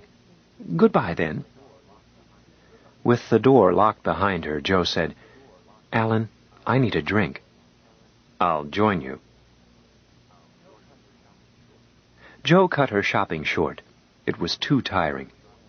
By 4 o'clock they were driving in Central Park, enjoying fall scenery to the lazy clop-clop of horses' hoofs. The helicopters, the pigeons, the streak in the sky where the Antipodes rocket had passed, made a scene idyllic in beauty and serenity. Joe swallowed a lump in her throat and whispered, Alan, isn't it beautiful? Sure is. It's great to be back. Say, did you notice they've torn up 42nd Street again? Back in their room, Joe collapsed on her bed, while Alan took off his shoes. He sat rubbing his feet and remarked, I'm going barefooted all evening. Golly, how my feet hurt. So do mine. But we're going to your father's, my sweet. Huh? Oh, damn, I forgot. Joe, whatever possessed you? Call him up and postpone it. We're still half dead from the trip. But, Alan, he's invited a lot of your friends. Balls of fire and cold mush. I haven't any real friends in New York. Make it next week. Next week? Look, Alan, let's go out to the country right away. Joe's parents had left her a tiny place in Connecticut, a worn-out farm. I thought you wanted a couple of weeks of plays and music first. Why the sudden change? I'll show you. She went to the window, open since noon. Look at that windowsill. She drew their initials in the grime. Alan, this city is filthy. You can't expect 10 million people not to kick up dust. But we're breathing that stuff into our lungs. What's happened to the smog control laws? That's not smog, that's normal city dirt. Luna City was never like this. I could wear a white outfit there till I got tired of it. One wouldn't last a day here. Manhattan doesn't have a roof, and precipitons in every air duct. Well, it should have. I either freeze or suffocate. I thought you were anxious to feel rain on your face. Don't be tiresome. I want it out in the clean, green country. Okay. I want to start my book anyhow. I'll call your real estate agent. I called him this morning. We can move in any time. He started fixing up the place when he got my letter. It was a stand-up supper at his father's home, though Joe sat down at once and let food be fetched. Alan wanted to sit down, but his status as guest of honor forced him to stay on his aching feet. His father buttonholed him at the buffet. Here, son, try this goose liver. It ought to go well after a diet of green cheese. Alan agreed that it was good. See here, son, you really ought to tell these folks about your trip. No speeches, Dad. Let 'em read the National Geographic. Nonsense. He turned around. Quiet, everybody. Alan is going to tell us how the lunatics live. Alan bit his lip.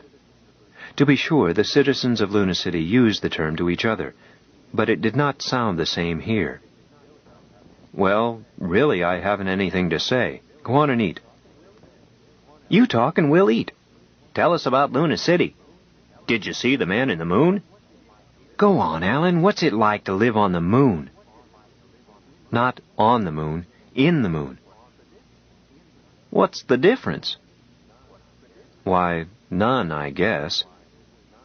He hesitated. There was really no way to explain why the moon colonists emphasized that they lived under the surface of the satellite planet. But it irritated him the way Frisco irritates a San Franciscan. In the moon is the way we say it. We don't spend much time on the surface, except for the staff at Richardson Observatory and the prospectors and so forth. The living quarters are underground, naturally. Why naturally? Afraid of meteors? No more than you are afraid of lightning. We go underground for insulation against heat and cold and as support for pressure sealing.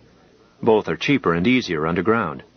The soil is easy to work and the interstices act like vacuum in a thermos bottle. It is vacuum. But, Mr. McCrae, a serious-looking lady inquired, doesn't it hurt your ears to live under pressure? Alan fanned the air. It's the same pressure here, 15 pounds.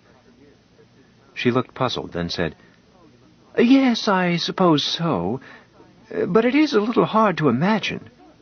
I think it would terrify me to be sealed up in a cave. Suppose you had a blowout. Holding 15 pounds pressure is no problem. Engineers work in thousands of pounds per square inch. Anyhow, Luna City is compartmented like a ship. It's safe enough. The Dutch live behind dikes. Down in Mississippi, they have levees. Subways, ocean liners, aircraft, they're all artificial ways of living. Luna City seems strange just because it's far away. She shivered. It scares me. A pretentious little man pushed his way forward. Mr. McCrae, granted that it is nice for science and all that, why should taxpayers' money be wasted on a colony on the moon? You seem to have answered yourself, Alan told him slowly. Then how do you justify it? Tell me that, sir. it isn't necessary to justify it. The lunar colony has paid for itself several times over. The lunar corporations are all paying propositions. Artemis Mines, Spaceways Provisioning Corporation, Diana Recreations, Electronics Research Company, Lunar Biological Labs, not to mention all of Rutherford. Look 'em up. I'll admit the Cosmic Research Project nicks the taxpayer a little, since it's a joint enterprise of the Harriman Foundation and the government. Then you admit it. It's the principle of the thing. Alan's feet were hurting him very badly indeed. What principle? Historically, research has always paid off. He turned his back and looked for some more goose liver. A man touched him on the arm. Alan recognized an old schoolmate. "Alan, old boy, congratulations on the way you ticked off old Beetle. He's been needing it. I think he's some sort of a radical." Alan grinned. "I shouldn't have lost my temper." "A good job you did. Say, Alan, I'm going to take a couple of out-of-town buyers around to the hot spots tomorrow night. Come along." "Thanks a lot, but we're going out in the country." "Oh, you can't afford to miss this party. After all, you've been buried on the moon. You owe yourself some relaxation after that deadly monotony." Alan felt his cheeks getting warm. "Thanks just the same, but ever seen the Earth View room in Hotel Moonhaven?" "No, plan to take the trip when I've made my pile, of course." "Well, there's a nightclub for you. Ever see a dancer leap 30 feet into the air and do slow rolls on the way down? Ever try a lunacy cocktail? Ever see a juggler work in low gravity?" Joe caught his eye across the room. Excuse me, old man. My wife wants me." He turned away, then flung back over his shoulder. "Moonhaven itself isn't just a spaceman's dive, by the way. It's recommended by the Duncan Hines Association." Joe was very pale. "Darling, you've got to get me out of here. I'm suffocating. I'm really ill." "Suits." They made their excuses. Joe woke up with a stuffy cold, so they took a cab directly to her country place. There were low-lying clouds under them, but the weather was fine above. The sunshine and the drowsy beat of the rotors regained for them the joy of homecoming. Alan broke the lazy reverie. "Here's a funny thing, Joe. You couldn't hire me to go back to the moon, but last night I found myself defending the loonies every time I opened my mouth." She nodded. "I know. Honest to heaven, Alan, some people act as if the earth were flat. Some of them don't really believe in anything, and some of them are so matter-of-fact that you know they don't really understand. And I don't know which sort annoys me the more." It was foggy when they landed, but the house was clean. The agent had laid a fire and had stocked the refrigerator. They were sipping hot punch and baking the weariness out of their bones within 10 minutes after the copter grounded. "This," said Alan, stretching, "is all right. It really is great to be back." "Uh-huh. All except the highway." A new express and freight superhighway now ran not 50 yards from the house. They could hear the big diesels growling as they struck the grade. "Forget the highway. Turn your back and you stare straight into the woods." They regained their ground legs well enough to enjoy short walks in the woods. They were favored with a long, warm Indian summer. The cleaning woman was efficient and taciturn. Alan worked on the results of 3 years' research preparatory to starting his book. Joe helped him with the statistical work, got reacquainted with the delights of cooking, dreamed, and rested. It was the day of the first frost that the toilet stopped up. The village plumber was persuaded to show up the next day. Meanwhile, they resorted to a homely little building left over from another era and still standing out beyond the woodpile. It was spider-infested and entirely too well ventilated. The plumber was not encouraging. "New septic tank, new sile pipe, pay you to get new fixtures at the same time, $1,600. Have to do some calculating." "That's all right," Alan told him. "Can you start today?" The man laughed. I can see plainly, mister, that you don't know what it is to get materials and labor these days. Next spring, soon as the frost is out of the ground. That's impossible, man. Never mind the cost. Get it done. The native shrugged. Sorry not to oblige you. Good day. When he left, Joe exploded. Alan, he doesn't want to help us. Well, maybe. I'll try to get someone from Norwalk, or even from the city. You can't trudge through the snow out to that Iron Maiden all winter. I hope not. You must not. You've already had one cold. He stared morosely at the fire. I suppose I brought it on by my misplaced sense of humor. How? Well, you know how we've been subjected to steady kidding ever since it got noised around that we were colonials? I haven't minded much, but some of it rankled. You remember I went into the village by myself last Saturday? Yes, what happened? They started in on me in the barber shop. I let it ride at first. Then the worm turned. I started talking about the moon. Sheer double talk. Corny old stuff like the vacuum worms and the petrified air. It was some time before they realized I was ribbing them, and when they did, nobody laughed. Our friend, the rustic sanitary engineer, was one of the group. I'm sorry. Don't be, she kissed him. If I have to tramp through the snow, it will cheer me that you gave them back some of their sass.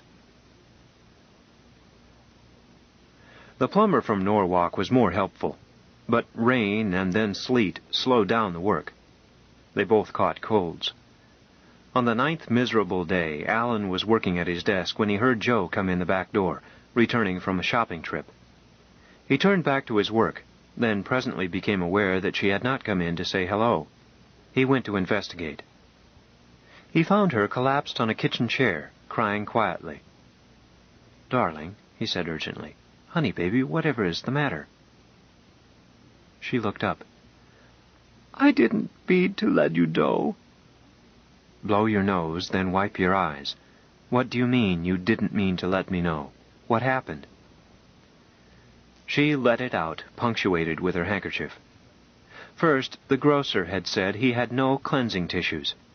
Then, when she pointed to them, had stated that they were sold. Finally, he had mentioned bringing outside labor into town and taking the bread out of the mouths of honest folk. Joe had blown up and had rehashed the incident of Alan and the barber shop wits. The grocer had simply grown more stiff. Lady, he said to me, I don't know whether you and your husband have been to the moon or not, and I don't care. I don't take much stock in such things. In any case, I don't need your trade.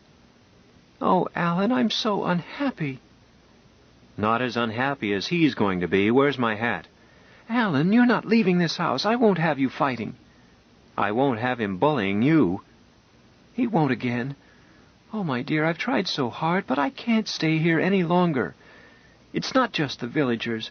It's the cold and the cockroaches and always having a runny nose. I'm tired out and my feet hurt all the time. She started to cry again. There, we'll leave, honey. We'll go to Florida. I'll finish my book while you lie in the sun. Oh, I don't want to go to Florida. I want to go home. Huh? You mean back to Luna City? Yes. Oh, dearest, I know you don't want to, but I can't stand it any longer. It's not just the dirt and the cold and the comic strip plumbing. It's not being understood. It wasn't any better in New York. These groundhogs don't know anything. He grinned at her. Keep sending, kid. I'm on your frequency. Alan. He nodded. I found out I was a loony at heart quite a while ago, but I was afraid to tell you. My feet hurt too, and I'm damn sick of being treated like a freak. I've tried to be tolerant, but I can't stand groundhogs. I miss the folks in dear old Luna City. They're civilized. She nodded. I guess it's prejudice, but I feel the same way. It's not prejudice. Let's be honest. What does it take to get to Luna City? A ticket? Smarty Pants, I don't mean as a tourist. I mean to get a job there. You know the answer. Intelligence. It costs a lot to send a man to the moon, and more to keep him there. To pay off, he has to be worth a lot. High IQ, good compatibility index, superior education. Everything that makes a person pleasant and easy and interesting to have around. We've been spoiled. The ordinary human cussedness that groundhogs take for granted, we now find intolerable because loonies are different. The fact that Luna City is the most comfortable environment man ever built for himself is beside the point. It's the people who count. Let's go home.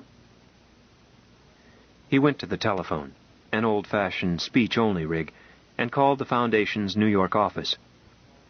While he was waiting, truncheon-like receiver to his ear, she said, "Suppose they won't have us?" "That's what worries me." They knew that the lunar companies rarely rehired personnel who had once quit. The physical examination was reputed to be much harder the second time. "Hello? Hello, Foundation? May I speak to the recruiting office?" "Hello? I can't turn on my viewplate. This instrument is a hangover from the Dark Ages. This is Alan McRae, physical chemist, contract number 1340729, and my wife, Josephine McRae, 1340730. We want to sign up again." "I said we wanted to sign up again." "Okay, I'll wait."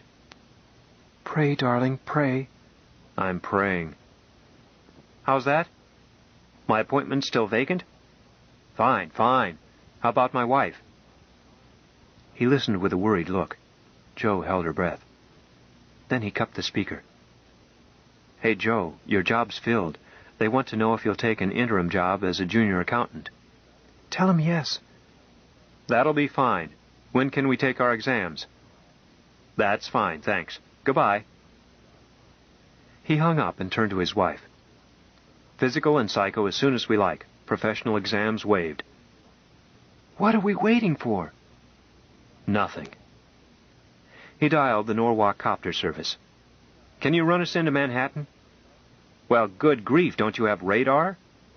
All right, goodbye." He snorted. "Cab's all grounded by the weather. I'll call New York and try to get a modern cab." 90 minutes later, they landed on top of Harriman Tower. The psychologist was very cordial. "Might as well get this over before you have your chests thumped. Sit down. Tell me about yourselves." He drew them out, nodding from time to time. "I see. Did you ever get the plumbing repaired?" "Well, it was being fixed." "I can sympathize with your foot trouble, Mrs. McRae. My arches always bother me here. That's your real reason, isn't it?" "Oh, no. Now, Mrs. McRae, really it's not, truly. I want people to talk to who know what I mean. All that's really wrong with me is that I'm homesick for my own sort. I want to go home, and I've got to have this job to get there. I'll steady down, I know I will." The doctor looked grave. How about you, Mr. McRae?" "Well, it's about the same story.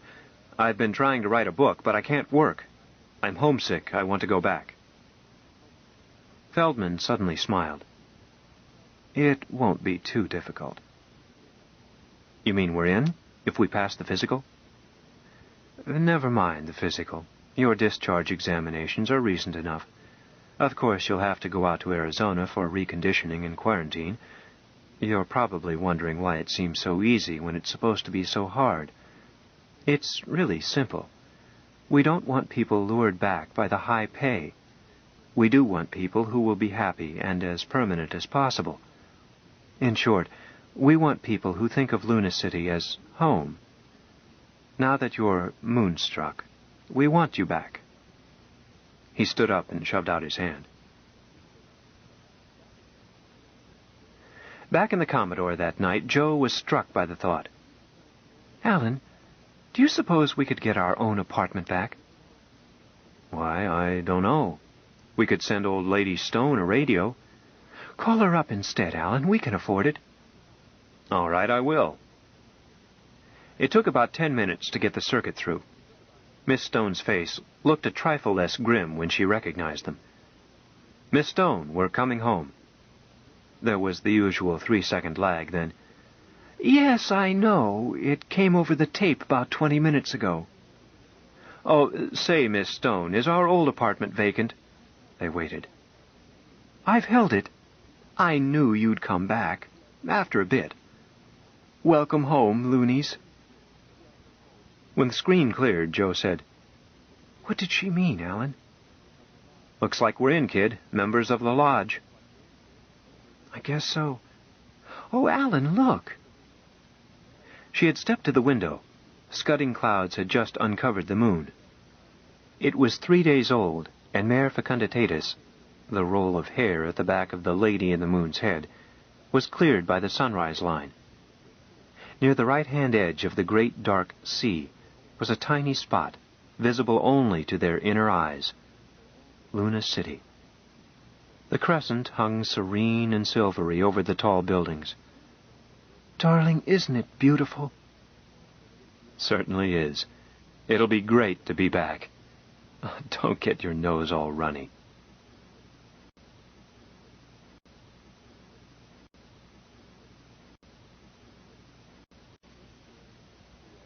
The short story, We Also Walk Dogs. "General Services, Miss Cormett speaking." She addressed the view screen with just the right balance between warm, hospitable friendliness and impersonal efficiency. The screen flickered momentarily, then built up a stereo picture of a dowager, fat and fretful, overdressed and under-exercised. "Oh, my dear," said the image, "I'm so upset. I wonder if you can help me." "I'm sure we can," Miss Cormett purred, as she quickly estimated the cost of the woman's gown and jewels. If real, she made a mental reservation, and decided that here was a client that could be profitable. "Now, tell me your trouble. Your name first, if you please." She touched a button on the horseshoe desk which enclosed her, a button marked Credit Department. "But it's all so involved," the image insisted. "Peter would go and break his hip." Miss Cormett immediately pressed the button marked Medical. "I've told him that polo is dangerous. You've no idea, my dear, how a mother suffers. And just at this time, too. It's so inconvenient." "You wish us to attend him? Where is he now?" "Attend him? Why, how silly. The Memorial Hospital will do that. We've endowed them enough, I'm sure. It's my dinner party I'm worried about. The Principessa will be so annoyed." The answer light from the Credit Department was blinking angrily. Miss Cormett headed her off. "Oh, I see. We'll arrange it for you. Now, your name, please, and your address and present location." "But don't you know my name?" "One might guess," Miss Cormett diplomatically evaded, "but General Services always respects the privacy of its clients." "Oh, yes, of course. How considerate. I am Mrs. Peter Van Hogbein Johnson." Miss Cormett controlled her reaction. No need to consult the Credit Department for this one. But its transparency flashed at once, rating AAA, unlimited. "But I don't see what you can do," Mrs. Johnson continued. "I can't be two places at once." "General Services likes difficult assignments," Miss Cormett assured her. "Now, if you will let me have the details." She wheedled and nudged the woman into giving a fairly coherent story. Her son, Peter III, a slightly shop-worn Peter Pan, whose features were familiar to Grace Cormett through years of stereogravure, dressed in every conceivable costume affected by the richly idle in their pastimes, had been so thoughtless as to pick the afternoon before his mother's most important social function to bung himself up. Seriously. Furthermore, he had been so thoughtless as to do so half a continent away from his matter. Miss Cormett gathered that Mrs. Johnson's technique for keeping her son safely under thumb required that she rush to his bedside at once, and, incidentally, to select his nurses. but her dinner party that evening represented the culmination of months of careful maneuvering. What was she to do? Miss Cormett reflected to herself that the prosperity of General Services, and her own very substantial income, was based largely on the stupidity, lack of resourcefulness, and laziness of persons like this silly parasite. As she explained that General Services would see that her party was a smooth social success, while arranging for a portable full-length stereo screen to be installed in her drawing room in order that she might greet her guests and make her explanations while hurrying to her son's side. Miss Cormett would see that a most adept social manager was placed in charge, one whose own position in society was irreproachable, and whose connection with General Services was known to no one. With proper handling, the disaster could be turned into a social triumph, enhancing Mrs. Johnson's reputation as a clever hostess and as a devoted mother. "A sky car will be at your door in 20 minutes, she added, as she cut in the circuit marked Transportation, to take you to the rocket port. One of our young men will be with it to get additional details from you on the way to the port. A compartment for yourself and a berth for your maid will be reserved on the 1645 rocket for Newark. You may rest easy now. General Services will do your worrying." "Oh, thank you, my dear. You've been such a help. You've no idea of the responsibilities a person in my position has." Miss Cormett clucked in professional sympathy while deciding that this particular old girl was good for still more fees. "You do look exhausted, madam," she said anxiously. "Should I not have a masseuse accompany you on the trip? Is your health at all delicate? Perhaps a physician would be still better." "How thoughtful you are!" "I'll send both," Miss Cormett decided, and switched off, with a faint regret that she had not suggested a specially chartered rocket.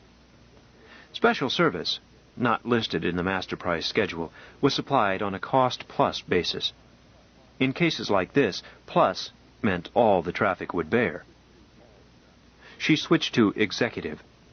An alert-eyed young man filled the screen. "Stand by for transcript, Steve," she said. "Special service, AAA. I've started the immediate service." His eyebrows lifted. "AAA? Bonuses?" "Undoubtedly. Give this old battle-axe the works, smoothly. And look, the client's son is laid up in a hospital. Check on his nurses. If any one of them has even a shred of sex appeal, fire her out and put a zombie in." "Gotcha, kid. Start the transcript."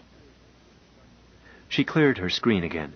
The available for service light in her booth turned automatically to green, then almost at once turned red again, and a new figure built up in her screen. No stupid waster, this. Grace Cormett saw a well-kempt man in his middle 40s, flat-waisted, shrewd-eyed, hard but urbane. The cape of his formal morning clothes was thrown back with careful casualness. "General Services," she said. "Miss Cormett speaking." "Ah, Miss Cormett," he began. "I wish to see your chief." "Chief of Switchboard?" "No, I wish to see the President of General Services." "Will you tell me what it is you wish? Perhaps I can help you." "Sorry, but I can't make explanations. I must see him at once." "And General Services is sorry. Mr. Clare is a very busy man. It is impossible to see him without appointment and without explanation." "Are you recording?" "Certainly." "Then please cease doing so." Above the console, in sight of the client, she switched off the recorder. Underneath the desk, she switched it back on again. General Services was sometimes asked to perform illegal acts. Its confidential employees took no chances. He fished something out from the folds of his chemise and held it out to her. The stereo effect made it appear as if he were reaching right out through the screen. Trained features masked her surprise. It was the sigil of a planetary official, and the color of the badge was green. "I will arrange it," she said. "Very good. Can you meet me and conduct me in from the waiting room in 10 minutes? "I will be there, Mr. But he had cut off. Grace Cormett switched to the switchboard chief and called for relief. Then, with her board cut out of service, she removed the spool bearing the clandestine recording of the interview, stared at it as if undecided, and, after a moment, dipped it into an opening in the top of the desk where a strong magnetic field wiped the unfixed patterns from the soft metal. A girl entered the booth from the rear. She was blonde, decorative, and looked slow and a little dull. She was neither. "Okay, Grace," she said. "Anything to turn over?" "No, clearboard." "'S the matter, sick?" "No." With no further explanation, Grace left the booth, went on out past the other booths housing operators who handled unlisted services, and into the large hall where the hundreds of catalog operators worked. These had no such complex equipment as the booth which Grace had quitted.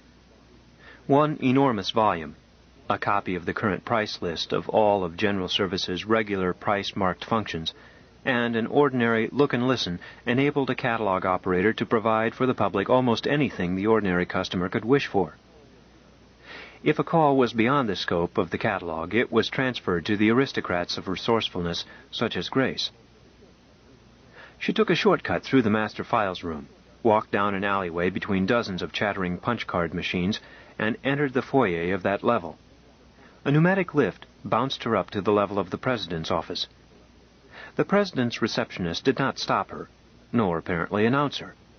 But Grace noted that the girl's hands were busy at the keys of her voter. Switchboard operators do not walk into the office of the president of a billion-credit corporation. But General Services was not organized like any other business on the planet.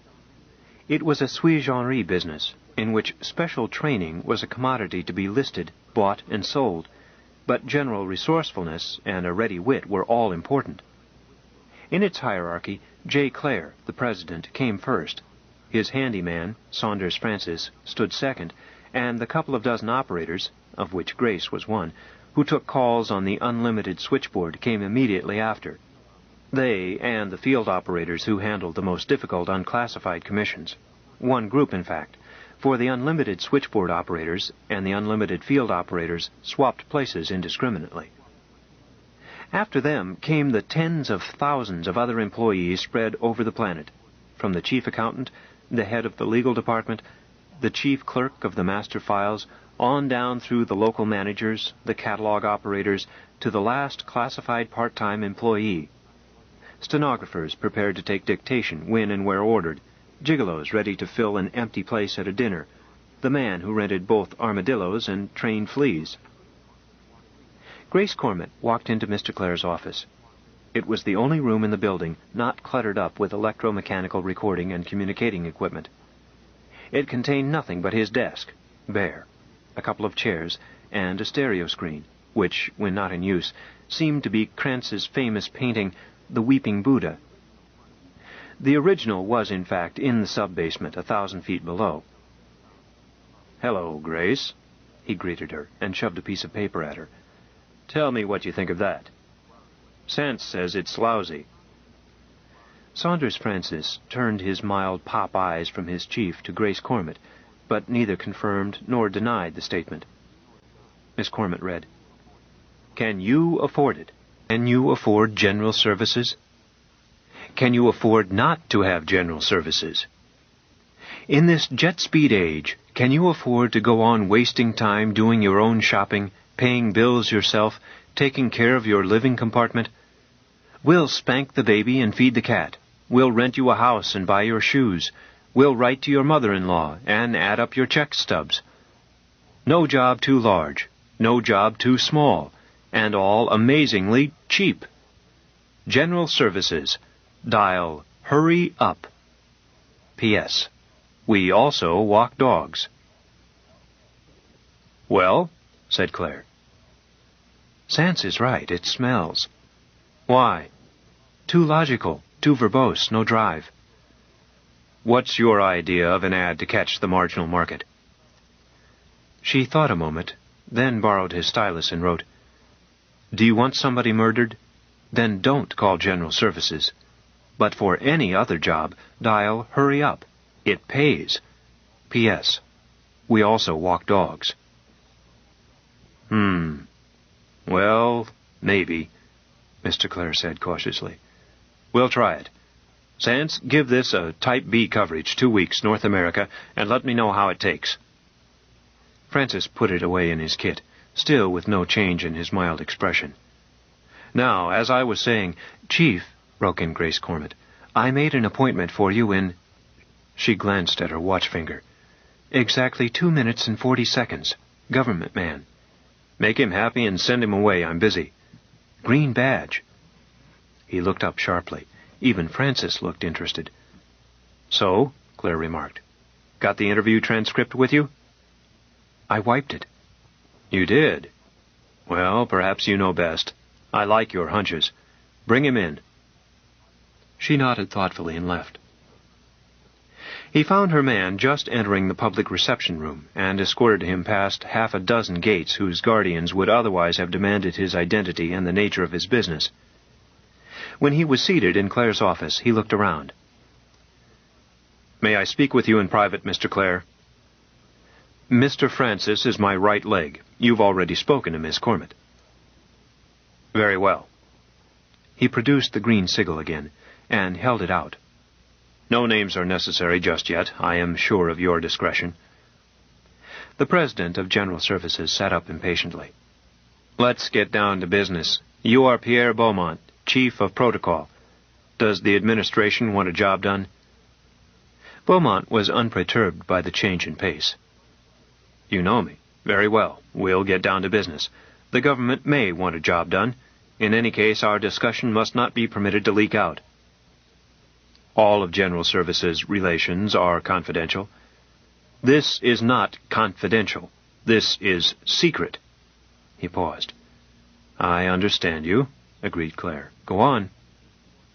"You have an interesting organization here, Mr. Clare. I believe it is your boast that you will undertake any commission whatsoever, for a price." "If it is legal." "Ah, yes, of course. But legal is a word capable of interpretation.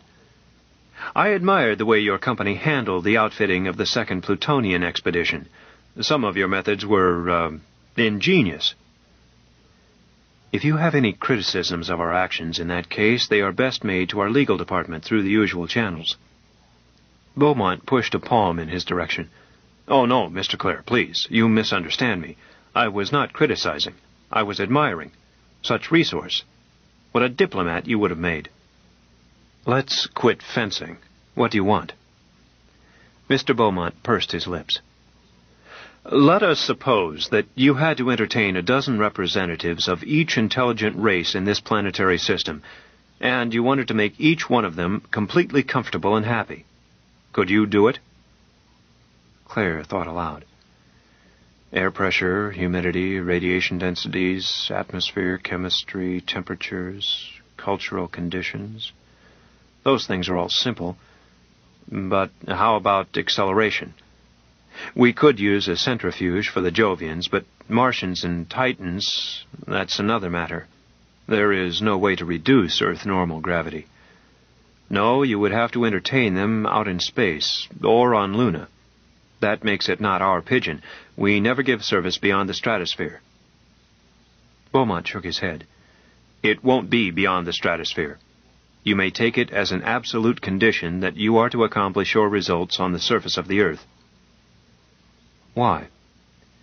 "Is it the custom of General Services to inquire why a client wants a particular type of service?" "No, sorry." "Quite all right. But you do need more information in order to understand what must be accomplished and why it must be secret. There will be a conference held on this planet in the near future, 90 days at the outside. Until the conference is called, no suspicion that it is to be held must be allowed to leak out. If the plans for it were to be anticipated in certain quarters, it would be useless to hold the conference at all. I suggest that you think of this conference as a roundtable of leading scientists of the system, about of the same size and makeup as the session of the Academy held on Mars last spring. You are to make all preparations for the entertainments of the delegates, but you are to conceal these preparations in the ramifications of your organization until needed. As for the details—" But Claire interrupted him. "You appear to have assumed that we will take on this commission. As you have explained it, it would involve us in a ridiculous failure. General Services does not like failures. You know and I know that low-gravity people cannot spend more than a few hours in high gravity without seriously endangering their health. Interplanetary get-togethers are always held on a low-gravity planet and always will be. Yes, answered Beaumont patiently. They always have been. Do you realize the tremendous diplomatic handicap which Earth and Venus labor under in consequence? I don't get it. It isn't necessary that you should. Political psychology is not your concern. Take it for granted that it does, and that the administration is determined that this conference shall take place on Earth. Why not Luna? Beaumont shook his head. Not the same thing at all. Even though we administer it, Luna City is a treaty port. Not the same thing, psychologically. Claire shook his head. Mr. Beaumont, I don't believe that you understand the nature of general services, even as I fail to appreciate the subtle requirements of diplomacy. We don't work miracles, and we don't promise to. We are just the handymen of the last century, gone speed-lined and corporate. We are the latter-day equivalent of the old servant class, but we are not Aladdin's genie. We don't even maintain research laboratories in the scientific sense. We simply make the best possible use of modern advances in communication and organization to do what already can be done. He waved a hand at the far wall, on which there was cut in intaglio the time-honored trademark of the business, a Scotty dog pulling against a leash and sniffing at a post. There is the spirit of the sort of work we do. We walk dogs for people who are too busy to walk 'em themselves. My grandfather worked his way through college walking dogs. I'm still walking them. I don't promise miracles, nor monkey with politics. Beaumont fitted his fingertips carefully together. You walk dogs for a fee. But of course you do. You walk my pair. 5 minim credits seems rather cheap. It is, but 100,000 dogs twice a day soon runs up the gross take. The take for walking this dog would be considerable. How much? Asked Francis. It was his first sign of interest. Beaumont turned his eyes on him.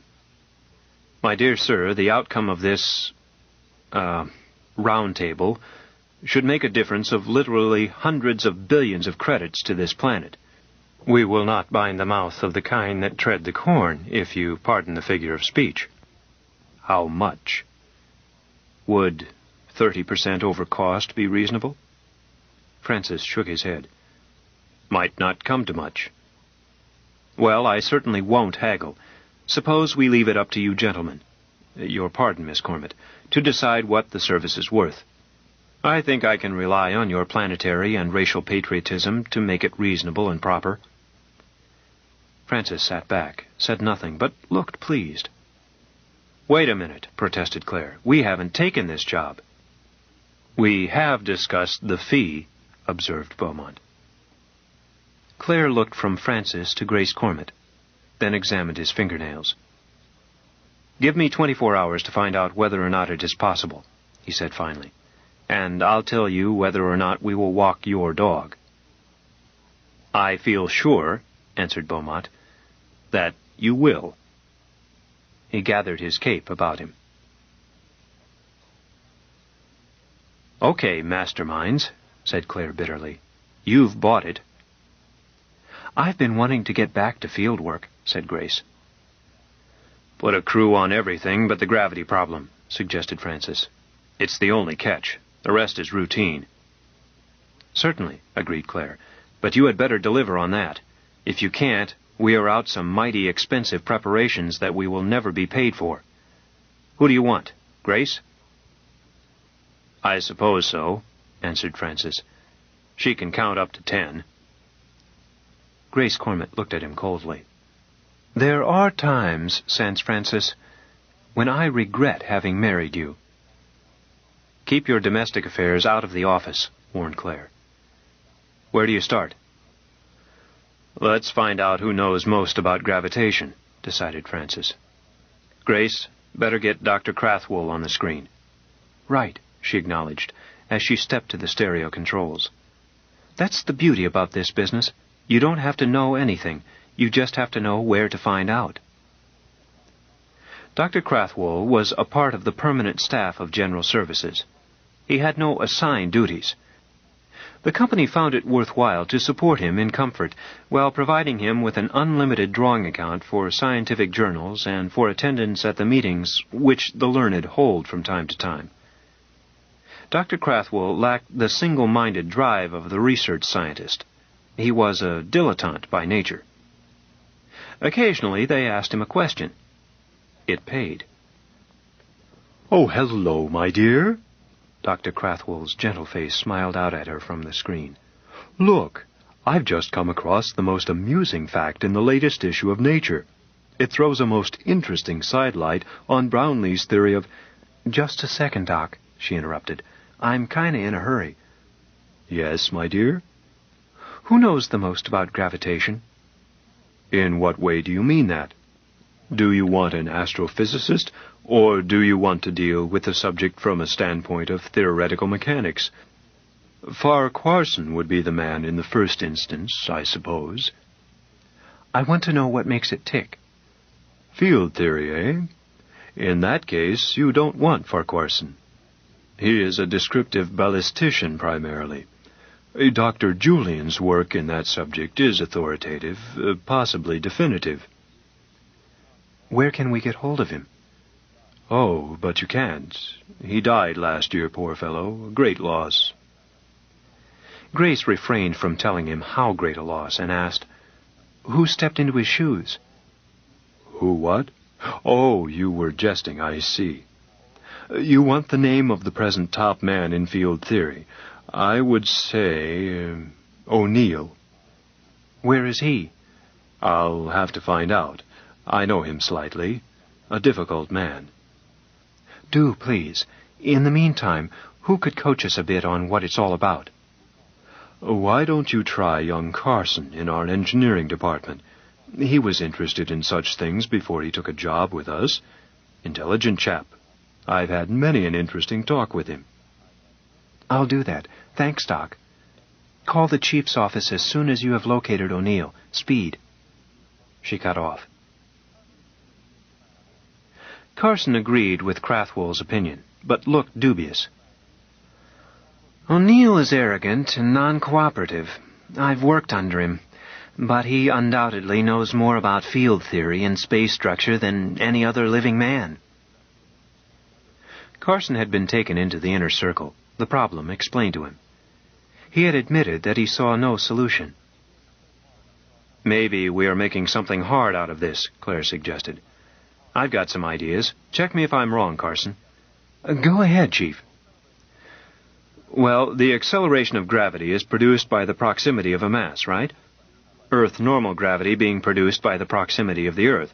Well, what would be the effect of placing a large mass just over a particular point on the Earth's surface?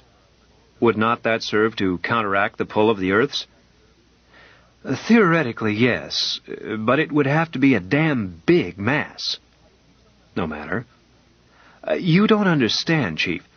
To offset fully the pull of the Earth at a given point would require another planet the size of the Earth in contact with the Earth at that point.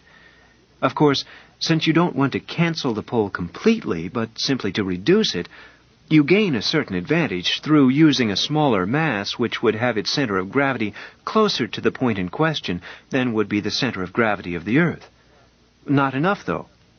While the attraction builds up inversely as the square of the distance, in this case the half diameter, the mass and the consequent attraction drops off directly as the cube of the diameter. What does that give us? Carson produced a slide rule and figured for a few moments. He looked up. I'm almost afraid to answer. You would need a good-sized asteroid, of lead, to get anywhere at all. Asteroids have been moved before this. Yes, but what is to hold it up? No, Chief, there is no conceivable source of power, or means of applying it, that would enable you to hang a big planetoid over a particular spot on the Earth's surface and keep it there.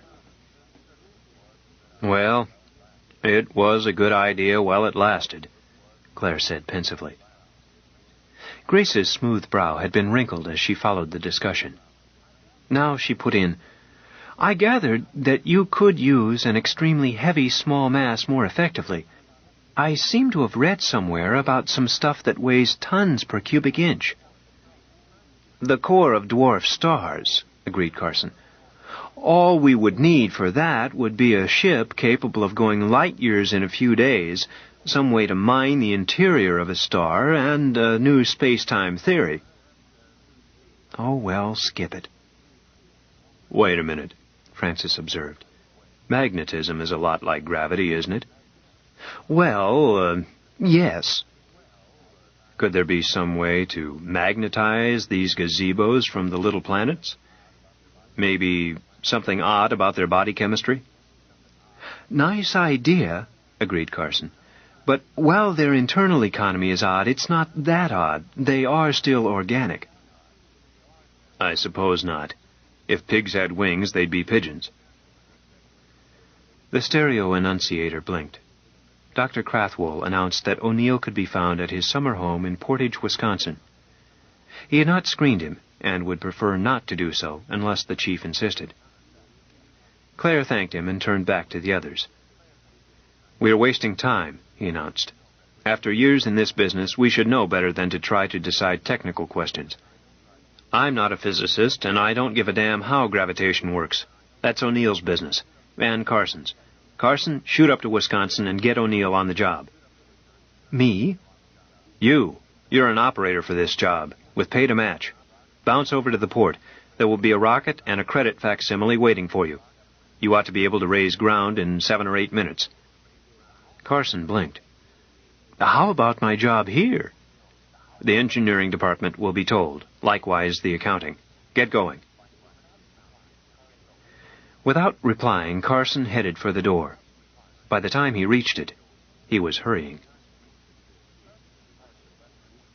Carson's departure left them with nothing to do until he reported back.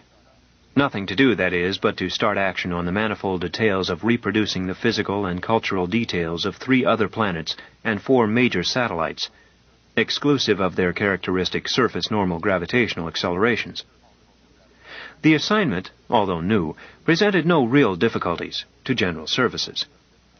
Somewhere there were persons who knew all the answers to these matters. The vast, loose organization called General Services was geared to find them, hire them, put them to work. Any of the unlimited operators and a considerable percentage of the catalog operators could take such an assignment and handle it without excitement or hurry. Francis called in one unlimited operator. He did not even bother to select him, but took the first available on the ready panel. They were all can-do people. He explained in detail the assignment, then promptly forgot about it. It would be done, and on time. The punched card machines would chatter a bit louder, stereo screens would flash, and bright young people in all parts of the earth would drop what they were doing and dig out the specialists who would do the actual work. He turned back to Claire, who said, "I wish I knew what Beaumont is up to. Conference of Scientists. Phooey." "I thought you weren't interested in politics, Jay." "I'm not. I don't give a hoot in hell about politics, interplanetary or otherwise, except as it affects this business. But if I knew what was being planned, we might be able to squeeze a bigger cut out of it." "Well," put in Grace, "I think you can take it for granted that the real heavyweights from all the planets are about to meet and divide Gaul into 3 parts. "Yes, but who gets cut out?" "Mars, I suppose." "Seems likely, with a bone tossed to the Venerians. In that case, we might speculate a little in Pan-Jovian Trading Corporation." "Easy, son, easy," Francis warned. "Do that and you might get people interested. This is a hush-hush job." "I guess you're right. Still, keep your eyes open. There ought to be some way to cut a slice of pie before this is over." Grace Cormett's telephone buzzed. She took it out of her pocket and said, "Yes?" Mrs. Hogbein Johnson wants to speak to you." "You handle her. I'm off the board." "She won't talk to anyone but you." "All right. Put her on the chief stereo, but stay in parallel yourself. You'll handle it after I've talked to her." The screen came to life, showing Mrs. Johnson's fleshy face alone, framed in the middle of the screen in flat picture. "Oh, Miss Cormett," she moaned, "some dreadful mistake has been made. There is no stereo on this ship." "It will be installed in Cincinnati. That will be in about 20 minutes. "You are sure?" "Quite sure." "Oh, thank you. It's such a relief to talk with you. Do you know, I'm thinking of making you my social secretary." "Thank you," Grace replied evenly, "but I am under contract." "But how stupidly tiresome. You can break it." "No, I'm sorry, Mrs. Johnson. Goodbye." She switched off the screen and spoke again into her telephone. "Tell accounting to double her fee, and I won't speak with her again." She cut off and shoved the little instrument savagely back into her pocket. Social secretary. It was after dinner, and Claire had retired to his living apartment before Carson called back. Francis took the call in his own office. "Any luck?" he asked when Carson's image had built up. "Quite a bit. I've seen O'Neill." "Well, will he do it?" "You mean, can he do it, don't you?" "Well, can he?" "Now, that is a funny thing. I didn't think it was theoretically possible, but after talking with him, I'm convinced that it is. O'Neill has a new outlook on field theory, stuff he's never published. The man is a genius." "I don't care," said Francis, "whether he's a genius or a Mongolian idiot. Can he build some sort of a gravity thinner outer?" "I believe he can. I really do believe he can." "Fine. You hired him?" "No, that's the hitch. That's why I called back. It's like this. I happened to catch him in a mellow mood, and because we had worked together once before, and because I had not aroused his ire quite as frequently as his other assistants, he invited me to stay for dinner. We talked about a lot of things. You can't hurry him, and I broached the proposition. It interested him mildly. The idea, I mean, not the proposition. And he discussed the theory with me, or rather, at me. But he won't work on it." "Why not? You didn't offer him enough money? I guess I'd better tackle him." "No, Mr. Francis, no. You don't understand. He's not interested in money. He's independently wealthy and has more than he needs for his research, or anything else he wants. But just at present he is busy on wave mechanics theory, and he just won't be bothered with anything else." "Did you make him realize it was important?" "Yes and no. Mostly no. I tried to, but there isn't anything important to him but what he wants. It's a sort of intellectual snobbishness. Other people simply don't count." "All right," said Francis. "You've done well so far. Here's what you do. After I switch off, you call executive and make a transcript of everything you can remember of what he said about gravitational theory. We'll hire the next best men, feed it to them, and see if it gives them any ideas to work on. In the meantime, I'll put a crew to work on the details of Dr. O'Neill's background. He'll have a weak point somewhere. It's just a matter of finding it. Maybe he's keeping a woman somewhere. He's long past that. Or maybe he has a biblo stashed away somewhere. We'll see. I want you to stay there in Portage. Since you can't hire him, maybe you can persuade him to hire you. You're our pipeline. I want it kept open. We've got to find something he wants, or something he is afraid of." "He's not afraid of anything. I'm positive of that." "Then he wants something. If it's not money or women, it's something else. It's a law of nature." "I doubt it," Carson replied slowly. "Say, did I tell you about his hobby?" "No. What is it?" "It's China. In particular, Ming China. He has the best collection in the world, I guess. But I know what he wants." "Well, spill it, man, spill it. Don't be dramatic." "It's a little china dish, or bowl, about 4 inches across and 2 inches high. It's got a Chinese name that means flower of forgetfulness." Doesn't seem significant. You think he wants it pretty bad?" "I know he does. He has a solid colorgraph of it in his study where he can look at it. But it hurts him to talk about it." "Find out who owns it and where it is." "I know. British Museum. That's why he can't buy it." "So, mused Francis. Well, you can forget it. Carry on. Claire came down to Francis's office, and the three talked it over. I guess we'll need Beaumont on this, was his comment when he had heard the report. It will take the government to get anything loose from the British Museum. Francis looked morose. Well, what's eating you? What's wrong with that? I know, offered Grace. You remember the treaty under which Great Britain entered the Planetary Confederation? I was never much good at history. It comes to this. I doubt if the planetary government can touch anything that belongs to the museum without asking the British Parliament. Why not? Treaty or no treaty, the planetary government is sovereign. That was established in the Brazilian incident. Yeah, sure. But it could cause questions to be asked in the House of Commons, and that would lead to the one thing Beaumont wants to avoid at all costs, publicity. Okay. What do you propose?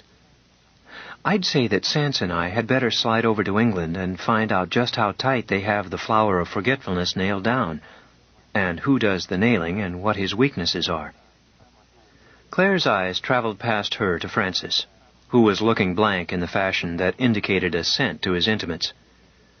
Okay, agreed Claire. It's your baby. Taking a special?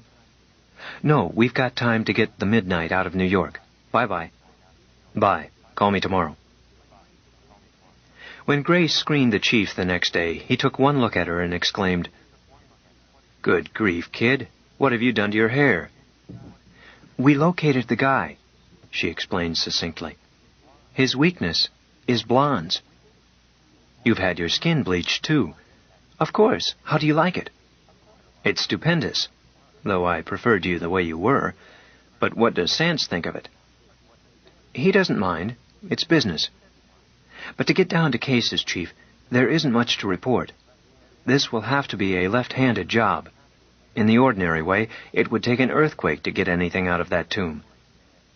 Don't do anything that can't be fixed. You know me, Chief. I won't get you in trouble. But it will be expensive. Of course. That's all for now. I'll screen tomorrow. She was a brunette again the next day. What is this? Asked Claire. A masquerade? I wasn't the blonde he was weak for, she explained, but I found the one he was interested in. Did it work out? I think it will. Sands is having a facsimile integrated now. With luck, we'll see you tomorrow.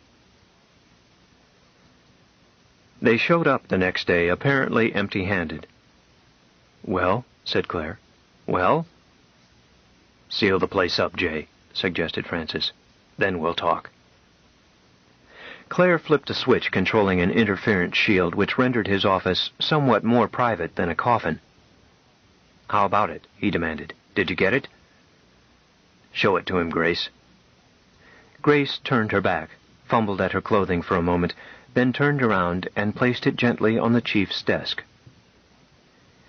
It was not that it was beautiful. It was beauty. Its subtle, simple curve had no ornamentation. Decoration would have sullied it. One spoke softly in its presence, for fear a sudden noise would shatter it. Claire reached out to touch, then thought better of it and drew his hand back. But he bent his head over it and stared down into it. It was strangely hard to focus, to allocate, the bottom of the bowl. It seemed as if his sight sank deeper and ever deeper into it, as if he were drowning in a pool of light. He jerked up his head and blinked. God, he whispered. God, I didn't know such things existed. He looked at Grace and looked away to Francis. Francis had tears in his eyes, or perhaps his own were blurred. Look, Chief, said Francis. Look, couldn't we just keep it and call the whole thing off? There's no use talking about it any longer, said Francis wearily. We can't keep it, Chief. I shouldn't have suggested it, and you shouldn't have listened to me. Let's screen O'Neill. We might just wait another day before we do anything about it, Claire ventured. His eyes returned yet again to the flower of forgetfulness. Grace shook her head. No good. It will just be harder tomorrow. I know.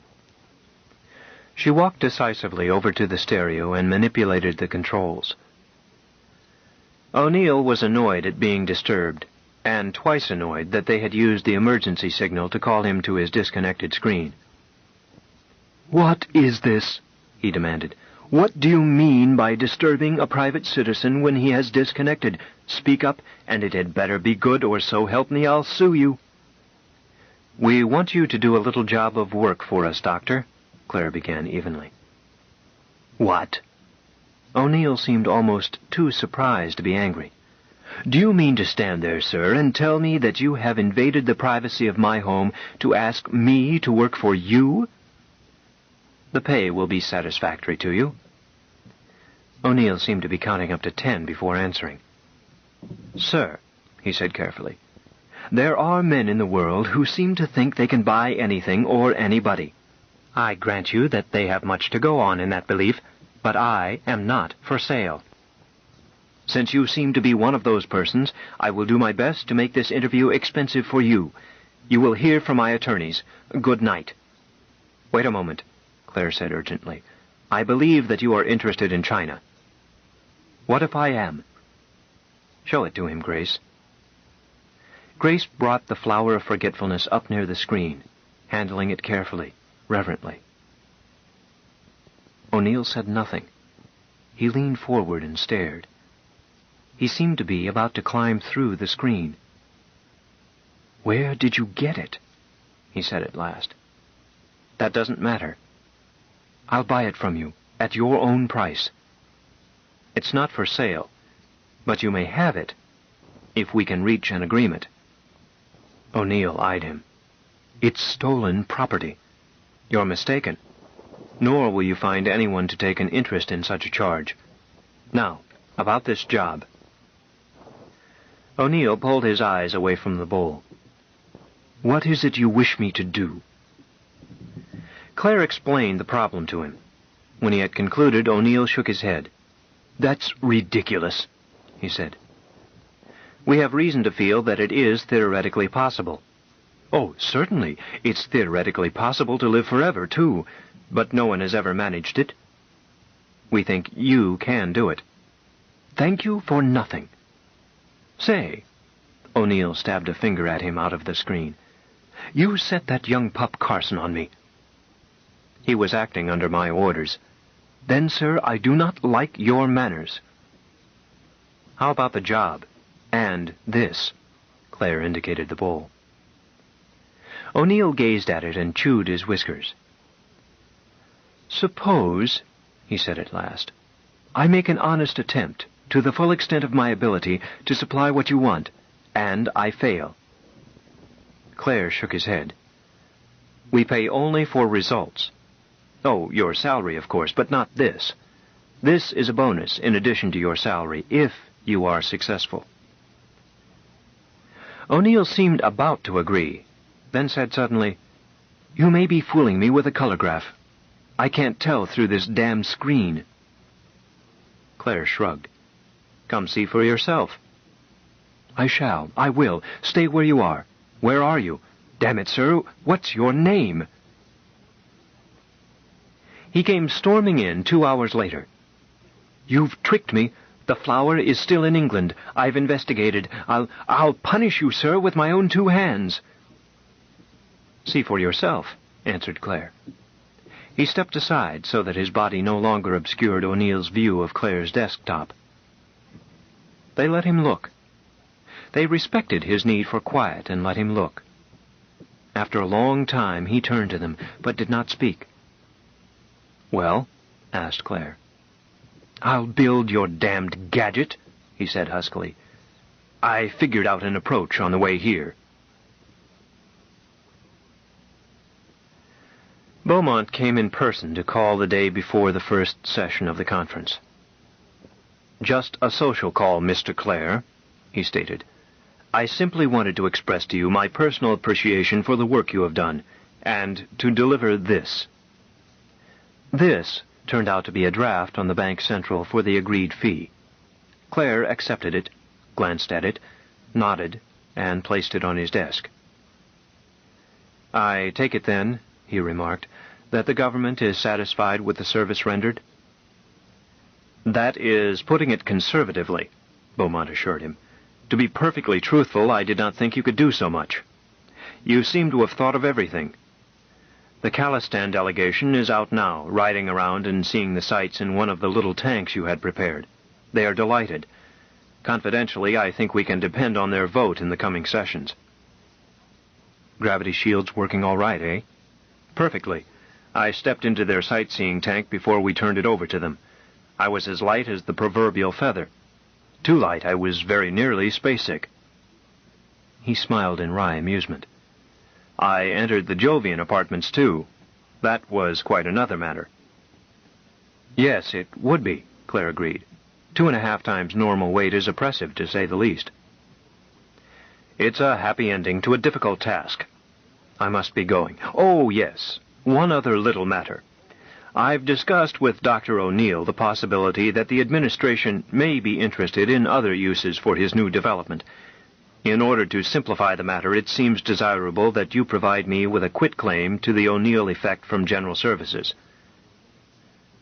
Claire gazed thoughtfully at the weeping Buddha and chewed his thumb. No, he said slowly. No, I'm afraid that would be difficult. Why not? Asked Beaumont. It avoids the necessity of adjudication and attendant waste of time. We are prepared to recognize your service and recompense you. I don't believe you fully understand the situation, Mr. Beaumont. There is a certain amount of open territory between our contract with Dr. O'Neill and your contract with us. You asked of us certain services and certain chattels with which to achieve that service. We provided them, for a fee. All done. But our contract with Dr. O'Neill made him a full-time employee for the period of his employment. His research results and the patents embodying them are the property of General Services. Really, said Beaumont. Dr. O'Neill has a different impression. Dr. O'Neill is mistaken. Seriously, Mr. Beaumont, you asked us to develop a siege gun, figuratively speaking, to shoot a gnat. Did you expect us, as businessmen, to throw away the siege gun after one shot? No, I suppose not. What do you propose to do? We expect to exploit the gravity modulator commercially. I fancy we could get quite a good price for certain adaptations of it on Mars. Yes, I suppose you could. But to be brutally frank, Mr. Clare, I'm afraid that is impossible. It is a matter of imperative public policy that this development be limited to terrestrials. In fact, the administration would find it necessary to intervene and make it government monopoly. Have you considered how to keep O'Neill quiet? In view of the change of circumstances, no. What is your thought? A corporation in which he would hold a block of stock and be president. One of our bright young men would be chairman of the board. Claire thought of Carson. There would be stock enough to go around, he added, and watched Beaumont's face. Beaumont ignored the bait. I suppose that this corporation would be under contract to the government, its sole customer. That is the idea. Yes, it seems feasible. Perhaps I had better speak with Dr. O'Neill. Help yourself. Beaumont got O'Neill on the screen and talked with him in low tones. Or, more properly, Beaumont's tones were low. O'Neill displayed a tendency to blast the microphone. Claire sent for Francis and Grace and explained to them what had taken place. Beaumont turned away from the screen. The doctor wishes to speak with you, Mr. Clare. O'Neill looked at him frigidly. What is this claptrap I've had to listen to, sir? What's this about the O'Neill effect being your property? It was in your contract, Doctor, don't you recall? Contract? I never read the damn thing, but I can tell you this. I'll take you to court. I'll tie you in knots before I'll let you make a fool of me that way. Just a moment, Doctor, please, Claire soothed. We have no desire to take advantage of a mere legal technicality, and no one disputes your interest. Let me outline what I had in mind. He ran rapidly over the plan. O'Neill listened, but his expression was still unmollified at the conclusion. "I'm not interested," he said gruffly. "So far as I am concerned, the government can have the whole thing, and I'll see to it." "I had not mentioned one other condition," added Claire. "Don't bother." "I must. This will be just a matter of agreement between gentlemen, but it is essential. You have custody of the Flower of Forgetfulness." O'Neill was at once on guard. "What do you mean, custody? I own it. Understand me? Own it." "Own it," repeated Claire. "Nevertheless, in return for the concessions we are making you with respect to your contract, we want something in return." "What?" asked O'Neill. The mention of the bowl had upset his confidence. "You own it, and you retain possession of it. But I want your word that I, or Mr. Francis, or Miss Cormett, may come look at it from time to time. Frequently." O'Neill looked unbelieving. "You mean that you simply want to come to look at it?" "That's all." "Simply to enjoy it?" "That's right." O'Neill looked at him with new respect. "I did not understand you before, Mr. Clare. I apologize. As for the corporation nonsense, do as you like, I don't care. You and Mr. Francis and Miss Cormett may come to see the flower whenever you like. You have my word." "Thank you, Dr. O'Neill. For all of us." He switched off as quickly as could be managed gracefully. Beaumont was looking at Claire with added respect, too. "I think," he said, "that the next time I shall not interfere with your handling of the details. I'll take my leave. Adieu, gentlemen, and Miss Cormett." When the door had rolled down behind him, Grace remarked, "That seems to polish it off." "Yes," said Claire. "We've walked his dog for him. O'Neill has what he wants. Beaumont got what he wanted, and more besides." "Just what is he after?" "I don't know, but I suspect that he would like to be first president of the Solar System Federation, if and when there is such a thing. With the aces we have dumped in his lap, he might make it. Do you realize the potentialities of the O'Neill effect?" "Vaguely," said Francis.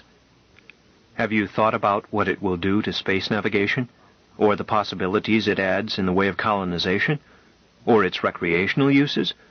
There's a fortune in that alone." "What do we get out of it?" "What do we get out of it? Money, old son. Gobs and gobs of money. There's always money in giving people what they want." He glanced up at the Scotty dog trademark. "Money," repeated Francis. "Yeah, I suppose so." "Anyhow," added Grace, "we can always go look at the flower. Flower. Flower. Flower. Flower. Flower. Flower." The short story, Ordeal in Space. Maybe we should never have ventured out into space. Our race has but two basic innate fears: noise and the fear of falling. Those terrible heights. Why should any man in his right mind let himself be placed where he could fall, and fall, and fall? But all spacemen are crazy. Everybody knows that. The medicos had been very kind, he supposed. "You're lucky. You want to remember that, old fellow. You're still young, and your retired pay relieves you of all worry about your future. You've got both arms and legs and are in fine shape." "Fine shape." His voice was unintentionally contemptuous. "No, I mean it," the chief psychiatrist had persisted gently. "The little quirk you have does you no harm at all, except that you can't go out into space again. I can't honestly call acrophobia a neurosis. Fear of falling is normal and sane. You've just got it a little more strongly than most, but that is not abnormal, in view of what you've been through." The reminder set him to shaking again. He closed his eyes and saw the stars wheeling below him again. He was falling endlessly. The psychiatrist's voice came through to him and pulled him back. "Steady, old man. Look around you." "Sorry." "Not at all. Now tell me, what do you plan to do?" "I don't know. Get a job, I suppose." "The company will give you a job, you know." He shook his head. "I don't want to hang around a spaceport." Wear a little button in his shirt to show that he was once a man, be addressed by a courtesy title of captain, claim the privileges of the pilot's lounge on the basis of what he used to be, hear the shop talk die down whenever he approached a group, wonder what they were saying behind his back. No, thank you. "I think you're wise. Best to make a clean break for a while at least, until you are feeling better." "You think I'll get over it?" The psychiatrist pursed his lips. "Possible. It's functional, you know, no trauma." "But you don't think so?" "I didn't say that. I honestly don't know. We still know very little about what makes a man tick." "I see. Well, I might as well be leaving." The psychiatrist stood up and shoved out his hand. "Holler if you want anything, and come back to see us in any case." "Thanks." "You're going to be all right. I know it." But the psychiatrist shook his head as his patient walked out. The man did not walk like a spaceman. The easy animal self-confidence was gone. Only a small part of great New York was roofed over in those days. He stayed underground until he was in that section, then sought out a passageway lined with bachelor rooms. He stuck a coin in the slot of the first one, which displayed a lighted vacant sign, chucked his jump bag inside, and left. The monitor at the intersection gave him the address of the nearest placement office. He went there, seated himself at an interview desk, stamped in his fingerprints, and started filling out forms. It gave him a curious back-to-the-beginning feeling. He had not looked for a job since pre-cadet days. He left filling in his name to the last, and hesitated even then. He had had more than his bellyful of publicity. He did not want to be recognized. He certainly did not want to be throbbed over. And most of all, he did not want anyone telling him he was a hero. Presently, he printed in the name William Saunders and dropped the forms in the slot. He was well into his third cigarette and getting ready to strike another when the screen in front of him at last lighted up. He found himself staring at a nice-looking brunette. "Mr. Saunders," the image said, "will you come inside, please? Door 17. The brunette in person was there to offer him a seat and a cigarette. "Make yourself comfortable, Mr. Saunders. I'm Miss Joyce. I'd like to talk with you about your application." He settled himself and waited, without speaking. When she saw that he did not intend to speak, she added, "Now take this name, William Saunders, which you have given us. We know who you are, of course, from your prints." "I suppose so." "Of course, I know what everybody knows about you, but your action in calling yourself William Saunders, Mr. Saunders, caused me to query the files." She held up a microfilm spool, turned so that he might read his own name on it. "I know quite a lot about you now, more than the public knows, and more than you saw fit to put into your application. It's a good record, Mr. Saunders." "Thank you." "But I can't use it in placing you in a job. I can't even refer to it if you insist on designating yourself as Saunders." "The name is Saunders." His voice was flat, rather than emphatic. "Don't be hasty, Mr. Saunders. There are many positions in which the factor of prestige can be used quite legitimately to obtain for a client a much higher beginning rate of pay than—" "I'm not interested." She looked at him and decided not to insist. "As you wish. If you will go to reception room B, you can start your classification and skill tests." "Thank you." "If you should change your mind later, Mr. Saunders, we will be glad to reopen the case.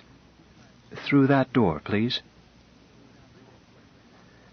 3 days later found him at work in a small firm specializing in custom-built communication systems. His job was calibrating electronic equipment. It was soothing work, demanding enough to occupy his mind, yet easy for a man of his training and experience. At the end of his 3 months' probation, he was promoted out of the helper category. He was building himself a well-insulated rut, working, sleeping, eating, spending an occasional evening at the public library or working out at the YMCA, and never, under any circumstances, going out under the open sky, nor up to any height, not even a theater balcony. He tried to keep his past life shut out of his mind, but his memory of it was still fresh. He would find himself daydreaming. The star-sharp, frozen sky of Mars, or the roaring nightlife of Venusberg. He would see again the swollen, ruddy bulk of Jupiter hanging over the port on Ganymede, its oblate, bloated shape impossibly huge and crowding the sky. Or he might, for a time, feel again the sweet quiet of the long watches on the lonely reaches between the planets. But such reveries were dangerous.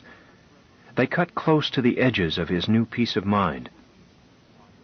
It was easy to slide over and find himself clinging for life to his last handhold on the steel sides of the Valkyrie, fingers numb and failing, and nothing below him but the bottomless well of space. Then he would come back to Earth, shaking uncontrollably and gripping his chair or the workbench.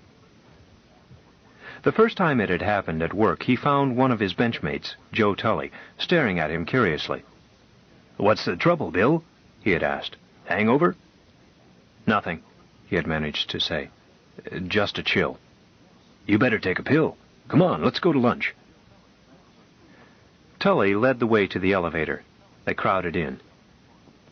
Most of the employees, even the women, preferred to go down via the drop chute, but Tully always used the elevator. Saunders, of course, never used the drop chute. This had eased them into the habit of lunching together. He knew that the chute was safe, that even if the power should fail, safety nets would snap across at each floor level. But he could not force himself to step off the edge. Tully said publicly that a drop chute landing hurt his arches, but he confided privately to Saunders that he did not trust automatic machinery. Saunders nodded understandingly, but said nothing. It warmed him toward Tully. He began feeling friendly and not on the defensive with another human being for the first time since the start of his new life.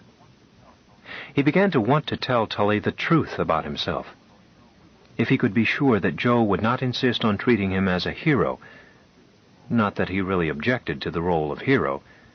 As a kid, hanging around spaceports, trying to wrangle chances to go inside the ships, cutting classes to watch takeoffs, he had dreamed of being a hero someday, a hero of the spaceways, returning in triumph from some incredible and dangerous piece of exploration.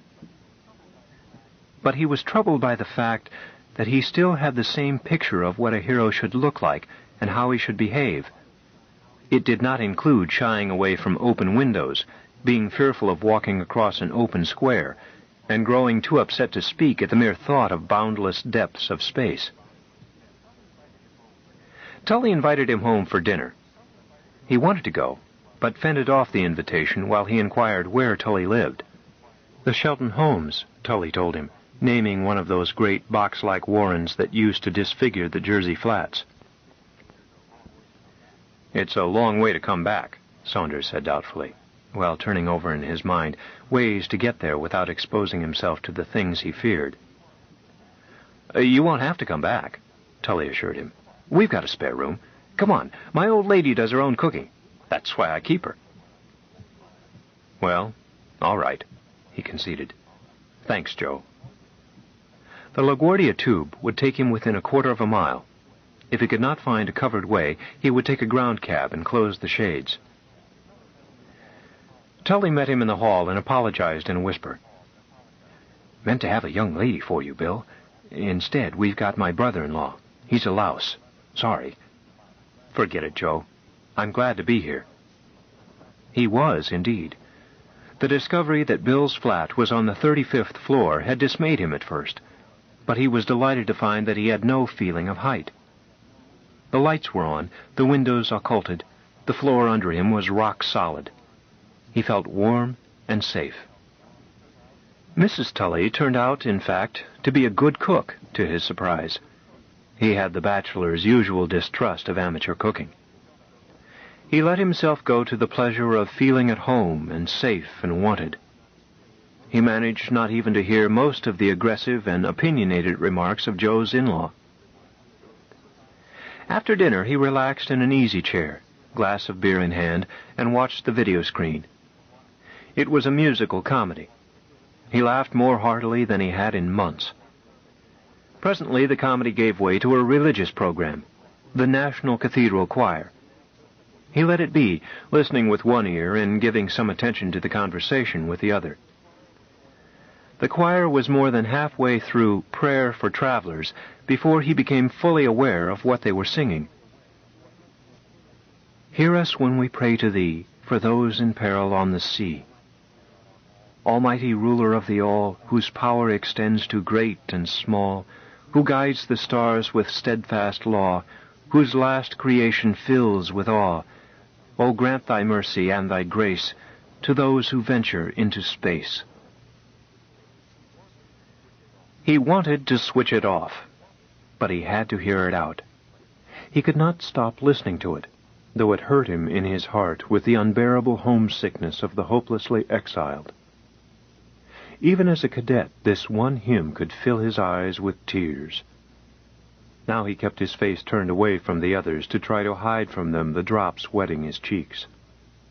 When the choir's amen let him do so, he switched quickly to any other program, and remained bent over the instrument, pretending to fiddle with it, while he composed his features. Then he turned back to the company, outwardly serene, though it seemed to him that anyone could see the hard, aching knot in his middle. The brother-in-law was still sounding off. "We ought to annex them," he was saying. "That's what we ought to do. 3 planets treaty. What a lot of ruddy rot. What right have they got to tell us what we can and can't do on Mars?" "Well, Ed," Tully said mildly, "it's their planet, isn't it? They were there first." Ed brushed it aside. "Did we ask the Indians whether or not they wanted us in North America? Nobody has any right to hang on to something he doesn't know how to use, with proper exploitation." "You've been speculating, Ed." "Huh? It wouldn't be speculation if the government wasn't made up of a bunch of weak-spined old women. Rights of natives, indeed. What rights do a bunch of degenerates have?" Saunders found himself contrasting Ed Schultz with Nath Suth, the only Martian he himself had ever known well. Gentle Nath, who had been old before Ed was born, and yet was rated as young among his own kind. Nath. Why, Nath could sit for hours with a friend or trusted acquaintance, say nothing, needing to say nothing. Growing together, they called it. His entire race had so grown together that they needed no government until the Earthman came. Saunders had once asked his friend why he exerted himself so little, was satisfied with so little. More than an hour passed, and Saunders was beginning to regret his inquisitiveness when Nath replied, "My fathers have labored, and I am weary." Saunders sat up and faced the brother-in-law. "They are not degenerate." "Huh? I suppose you are an expert?" "The Martians aren't degenerate. They're just tired," Saunders persisted. Tully grinned. His brother-in-law saw it and became surly. "What gives you the right to an opinion? Have you ever been to Mars?" Saunders realized suddenly that he had let his censors down. "Have you?" he answered cautiously. "That's beside the point. The best minds all agree." Bill let him go on and did not contradict him again. It was a relief when Tully suggested that, since they all had to be up early, maybe it was about time to think about beginning to get ready to go to bed. He said good night to Mrs. Tully and thanked her for a wonderful dinner. then followed Tully into the guest room. "Only way to get rid of that family curse we're saddled with, Bill," he apologized. "Stay up as long as you like." Tully stepped to the window and opened it. "You'll sleep well here. We're up high enough to get honest-to-goodness fresh air." He stuck his head out and took a couple of big breaths. "Nothing like the real article," he continued as he withdrew from the window. "I'm a country boy at heart." "What's the matter, Bill?" "Nothing. Nothing at all." "I thought you looked a little pale. Well, sleep tight. I've already set your bed for 7. That'll give us plenty of time." "Thanks, Joe. Good night." As soon as Tully was out of the room, he braced himself, then went over and closed the window. Sweating, he turned away and switched the ventilation back on. That done, he sank down on the edge of the bed. He sat there for a long time, striking one cigarette after another. He knew too well that the peace of mind he thought he had regained was unreal.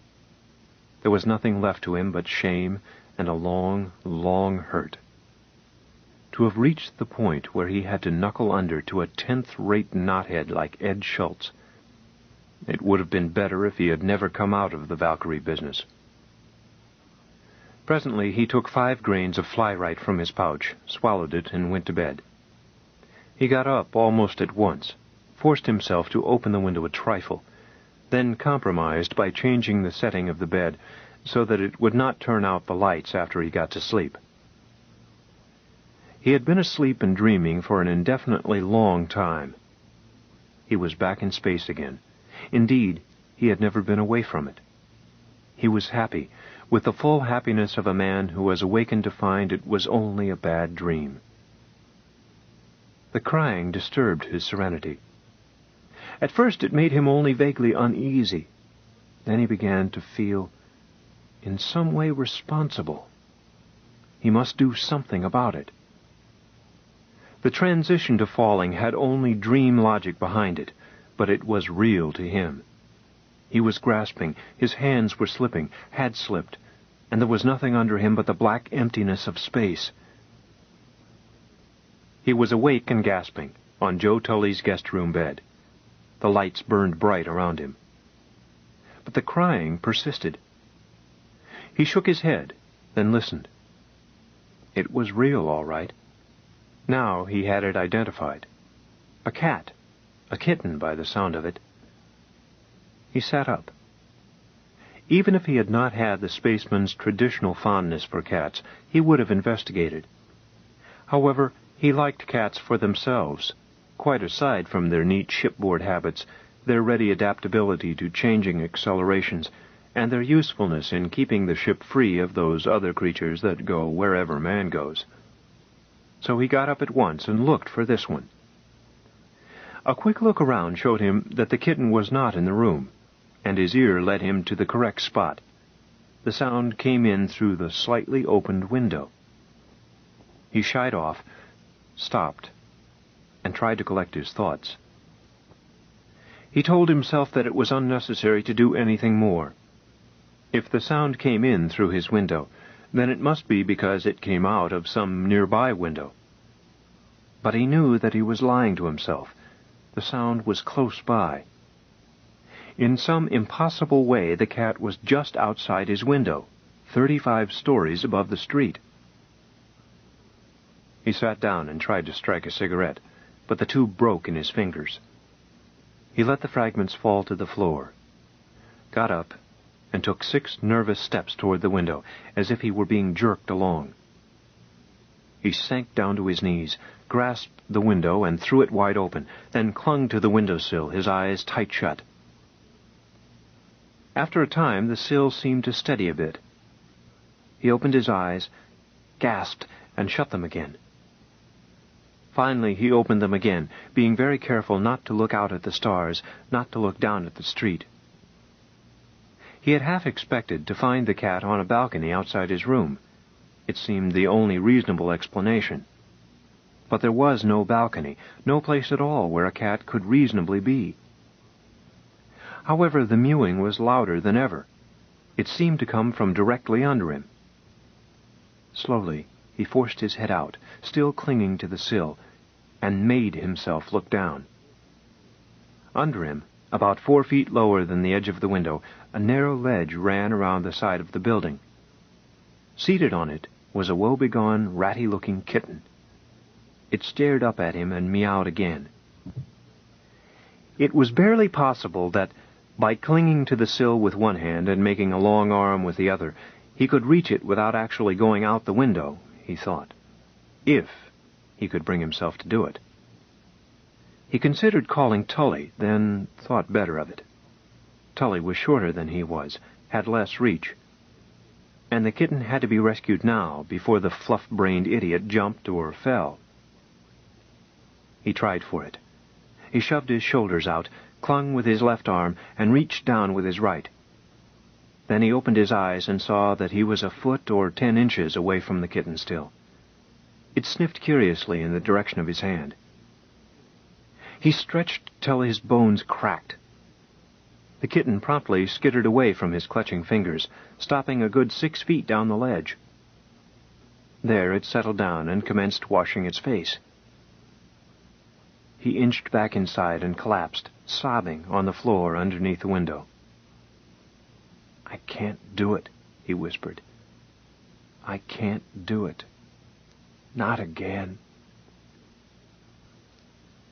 The rocket ship Valkyrie was 249 days out from Earth-Luna Space Terminal and approaching Mars Terminal on Deimos, outer Martian satellite. William Cole, Chief Communications Officer and relief pilot, was sleeping sweetly when his assistant shook him. "Hey, Bill, wake up, we're in a jam." "Huh? What's that?" But he was already reaching for his socks. "What's the trouble, Tom?" 15 minutes later, he knew that his junior officer had not exaggerated. He was reporting the facts to the old man. The primary piloting radar was out of whack. Tom Sandberg had discovered it during a routine check, made as soon as Mars was inside the maximum range of the radar pilot. The captain had shrugged. "Fix it, mister. And be quick about it. We need it." Bill Cole shook his head. "There's nothing wrong with it, Captain. Inside. She acts as if the antenna were gone completely." "That's impossible. We haven't even had a meteor alarm." "Might be anything, Captain. Might be metal fatigue and it just fell off. But we've got to replace that antenna. Stop the spin on the ship and I'll go out and fix it. I can jury-rig a replacement while she loses her spin." The Valkyrie was a luxury ship of her day. She was assembled long before anyone had any idea of how to produce an artificial gravity field. Nevertheless, she had pseudogravity for the comfort of her passengers. She spun endlessly around her main axis, like a shell from a rifled gun. The resulting angular acceleration, miscalled centrifugal force, kept her passengers firm in their beds or steady on their feet. The spin was started as soon as her rocket stopped blasting at the beginning of a trip, and was stopped only when it was necessary to maneuver into a landing. It was accomplished not by magic, but by reaction against the contrary spin of a flywheel located on her center line. The captain looked annoyed. "I've started to take the spin off, but I can't wait that long. Jury-rig the astrogational radar for piloting." Cole started to explain why the astrogational radar could not be adapted to short-range work, then decided not to try. "It can't be done, sir. It's a technical impossibility." "When I was your age, I could jury-rig anything. Well, find me an answer, mister. I can't take this ship down blind, not even for the Harriman medal." Bill Cole hesitated for a moment before replying. "I'll have to go out while she's still got spin on her, Captain, and make the replacement. There isn't any other way to do it." The captain looked away from him, his jaw muscles flexed. "Get the replacement ready. Hurry up about it." Cole found the captain already at the airlock when he arrived with the gear he needed for the repair. To his surprise, the old man was suited up. "Explain to me what I'm to do," he ordered Bill. "You're not going out, sir." The captain simply nodded. Bill took a look at his captain's waistline. or where his waistline used to be. Why, the old man must be 35 if he were a day. I'm afraid I can't explain too clearly. I had expected to make the repair myself. I've never asked a man to do a job I wouldn't do myself. Explain it to me. Excuse me, sir, but can you chin yourself with one hand? What's that got to do with it? Well, we've got 48 passengers, sir, and... Shut up. Sandberg and he, both in spacesuits, helped the old man down the hole after the inner door of the lock was closed and the air exhausted. The space beyond the lock was a vast, star-flecked emptiness. With spin still on the ship, every direction outward was down for millions of uncounted miles. They put a safety line on him, of course. Nevertheless, it gave him a sinking feeling to see the captain's head disappear in the bottomless black hole. The line paid out steadily for several feet, then stopped. When it had been stopped for several minutes, Bill leaned over and touched his helmet against Sandberg's. "Hang on to my feet. I'm going to take a look." He hung head down out the lock and looked around. The captain was stopped, hanging by both hands, nowhere near the antenna fixture. He scrambled back up and reversed himself. "I'm going out."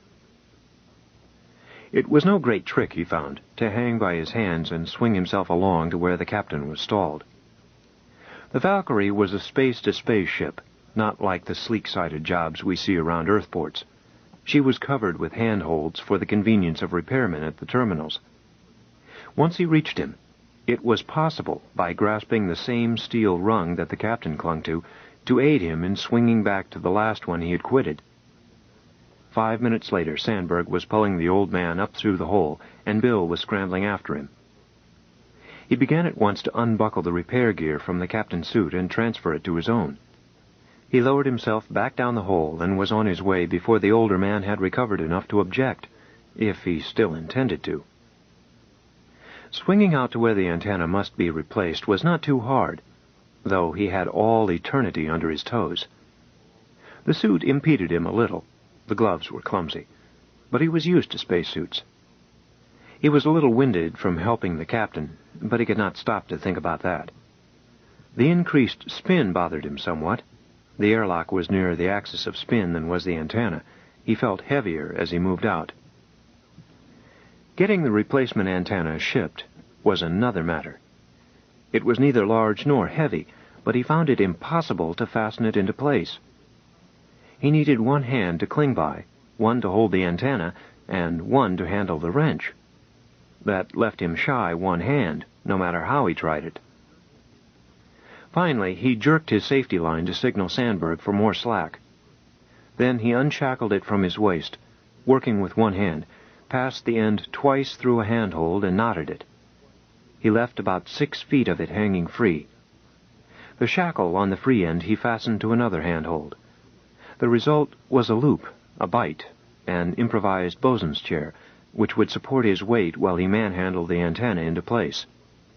The job went fairly quickly then. He was almost through. There remained one bolt to fasten on the far side, away from where he swung. The antenna was already secured at 2 points and its circuit connection made. He decided he could manage it with one hand. He left his perch and swung over monkey fashion. The wrench slipped as he finished tightening the bolt. It slipped from his grasp, fell free. He watched it go, out and out and out, down and down and down, until it was so small he could no longer see it. It made him dizzy to watch it, bright in the sunlight against the deep black of space. He had been too busy to look down, up to now. He shivered. "Good thing I was through with it," he said. "It would be a long walk to fetch it." He started to make his way back. He found that he could not. He had swung past the antenna to reach his present position, using a grip on his safety line swing to give him a few inches more reach. Now the loop of line hung quietly, just out of reach. There was no way to reverse the process. He hung by both hands and told himself not to get panicky.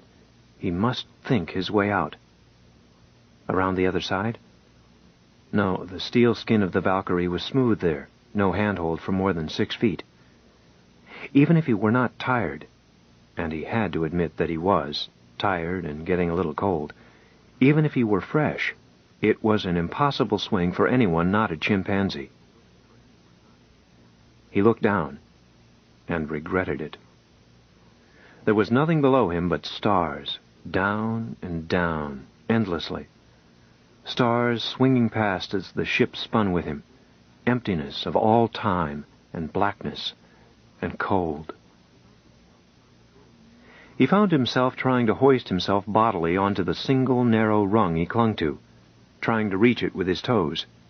It was a futile, strength-wasting excess. He quieted his panic sufficiently to stop it, then hung limp. It was easier if he kept his eyes closed, but after a while he always had to open them and look. The Big Dipper would swing past, and then, presently, Orion. He tried to compute the passing minutes in terms of the number of rotations the ship made, but his mind would not work clearly, and after a while he would have to shut his eyes. His hands were becoming stiff and cold. He tried to rest them by hanging by one hand at a time. He let go with his left hand, felt pins and needles course through it, and beat it against his side. Presently it seemed time to spell his right hand. He could no longer reach up to the rung with his left hand. He did not have the power left in him to make the extra pull. He was fully extended and could not shorten himself enough to get his left hand up. He could no longer feel his right hand at all. He could see it slip. It was slipping. The sudden release in tension let him know that he was falling. Falling. The ship dropped away from him.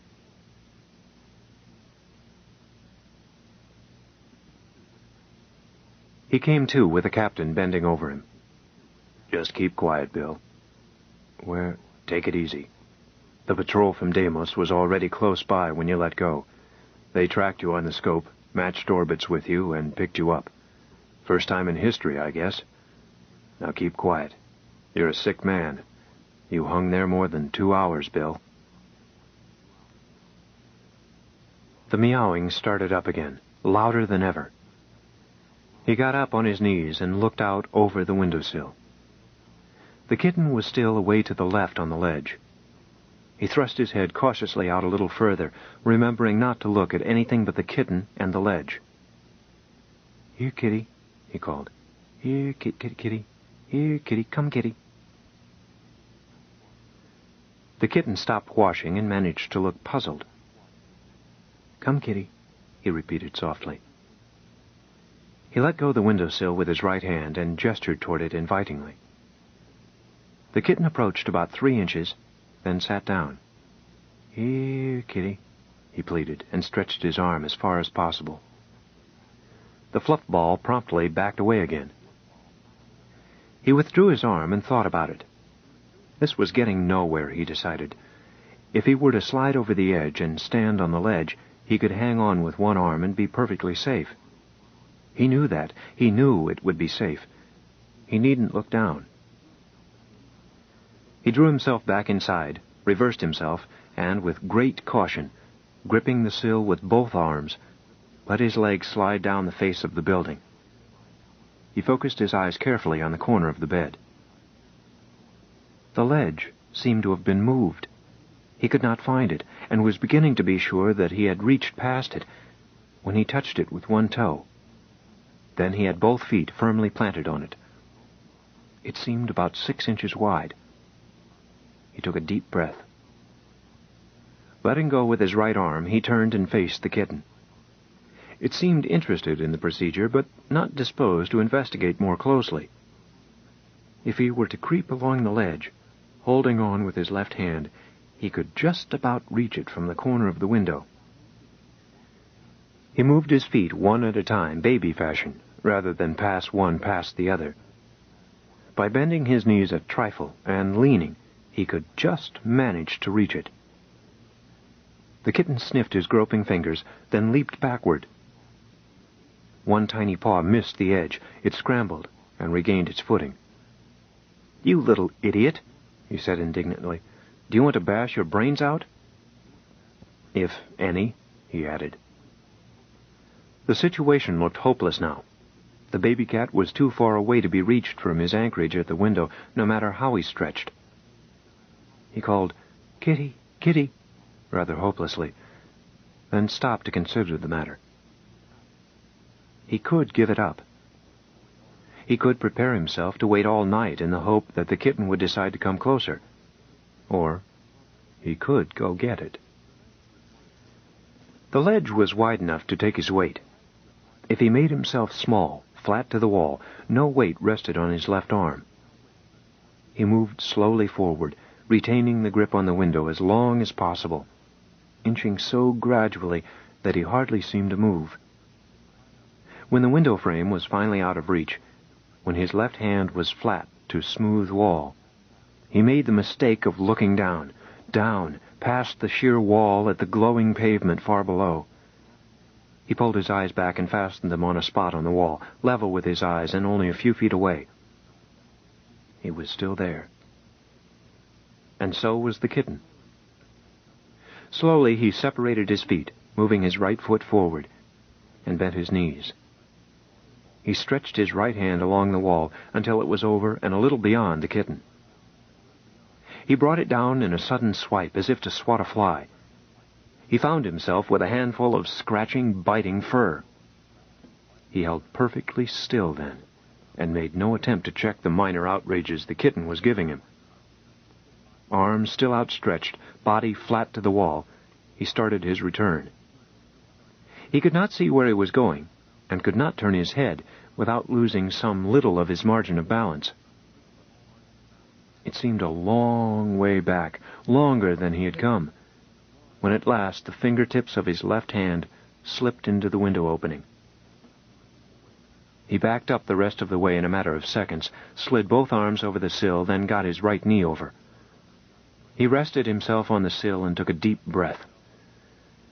"Man," he said aloud, "that was a tight squeeze. You're a menace to traffic, little cat." He glanced down at the pavement. It was certainly a long way down. Looked hard, too.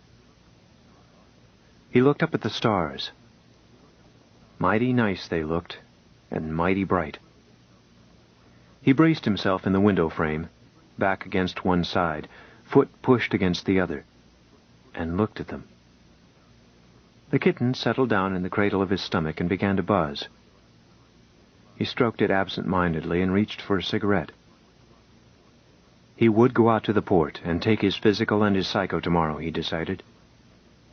He scratched the kitten's ears. "Little Fluffhead," he said, "how would you like to take a long, long ride with me?"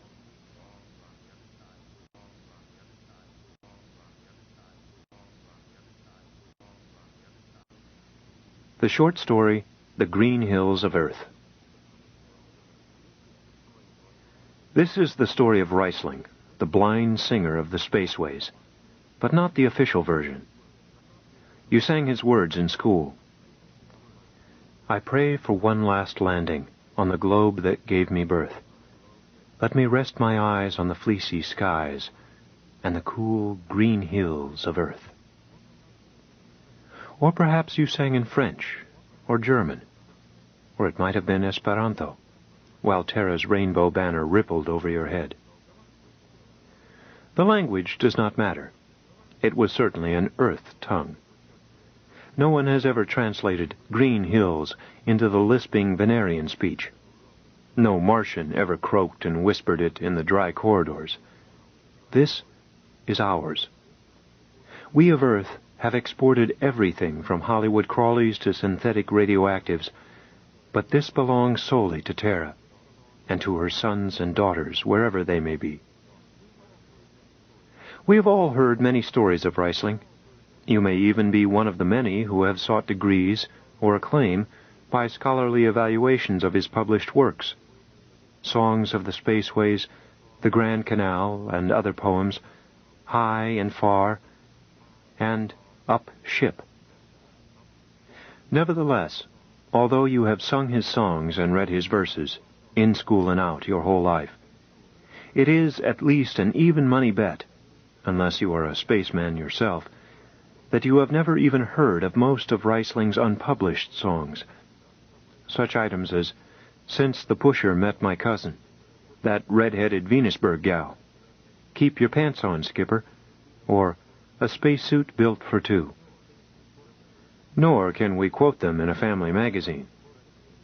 Reisling's reputation was protected by a careful literary executor, and by the happy chance that he was never interviewed.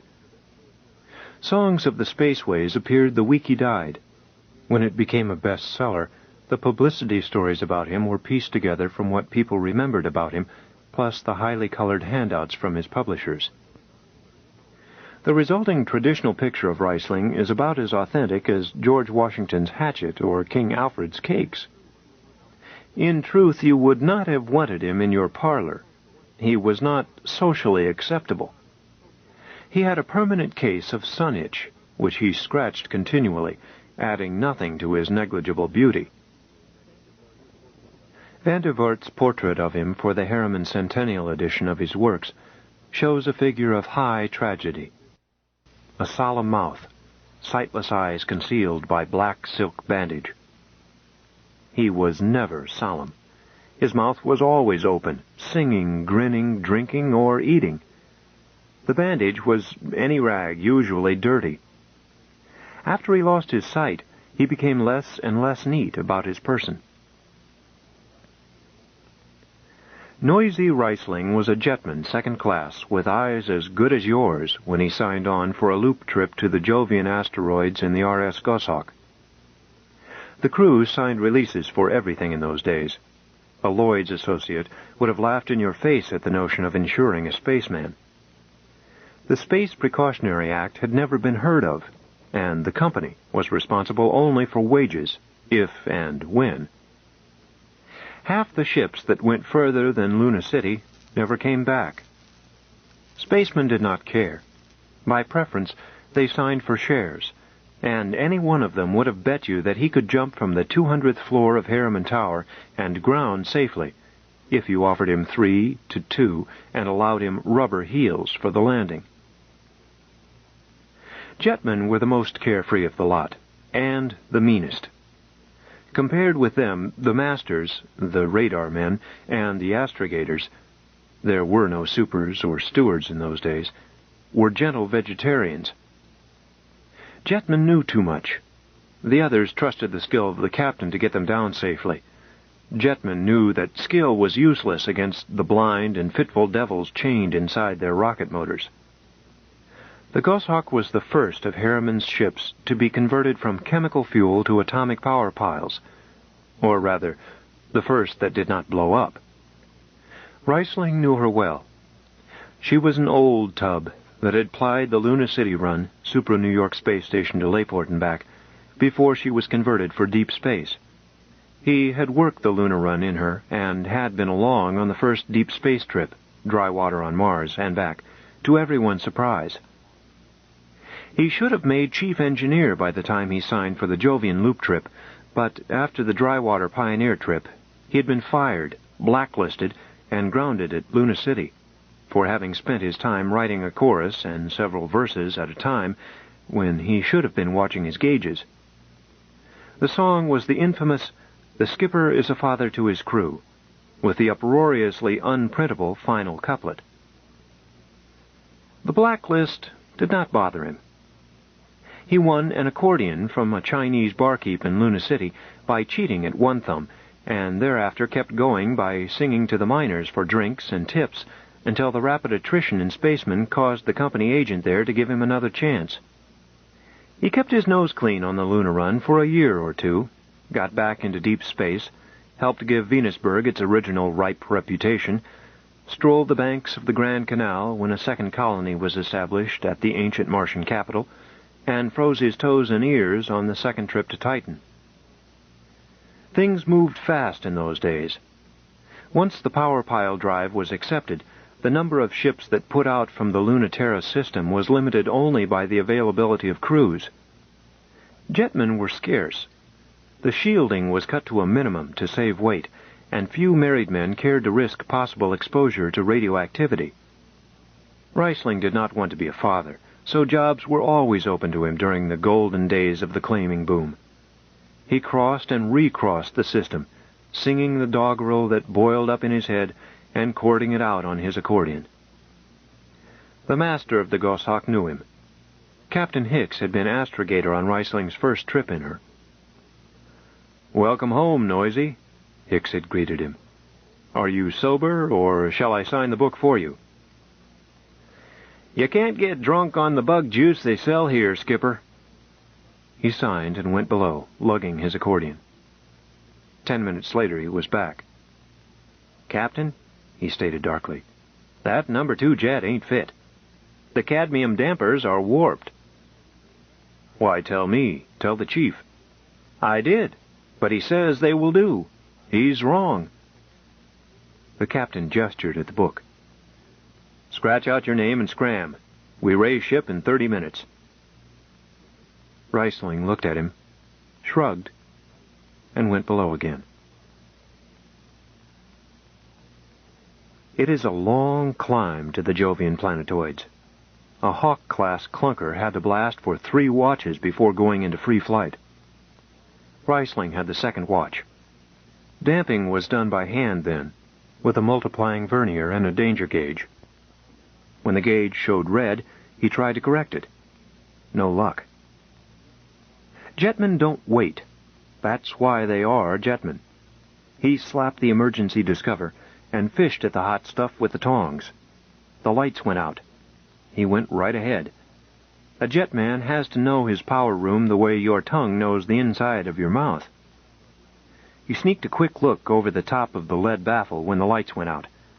The blue radioactive glow did not help him any.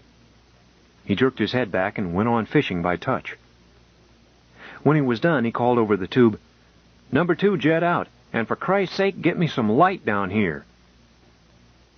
There was light, the emergency circuit, but not for him. The blue radioactive glow was the last thing his optic nerve ever responded to. 2. As time and space come bending back to shape this star-specked scene, the tranquil tears of tragic joy still spread their silver sheen. Along the Grand Canal still soar the fragile towers of truth. Their fairy grace defends this place of beauty, calm, and couth. Bone tired the race that raised the towers, forgotten are their lores. Long gone the gods who shed the tears that lap these crystal shores. Slow beats the time-worn heart of Mars beneath this icy sky. The thin air whispers voicelessly that all who live must die. Yet still the lacy spires of truth sing beauty's madrigal, and she herself will ever dwell along the Grand Canal. From the Grand Canal, by permission of Lux Transcriptions Limited, London and Luna City. On the swing back, they set Reisling down on Mars at dry water. The boys passed the hat, and the skipper kicked in a half-month's pay. That was all. Finish. Just another space bum who had not had the good fortune to finish it off when his luck ran out. He holed up with the prospectors and archaeologists at How Far for a month or so, and could probably have stayed forever in exchange for his songs and his accordion playing.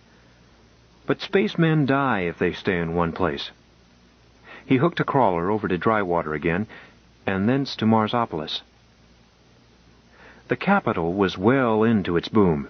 The processing plants lined the Grand Canal on both sides and roiled the ancient waters with the filth of the runoff. This was before the Tri-Planet Treaty forbade disturbing cultural relics for commerce. Half the slender fairy-like towers had been torn down, and others were disfigured to adapt them as pressurized buildings for Earthmen. Now, Reisling had never seen any of these changes, and no one described them to him. When he saw Marsopolis again, he visualized it as it had been, before it was rationalized for trade. His memory was good. He stood on the riparian esplanada where the ancient Great of Mars had taken their ease, and saw its beauty spreading out before his blinded eyes. Ice-blue plain of water, unmoved by tide, untouched by breeze, and reflecting serenely the sharp, bright stars of the Martian sky. And beyond the water, the lacy buttresses and flying towers of an architecture too delicate for our rumbling, heavy planet. The result was Grand Canal. The subtle change in his orientation, which enabled him to see beauty at Marsopolis where beauty was not, now began to affect his whole life. All women became beautiful to him. He knew them by their voices, and fitted their appearances to the sounds. It is a mean spirit indeed who will speak to a blind man other than in gentle friendliness. Scolds, who had given their husbands no peace, sweetened their voices to Riesling. It populated his world with beautiful women and gracious men. Dark Star Passing, Bernice's Hair, Death Song of a Wood's Colt, and his other love songs of the wanderers, the womenless men of space, were the direct result of the fact that his conceptions were unsullied by tawdry truths. It mellowed his approach, changed his doggerel to verse, and sometimes even to poetry. He had plenty of time to think now, time to get all the lovely words just so, and to worry a verse until it sang true in his head. The monotonous beat of jet song. When the field is clear, the reports all seen, when the lock sighs shut, when the lights wink green, when the checkoff's done, when it's time to pray, when the captain nods, when she blasts away. Hear the jets, hear them snarl at your back, when you're stretched on the rack. Feel your ribs clamp your chest, feel your neck grind its rest. Feel the pain in your ship, feel her strain in their grip. Feel her rise, feel her drive, straining steel come alive on her jets. Came to him not while he himself was a jetman, but later while he was hitchhiking from Mars to Venus and sitting out a watch with an old shipmate. At Venusberg he sang his new songs and some of the old in the bars. Someone would start a hat around for him. It would come back with a minstrel's usual take, doubled or tripled in recognition of the gallant spirit behind the bandaged eyes. It was an easy life. Any spaceport was his home, and any ship his private carriage. No skipper cared to refuse to lift the extra mass of blind Riesling in his squeeze box. He shuttled from Venusberg to Layport to Drywater to New Shanghai, or back again, as the whim took him. He never went closer to Earth than Supra-New York Space Station. Even when signing the contract for Songs of the Spaceways, he made his mark in a cabin-class liner somewhere between Luna City and Ganymede. Horowitz, the original publisher, was aboard for a second honeymoon and heard Riesling sing at a ship's party. Horowitz knew a good thing for the publishing trade when he heard it. The entire contents of Songs were sung directly into the tape in the communications room of the ship before he let Riesling out of his sight. The next 3 volumes were squeezed out of Riesling at Venusberg, where Horowitz had sent an agent to keep him liquored up until he had sung all he could remember. Up Ship is not certainly authentic Riesling throughout. Much of it is Riesling's, no doubt, and Jet Song is unquestionably his.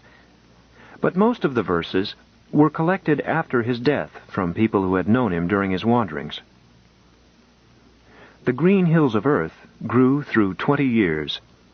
The earliest form we know about was composed before Riesling was blinded, during a drinking bout with some of the indentured men on Venus. The verses were concerned mostly with the things the labor clients intended to do back on Earth if and when they ever managed to pay their bounties and thereby be allowed to go home. Some of the stanzas were vulgar, some were not, but the chorus was recognizably that of Green Hills. We know exactly where the final form of Green Hills came from and when. There was a ship inn at Venus Ellis Isle, which was scheduled for the direct jump from there to Great Lakes, Illinois. She was the old Falcon, youngest of the Hawk class, and the first ship to apply the Harriman Trust's new policy of extra fare express service between Earth cities and any colony with scheduled stops. Reisling decided to ride her back to Earth. Perhaps his own song had gotten under his skin, or perhaps he just hankered to see his native Ozarks one more time. The company no longer permitted deadheads. Reisling knew this, but it never occurred to him that the ruling might apply to him. He was getting old, for a spaceman, and just a little matter of fact about his privileges. Not senile. He simply knew that he was one of the landmarks in space, along with Halley's Comet, the Rings, and Brewster's Ridge. He walked in the cruise port, went below, and made himself at home in the first empty acceleration couch. The captain found him there while making a last-minute tour of his ship. "What are you doing here?" he demanded. "Dragging it back to Earth, Captain." Reisling needed no eyes to see a skipper's 4 stripes. "You can't drag in this ship. You know the rules. Shake a leg and get out of here. We raise ship at once." The captain was young. He had come up after Reisling's active time, but Reisling knew the type. 5 years at Harriman Hall with only cadet practice trips instead of solid, deep space experience. The two men did not touch in background nor spirit. Space was changing. "Now, Captain, you wouldn't begrudge an old man a trip home?" The officer hesitated. Several of the crew had stopped to listen. "I can't do it. Space Precautionary Act, Clause 6. No one shall enter space save as a licensed member of a crew of a chartered vessel or as a paying passenger of such a vessel under such regulations as may be issued pursuant to this act." Up you get and out you go. Reisling lolled back, his hands under his head. "If I've got to go, I'm damned if I'll walk. Carry me." The captain bit his lip and said, "Master-at-arms, have this man removed."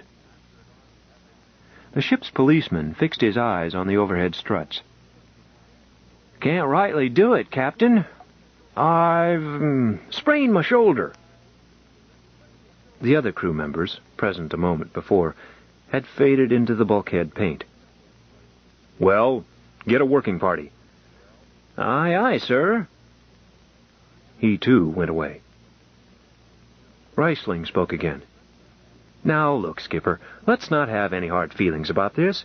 You've got an out to carry me if you want to. The distressed spaceman clause."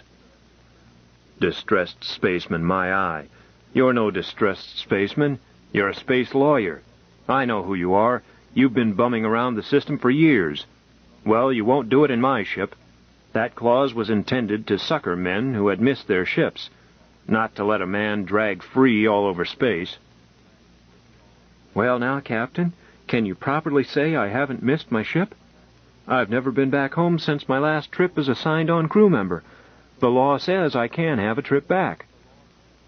"But that was years ago. You've used up your chance." "Have I now? The clause doesn't say a word about how soon a man has to take his trip back. It just says he's got it coming to him. Go look it up, Skipper. If I'm wrong, I'll not only walk out on my 2 legs, I'll beg your humble pardon in front of your crew. Go on, look it up. Be a sport." Reisling could feel the man's glare, but he turned and stomped out of the compartment. Reisling knew that he had used his blindness to place the captain in an impossible position, but this did not embarrass Reisling. He rather enjoyed it. 10 minutes later, the siren sounded. He heard the orders on the bullhorn for up stations.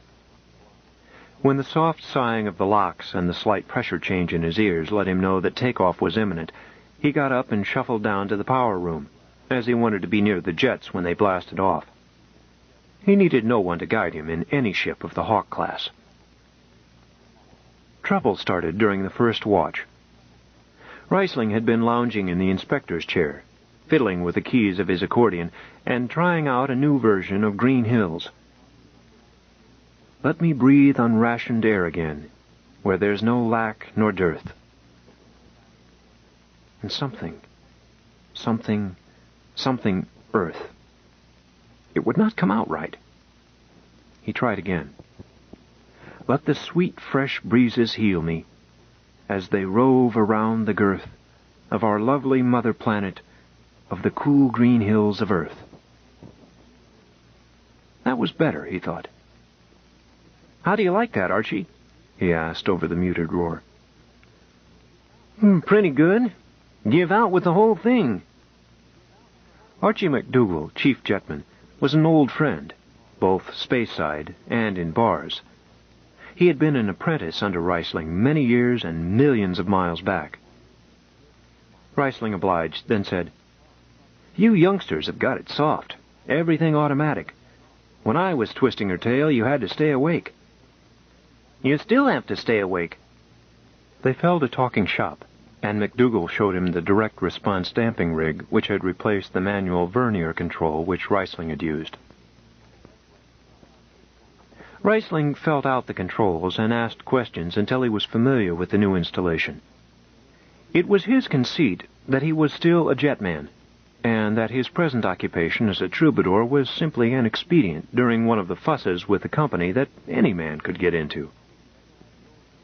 I see you still have the old hand-damping plates installed, he remarked, his agile fingers flitting over the equipment. All except the links. I unshipped them because they obscure the dials. You ought to have them shipped. You might need them. Oh, I don't know. I think... Reisling never did find out what McDougal thought, for it was at that moment the trouble tore loose. McDougal caught it square, a blast of radioactivity that burned him down where he stood. Reisling sensed what had happened. Automatic reflexes of old habit came out. He slapped the Discover and rang the alarm to the control room simultaneously. Then he remembered the unshipped links. He had to grope until he found them, while trying to keep as low as he could to get maximum benefit from the baffles. Nothing but the links bothered him as to location. The place was as light to him as any place could be. He knew every spot, every control, the way he knew the keys of his accordion. Power room, what's the alarm? Stay out, Reisling shouted. This place is hot. He could feel it on his face and in his bones like desert sunshine. The links he got into place, after cursing someone, anyone, for having failed to rack the wrench he needed. Then he commenced trying to reduce the trouble by hand. It was a long job and ticklish. Presently he decided that the jet would have to be spilled, pile and all. First he reported, Control? Control, aye, aye. Spilling Jet 3, emergency. Is this McDougal? McDougal is dead. This is Reisling on watch. Stand by to record. There was no answer. Dumbfounded the skipper may have been, but he could not interfere in a power room emergency. He had the ship to consider, and the passengers and crew. The doors had to stay closed. The captain must have been still more surprised at what Reisling sent for record. It was, We rot in the moulds of Venus, we retch at her tainted breath. Foul are her flooded jungles, crawling with unclean death. Reisling went on cataloguing the solar system as he worked. Harsh, bright soil of Luna, Saturn's rainbow rings, the frozen night of Titan, all the while opening and spilling the jet and fishing it clean. He finished with an alternate chorus. We've tried each spinning space mote and reckoned its true worth. Take us back again to the homes of men on the cool green hills of Earth. Then, almost absent-mindedly, remembered to tack on his revised first verse. The arching sky is calling spacemen back to their trade. All hands stand by, free falling, and the lights below us fade. Outride the sons of Terra, far drives the thundering jet. Up leaps the race of Earthmen, out far and onward yet. The ship was safe now, and ready to limp home shy one jet. As for himself, Reisling was not so sure. That sunburn seemed sharp, he thought. He was unable to see the bright, rosy fog in which he worked, but he knew it was there.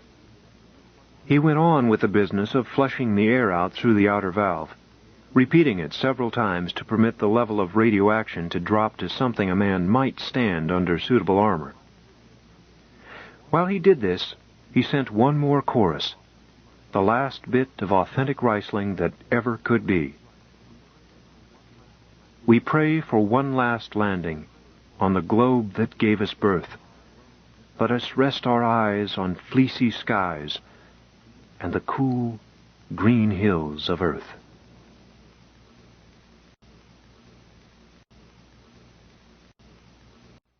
The last short story, Logic of Empire. Don't be a sentimental fool, Sam. Sentimental or not, Jones persisted, I know human slavery when I see it. That's what you've got on Venus. Humphrey Wingate snorted. That's utterly ridiculous. The company's labor clients are employees working under legal contracts, freely entered into.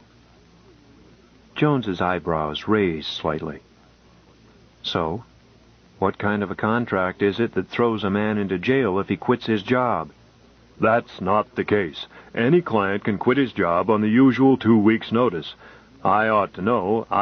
Yes, I know, agreed Jones in a tired voice. You're a lawyer.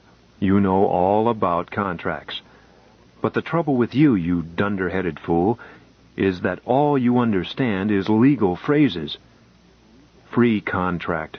Nuts. What I'm talking about is facts, not legalisms. I don't care what the contract says. Those people are slaves.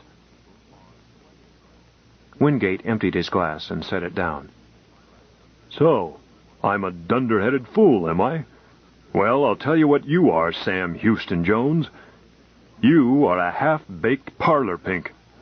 You've never had to work for a living in your life, and you think it's just too dreadful that anyone else should have to. No, wait a minute, he continued as Jones opened his mouth. Listen to me. The company's clients on Venus are a damn sight better off than most people of their own class here on Earth. They are certain of a job, of food, and a place to sleep. If they get sick, they're certain of medical attention. The trouble with people of that class is that they don't want to work. Who does? Don't be funny.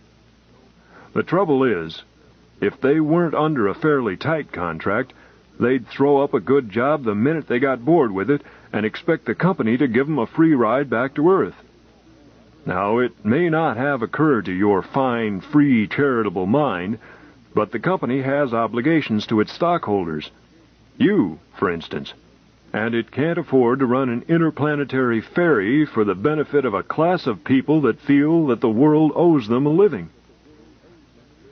You got me that time, pal, Jones acknowledged with a wry face. That crack about my being a stockholder. I'm ashamed of it. Then why don't you sell? Jones looked disgusted. What kind of a solution is that? Do you think I can avoid the responsibility of knowing about it, just unloading my stock? Oh, the devil with it, said Wingate. Drink up. Right-o, agreed Jones. It was his first night aground after a practice cruise as a reserve officer. He needed to catch up on his drinking. Too bad, thought Wingate, that the cruise should have touched at Venus. All out, all out. Up all you idlers. Show a leg there. Show a leg and grab a sock. The raucous voice sawed its way through Wingate's aching head. He opened his eyes, was blinded by raw white light, and shut them hastily. But the voice would not let him alone. 10 minutes till breakfast, it rasped. Come and get it, or we'll throw it out. He opened his eyes again, and with trembling willpower forced them to track. Legs moved past his eyes, denim-clad legs mostly, though some were bare. Repulsive, hairy nakedness. A confusion of male voices, from which he could catch words but not sentences, was accompanied by an obligato of metallic sounds, muffled but pervasive. Shuk, shuk, thump. Shuk, shuk, thump. The thump, with which the cycle was completed, hurt his aching head, but was not as nerve-stretching as another noise, a toneless, whirring sibilance, which he could neither locate nor escape. The air was full of the odor of human beings, too many of them in too small a space. There was nothing so distinct as to be fairly termed a stench, nor was the supply of oxygen inadequate. But the room was filled with the warm, slightly musky smell of bodies still heated by bedclothes, bodies not dirty but not freshly washed. It was oppressive and unappetizing, in his present state almost nauseating. He began to have some appreciation of the nature of his surroundings. He was in a bunk room of some sort. It was crowded with men getting up, shuffling about, pulling on clothes. He lay on the bottommost of a tier of 4 narrow bunks. Through the interstices between the legs which crowded around him and moved past his face, he could see other such tiers around the walls and away from the walls, stacked floor to ceiling and supported by stanchions. Someone sat down on the foot of Wingate's bunk, crowding his broad fundament against Wingate's ankles while he drew on his socks. Wingate squirmed his feet away from the intrusion. The stranger turned his face toward him. "Did I crowd you, bud? Sorry." Then he added, not unkindly, "Better rustle out of there. The master-at-arms will be riding you to get them bunks up." He yawned hugely and started to get up, quite evidently having dismissed Wingate and Wingate's affairs from his mind. "Wait a minute," Wingate demanded hastily. "Huh?" "Where am I? In jail?" The stranger studied Wingate's bloodshot eyes and puffy, unwashed face with detached but unmalicious interest. "Boy, oh boy, you must have done a good job of drinking up your bounty money." "Bounty money? What the hell are you talking about?"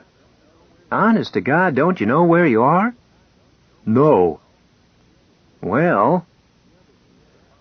The other seemed reluctant to proclaim a truth made silly by its self-evidence, until Wingate's expression convinced him that he really wanted to know.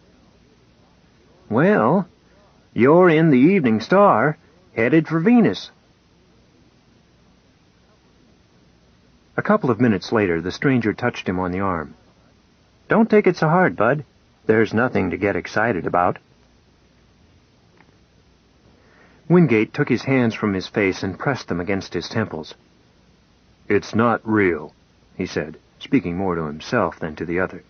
"It can't be real." "Stow it. Come and get your breakfast." "I couldn't eat anything." "Nuts. Know how you feel. Felt that way sometimes myself. Food is just the ticket." The master-at-arms settled the issue by coming up and prodding Wingate in the ribs with his truncheon. "What do you think this is, sick bay or first class? Get those bunks hooked up." "Easy, mate, easy," Wingate's new acquaintance conciliated. "Our pal's not himself this morning." As he spoke, he dragged Wingate to his feet with one massive hand, then with the other shoved the tier of bunks up and against the wall. Hooks clicked into their sockets, and the tier stayed up, flat to the wall. "He'll be a damn sight less himself if he interferes with my routine," the petty officer predicted. But he moved on. Wingate stood barefooted on the floor plates, immobile and overcome by a feeling of helpless indecision, which was reinforced by the fact that he was dressed only in his underwear. His champion studied him. "You forgot your pillow. Here." He reached down into the pocket formed by the lowest bunk and the wall and hauled out a flat package covered with transparent plastic. He broke the seal and shook out the contents, a single coverall garment of heavy denim. Wingate put it on gratefully. "You can get the squeezer to issue you a pair of slippers after breakfast," his friend added. Right now, we gotta eat." The last of the queue had left the galley window by the time they reached it, and the window was closed. Wingate's companion pounded on it. "Open up in there." It slammed open. "No seconds," a face announced. The stranger prevented the descent of the window with his hand. "We don't want seconds, shipmate. We want firsts." "Why the devil can't you show up on time?" the galley functionary groused. But he slapped 2 ration cartons down on the broad sill of the issuing window. The big fellow handed one to Wingate and sat down on the floor plates, his back supported by the galley bulkhead. "What's your name, bud?" he inquired as he skinned the cover off his ration. "Mine's Hartley. Satchel Hartley." "Mine's Humphrey Wingate." "Okay, Hump. Pleased to meet you. Now, what's all this song and dance you've been giving me?" He spooned up an impossible bite of baked eggs and sucked coffee from the end of his carton. "Well," said Wingate, his face twisted with worry, "I guess I've been shanghaied." He tried to emulate Hartley's method of drinking and got the brown liquid over his face. "Here, that's no way to do," Hartley said hastily. "Put the nipple in your mouth, then don't squeeze any harder than you suck, like this." He illustrated. "Your theory don't seem very sound to me. The company don't need crimps, when there's plenty of guys standing in line for a chance to sign up. What happened? Can't you remember?" Wingate tried. "The last thing I recall," he said, "is arguing with a gyro driver over his fare." Hartley nodded. "They'll gyp you every time. Do you think he put a slug on you?" "Well, no, I guess not. I seem to be all right, except for the damnedest hangover you can imagine." "You'll feel better. You ought to be glad the Evening Star is a high-gravity ship instead of a trajectory job. Then you'd really be sick and no fooling." "How's that?" "I mean that she accelerates or decelerates her whole run. Has to, because she carries cabin passengers. If we had been sent by a freighter, it'd be a different story. They gun 'em into the right trajectory, then go weightless for the rest of the trip. Man, how the new chums do suffer." He chuckled. Wingate was in no condition to dwell on the hardships of space sickness. "What I can't figure out," he said, "is how I landed here. Do you suppose they could have brought me aboard by mistake, thinking I was somebody else?" "Can't say. Say, aren't you going to finish your breakfast?" "I've had all I want." Hartley took his statement as an invitation and quickly finished off Wingate's ration. Then he stood up, crumpled the 2 cartons into a ball, stuffed them down a disposal chute, and said, "What are you going to do about it?" "What am I going to do about it?" A look of decision came over Wingate's face.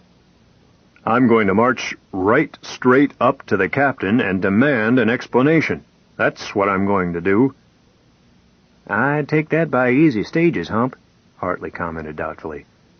"Easy stages, hell." He stood up quickly. "Oh, my head." The Master-at-Arms referred them to the Chief Master-at-Arms in order to get rid of them. Hartley waited with Wingate outside the stateroom of the Chief Master-at-Arms to keep him company. "Better sell him your bill of goods pretty pronto," he advised. "Why?" "We'll ground on the moon in a few hours. The stop to refuel at Luna City for deep space will be your last chance to get out, unless you want to walk back." "I hadn't thought of that," Wingate agreed delightedly. "I thought I'd have to make the round trip in any case." "Shouldn't be surprised but what you could pick up the Morning Star in a week or 2. If it's their mistake, they'll have to return you." "I can beat that," said Wingate eagerly. "I'll go right straight to the bank at Luna City, have them arrange a letter of credit with my bank, and buy a ticket on the Earth-Moon shuttle." Hartley's manner underwent a subtle change. He had never in his life arranged a letter of credit. Perhaps such a man could walk up to the captain and lay down the law. The Chief Master-at-Arms listened to Wingate's story with obvious impatience, and interrupted him in the middle of it to consult his roster of emigrants. He thumbed through it to the W's and pointed to a line. Wingate read it with a sinking feeling. There was his own name, correctly spelled. "Now get out," ordered the official, "and quit wasting my time." But Wingate stood up to him. "You have no authority in this matter, none whatsoever. I insist that you take me to the captain." "Why, you—" Wingate thought momentarily that the man was going to strike him. He interrupted. "Be careful what you do. You are apparently the victim of an honest mistake, but your legal position will be very shaky indeed if you disregard the requirements of space-wise law under which this vessel is licensed. I don't think your captain would be pleased to have to explain such actions on your part in federal court." That he had gotten the man angry was evident, but a man does not get to be chief police officer of a major transport by jeopardizing his superior officers. His jaw muscles twitched, but he pressed a button, saying nothing. A junior master-at-arms appeared. "Take this man to the purser." He turned his back in dismissal and dialed a number on the ship's intercommunication system. Wingate was let in to see the purser, ex officio company business agent, after only a short wait. "What's this all about?" the officer demanded. "If you have a complaint, why can't you present it at the morning hearings in the regular order?" Wingate explained his predicament as clearly, convincingly, and persuasively as he knew how. "And so you see," he concluded, "I want to be put aground at Luna City. I have no desire to cause the company any embarrassment over what was undoubtedly an unintentional mishap, particularly as I am forced to admit that I had been celebrating rather freely and, perhaps, in some manner, contributed to the mistake." The purser, who had listened noncommittally to his recital, made no answer. He shuffled through a high stack of file folders which rested on one corner of his desk, selected one, and opened it. It contained a sheaf of legal-sized papers clipped together at the top. These he studied leisurely for several minutes while Wingate stood waiting. The purser breathed with an asthmatic noisiness while he read, and from time to time drummed on his bared teeth with his fingernails. Wingate had about decided, in his none too steady nervous condition, that if the man approached his hand to his mouth just once more, that he, Wingate, would scream and start throwing things. At this point the purser chucked the dossier across the desk toward Wingate. "Better have a look at these," he said. Wingate did so. The main exhibit he found to be a contract, duly entered into, between Humphrey Wingate and the Venus Development Company for 6 years of indentured labor on the planet Venus. "That your signature?" asked the purser. Wingate's professional caution stood him in good stead. He studied the signature closely in order to gain time while he tried to collect his wits. "Well," he said at last, "I will stipulate that it looks very much like my signature, but I will not concede that it is my signature. I'm not a handwriting expert." The purser brushed aside the objection with an air of annoyance. "I haven't time to quibble with you. Let's check the thumbprint. Here." He shoved an impression pad across his desk. For a moment, Wingate considered standing on his legal rights by refusing, but no, that would prejudice his case. He had nothing to lose. It couldn't be his thumbprint on the contract, unless... But it was. Even his untrained eye could see that the two prints matched. He fought back a surge of panic.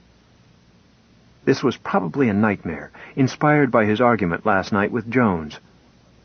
Or, if by some wild chance it were real, it was a frame-up in which he must find the flaw. Men of his sort were not framed. The whole thing was ridiculous. He marshaled his words carefully. "I won't dispute your position, my dear sir.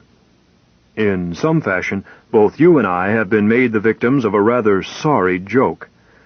It seems hardly necessary to point out that a man who is unconscious, as I must have been last night, may have his thumbprint taken without his knowledge. Superficially, this contract is valid, and I assume, naturally, your good faith in the matter. But, in fact, the instrument lacks one necessary element of a contract. Which is? The intention on the part of both parties to enter into a contractual relationship. Notwithstanding signature and thumbprint, I had no intention of contracting, which can easily be shown by other factors. I am a successful lawyer with a good practice, as my tax returns will show. It is not reasonable to believe, and no court will believe, that I voluntarily gave up my accustomed life for 6 years of indenture at a much lower income. So, you're a lawyer, eh? Perhaps there has been chicanery. On your part. How does it happen that you represent yourself here as a radio technician? Wingate again had to steady himself at this unexpected flank attack. He was, in truth, a radio expert. It was his cherished hobby. But how had they known? Shut up, he told himself. Don't admit anything. The whole thing is ridiculous, he protested. I insist that I be taken to see the captain. I can break that contract in 10 minutes' time. The purser waited before replying. Are you through speaking your piece? Yes. Very well. You've had your say, now I'll have mine. You listen to me, Mr. Space Lawyer. That contract was drawn up by some of the shrewdest legal minds in 2 planets. They had specifically in mind that worthless bums would sign it, drink up their bounty money, and then decide that they didn't want to go to work after all. That contract has been subjected to every sort of attack possible and revised so that it can't be broken by the devil himself. You're not peddling your curbstone law to another stumblebum in this case. You are talking to a man who knows just where he stands legally. As for seeing the captain, if you think the commanding officer of a major vessel has nothing more to do than listen to the Ryra dreams of a self-appointed word artist, you've got another thing coming. Return to your quarters. Wingate started to speak, thought better of it, and turned to go. This would require some thought. The purser stopped him. Wait. Here's your copy of the contract. He chucked it. The flimsy white sheets riffled to the deck. Wingate picked them up and left silently. Hartley was waiting for him in the passageway. How'd you make out, Hump? Not so well. No, I don't want to talk about it. I've got to think. They walked silently back the way they had come toward the ladder which gave access to the lower decks. A figure ascended from the ladder and came toward them. Wingate noted it without interest. He looked again. Suddenly, the whole preposterous chain of events fell into place. He shouted in relief. Sam, he called out. Sam, you cockeyed old so-and-so. I should have spotted your handiwork. It was all clear now. Sam had framed him with a phony Shanghai. Probably the skipper was a pal of Sam's, a reserve officer maybe, and they had cooked it up between them. It was a rough sort of a joke, but he was too relieved to be angry. Just the same, he would make Jones pay for his fun, somehow, on the jump back from Luna City. It was then that he noticed that Jones was not laughing. Furthermore, he was dressed, most unreasonably, in the same blue denim that the contract laborers were. Hump, he was saying, are you still drunk? Me? No. What's the Don't you realize we're in a jam? Oh, hell, Sam, a joke's a joke, but don't keep it up any longer. I've caught on, I tell you. I don't mind. It was a good gag. Gag, eh? Said Jones bitterly. I suppose it was just a gag when you talked me into signing up? I persuaded you to sign up? You certainly did. You were so damn sure you knew what you were talking about. You claimed that we could sign up spend a month or so on Venus and come home. You wanted to bet on it. So we went around to the docks and signed up. It seemed like a good idea then, the only way to settle the argument. Wingate whistled softly. Well, I'll be... Sam, I haven't the slightest recollection of it.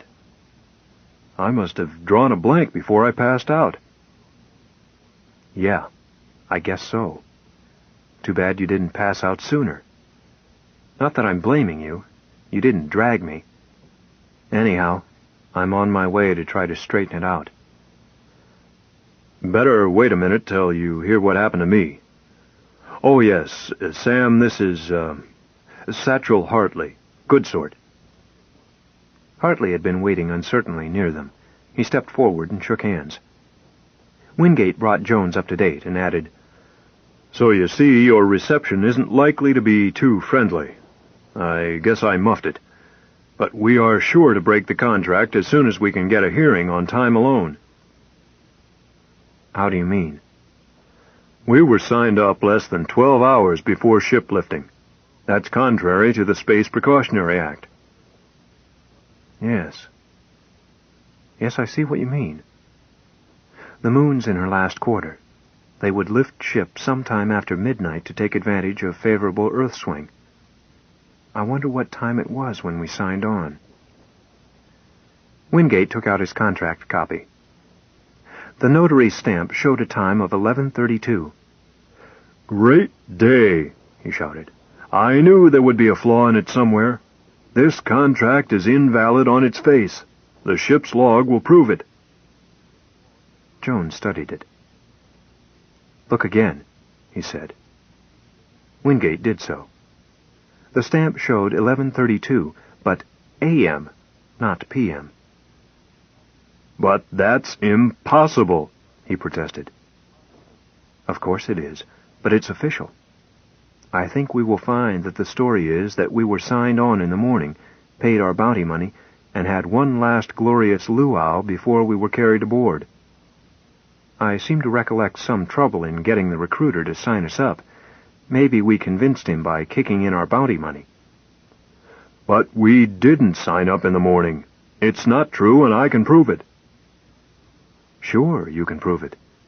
But how can you prove it without going back to Earth first?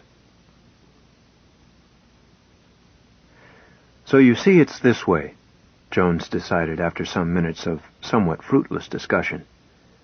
There is no sense in trying to break our contracts here and now. They'll laugh at us. The thing to do is to make money talk, and talk loud. The only way I can see to get us off at Luna City is to post non-performance bonds with the company bank there. Cash, and damn big ones, too. How big? 20,000 credits at least, I should guess. But that's not equitable. It's all out of proportion. Quit worrying about equity, will you? Can't you realize that they've got us where the hair is short? This won't be a bond set by a court ruling. It's got to be big enough to make a minor company official take a chance on doing something that's not in the book. I can't raise such a bond. Don't worry about that. I'll take care of it. Wingate wanted to argue the point, but did not. There are times when it is very convenient to have a wealthy friend.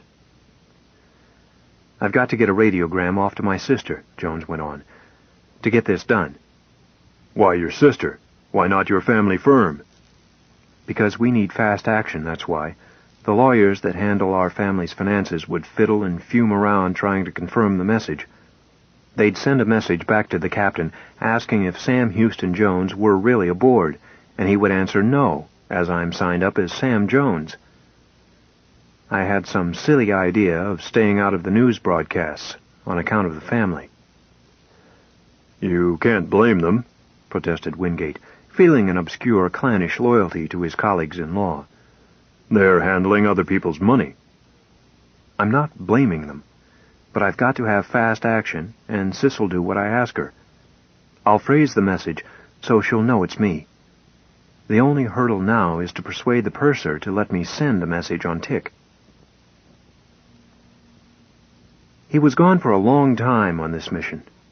Hartley waited with Wingate, both to keep him company and because of a strong human interest in unusual events.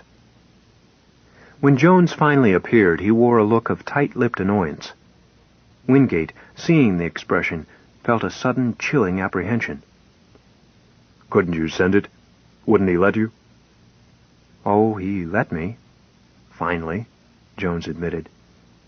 "But that purser, man, is he tight." Even without the alarm gongs, Wingate would have been acutely aware of the grounding at Luna City. The sudden change from the high-gravity deceleration of their approach to the weak surface gravity, 1/6 Earth normal, of the Moon took immediate toll on his abused stomach. It was well that he had not eaten much. Both Hartley and Jones were deep spacemen and regarded enough acceleration to permit normal swallowing as adequate for any purpose. There is a curious lack of sympathy between those who are subject to space sickness and those who are immune to it. Why the spectacle of a man regurgitating, choked, eyes streaming with tears, stomach knotted in pain, should seem funny is difficult to see, but there it is. It divides the human race into two distinct and antipathetic groups. Amused contempt on one side, helpless, murderous hatred on the other. Neither Hartley nor Jones had the inherent sadism which is too frequently evident on such occasions. For example, the great wit to suggest salt pork as a remedy. But, feeling no discomfort themselves, they were simply unable to comprehend, having forgotten the soul-twisting intensity of their own experience as new chums, that Wingate was literally suffering a fate worse than death. Much worse, for it was stretched into a sensible eternity by a distortion of the time sense known only to sufferers from space sicknesses, sea sicknesses, and, we are told, smokers of hashish. As a matter of fact, the stop on the Moon was less than 4 hours long. Toward the end of the wait, Wingate had quieted down sufficiently again to take an interest in the expected reply to Jones's message, particularly after Jones had assured him that he would be able to spend the expected layover under bond at Luna City in a hotel equipped with a centrifuge. But the answer was delayed. Jones had expected to hear from his sister within an hour, perhaps before the Evening Star grounded at the Luna City docks. As the hours stretched out, he managed to make himself very unpopular at the radio room by his repeated inquiries. An overworked clerk had sent him brusquely about his business for the 17th time when he heard the alarm sound preparatory to raising ship. He went back and admitted to Wingate that his scheme had apparently failed. "Of course, we've got 10 minutes yet," he finished unhopefully. "If the message should arrive before they raise ship, the captain could still put us aground at the last minute. We'll go back and haunt 'em some more right up to the last, but it looks like a thin chance." 10 minutes, said Wingate. "Couldn't we manage somehow to slip outside and run for it?" Jones looked exasperated. "Have you ever tried running in a total vacuum?" Wingate had very little time in which to fret on the passage from Luna City to Venus. He learned a great deal about the care and cleaning of washrooms, and spent 10 hours a day perfecting his new skill. Masters at arms have long memories. The Evening Star passed beyond the limits of ship-to-Terra radio communication shortly after leaving Luna City. There was nothing to do but wait until arrival at Adonis, port of the North Polar Colony. The company radio there was strong enough to remain in communication at all times, except for the 60 days bracketing superior conjunction and a shorter period of solar interference at inferior conjunction. "They will probably be waiting for us with a release order when we ground," Jones assured Wingate, "and we'll go back on the return trip of the Evening Star. First class this time. Or, at the very worst, we'll have to wait over for the Morning Star. That wouldn't be so bad. Once I get some credit transferred, we could spend it at Venusberg." "I suppose you went there on your cruise," Wingate said, curiosity showing in his voice. He was no Sybarite, but the lurid reputation of the most infamous, or famous, depending on one's evaluations, pleasure city of 3 planets was enough to stir the imagination of the least hedonistic. "No, worse luck," Jones denied. "I was on a hull inspection board the whole time. Some of my messmates went, though. Boy." He whistled softly and shook his head. But there was no one awaiting their arrival, nor was there any message. Again, they stood around the communication office until told sharply and officially to get on back to their quarters and stand by to disembark. "And be quick about it." "I'll see you in the receiving barracks, Hump," were Jones's last words before he hurried off to his own compartment. The master-at-arms responsible for the compartment in which Hartley and Wingate were billeted lined his charges up in a rough column of 2s, and, when ordered to do so by the metallic bray of the ship's loudspeaker, conducted them through the central passageway and down 4 decks to the lower passenger port. It stood open. They shuffled through the lock and out of the ship, not into the free air of Venus, but into a sheet-metal tunnel which joined it, after some 50 yards, to a building. The air within the tunnel was still acrid from the atomized antiseptic with which it had been flushed out, but to Wingate it was nevertheless fresh and stimulating after the stale flatness of the repeatedly reconditioned air of the transport. That, plus the surface gravity of Venus, 5/6 of Earth normal, strong enough to prevent nausea, yet low enough to produce a feeling of lightness and strength. These things combined to give him an irrational optimism, an up-and-atom frame of mind. The exit from the tunnel gave into a moderately large room, windowless but brilliantly and glarelessly lighted from concealed sources. It contained no furniture. "Squad, halt!" called out the master-at-arms, and handed papers to a slight, clerkish-appearing man who stood near an inner doorway. The man glanced at the papers, counted the detachment, then signed 1 sheet, which he handed back to the ship's petty officer, who accepted it and returned through the tunnel. The clerkish man turned to the immigrants. He was dressed, Wingate noted, in nothing but the briefest of shorts, hardly more than a strap, and his entire body, even his feet, was a smooth, mellow tan. "Now, men," he said in a mild voice, "strip off your clothes and put them in the hopper." He indicated a fixture set in one wall. "Why?" asked Wingate. His manner was uncontentious, but he made no move to comply. "Come now," he was answered, still mildly, but with a note of annoyance. "Don't argue. It's for your own protection. We can't afford to import disease." Wingate checked a reply and unzipped his coverall. Several who had paused to hear the outcome followed his example. Suits, shoes, underclothing, socks, they all went into the hopper. "Follow me," said their guide. In the next room, the naked herd were confronted by 4 barbers, armed with electric clippers and rubber gloves, who proceeded to clip them smooth.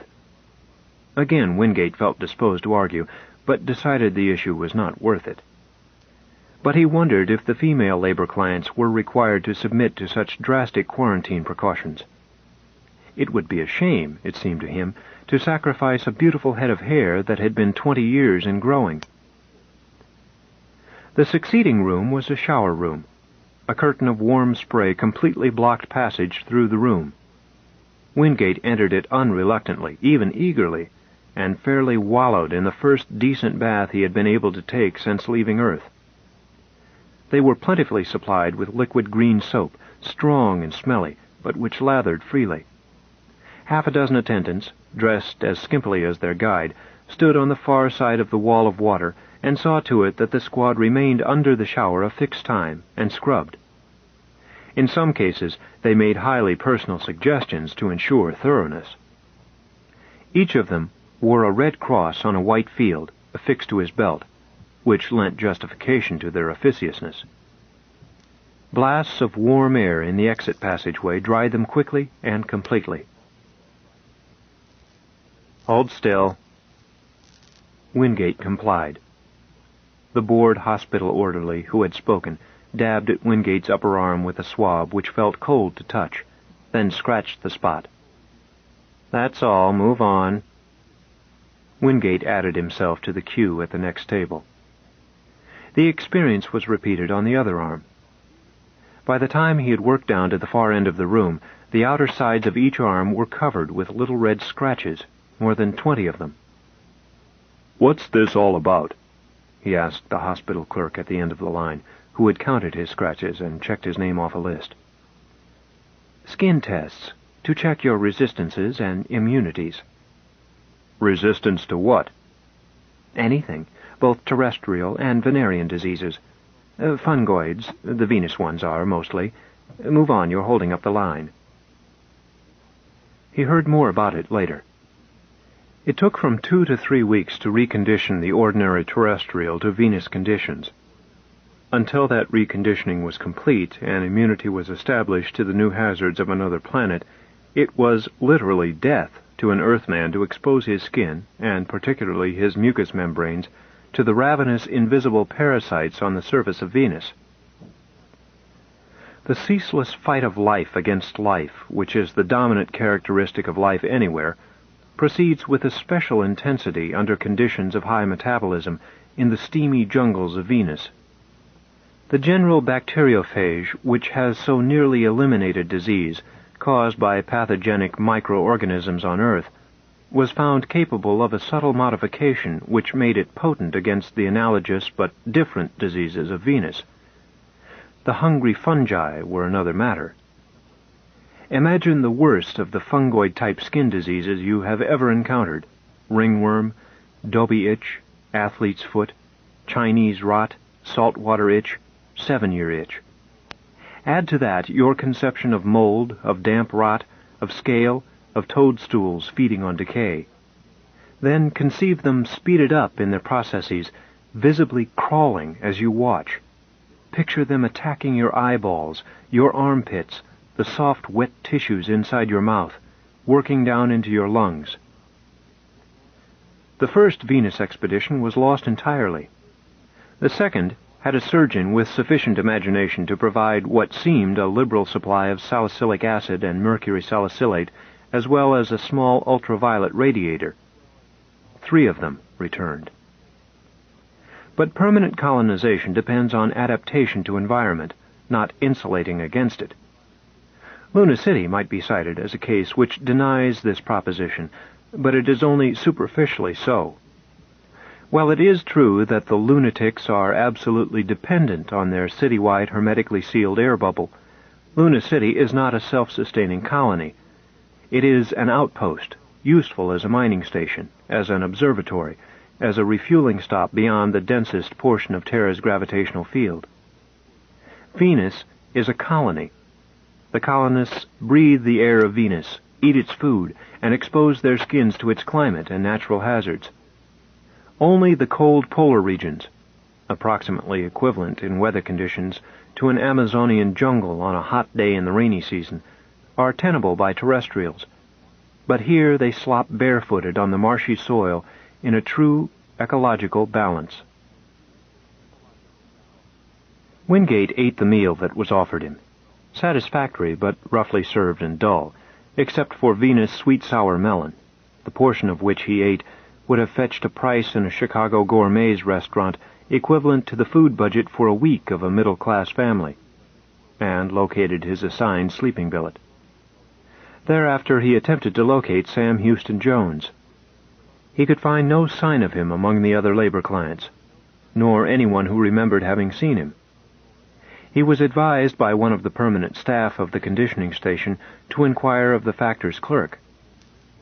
This he did, in the ingratiating manner he had learned it was wise to use in dealing with minor functionaries. "Come back in the morning. The lists will be posted." Thank you, sir. Sorry to have bothered you, but I can't find him, and I was afraid he might have taken sick or something. Could you tell me if he is on the sick list?" Oh, well, wait a minute. The clerk thumbed through his records. You say he was in the Evening Star? Yes, sir. Well, he's not... No. Oh, yes, here he is. He didn't disembark here. What did you say? He went on with the Evening Star to New Auckland, South Pole. He stamped in as a machinist's helper. If you had told me that, I'd have known. All the metal workers in this consignment were sent to work on the New South Power Station. After a moment, Wingate pulled himself together enough to murmur, Thanks for your trouble. It's all right. Don't mention it. The clerk turned away. South Pole Colony. He muttered it to himself. South Pole Colony, his only friend, 12,000 miles away. At last Wingate felt alone and trapped, abandoned. During the short interval between waking up aboard the transport and finding Jones also aboard, he had not had time fully to appreciate his predicament. Nor had he, then, lost his upper-class arrogance, the innate conviction that it could not be serious. Such things just don't happen to people, not to people one knows. But in the meantime he had suffered such assaults to his human dignity, the chief master-at-arms had seen to some of it, that he was no longer certain of his essential inviolability from unjust or arbitrary treatment. But now, shaved and bathed without his consent, stripped of his clothing and attired in a harness-like breech-clout, transported millions of miles from his social matrix, subject to the orders of persons indifferent to his feelings and who claimed legal control over his person and actions, and now most bitterly cut off from the one human contact which had given him support and courage and hope, he realized at last, with chilling thoroughness, that anything could happen to him, Humphrey Belmont Wingate, successful attorney at law and member of all the right clubs. Wingate. That's you, Jack. Go on in. Don't keep them waiting. Wingate pushed through the doorway and found himself in a fairly crowded room. 30-odd men were seated around the sides of the room. Near the door, a clerk sat at a desk, busy with papers. One brisk-mannered individual stood in the cleared space between the chairs near a low platform, on which all the illumination of the room was concentrated. The clerk at the door looked up to say, "Step up where they can see you." He pointed a stylus at the platform. Wingate moved forward and did as he was bade, blinking at the brilliant light. "Contract number 482-23-06, read the clerk. "Client Humphrey Wingate, 6 years, radio technician, non-certified. Pay grade 6D. Contract now available for assignment." 3 weeks it had taken them to condition him. 3 weeks, with no word from Jones. He had passed his exposure test without infection. He was about to enter the active period of his indenture. The brisk man spoke up close on the last words of the clerk. "Now here, patrons, if you please, we have an exceptionally promising man. I hardly dare tell you the ratings he received on his intelligence, adaptability, and general information tests. In fact, I won't, except to tell you that administration has put in a protective offer of 1,000 credits. But it would be a shame to use any such client for the routine work of administration when we need good men so badly to wrest wealth from the wilderness. I venture to predict that the lucky bidder who obtains the services of this client will be using him as a foreman within a month. But look him over for yourselves, talk to him, and see for yourselves." The clerk whispered something to the speaker. He nodded and added, "I am required to notify you, gentlemen and patrons, that this client has given the usual legal notice of 2 weeks, subject, of course, to liens of record." He laughed jovially, and cocked one eyebrow, as if there were some huge joke behind his remarks. No one paid attention to the announcement. To a limited extent, Wingate appreciated Riley the nature of the jest. He had given notice the day after he found out that Jones had been sent to South Pole Colony, and had discovered that while he was free theoretically to quit, it was freedom to starve on Venus, unless he first worked out his bounty, and his passage both ways. Several of the patrons gathered around the platform and looked him over, discussing him as they did so. Not too well muscled. I'm not over-eager to bid on these smart boys. They're troublemakers. No, but a stupid client isn't worth his keep. What can he do? I'm going to have a look at his record. They drifted over to the clerk's desk and scrutinized the results of the many tests and examinations that Wingate had undergone during his period of quarantine.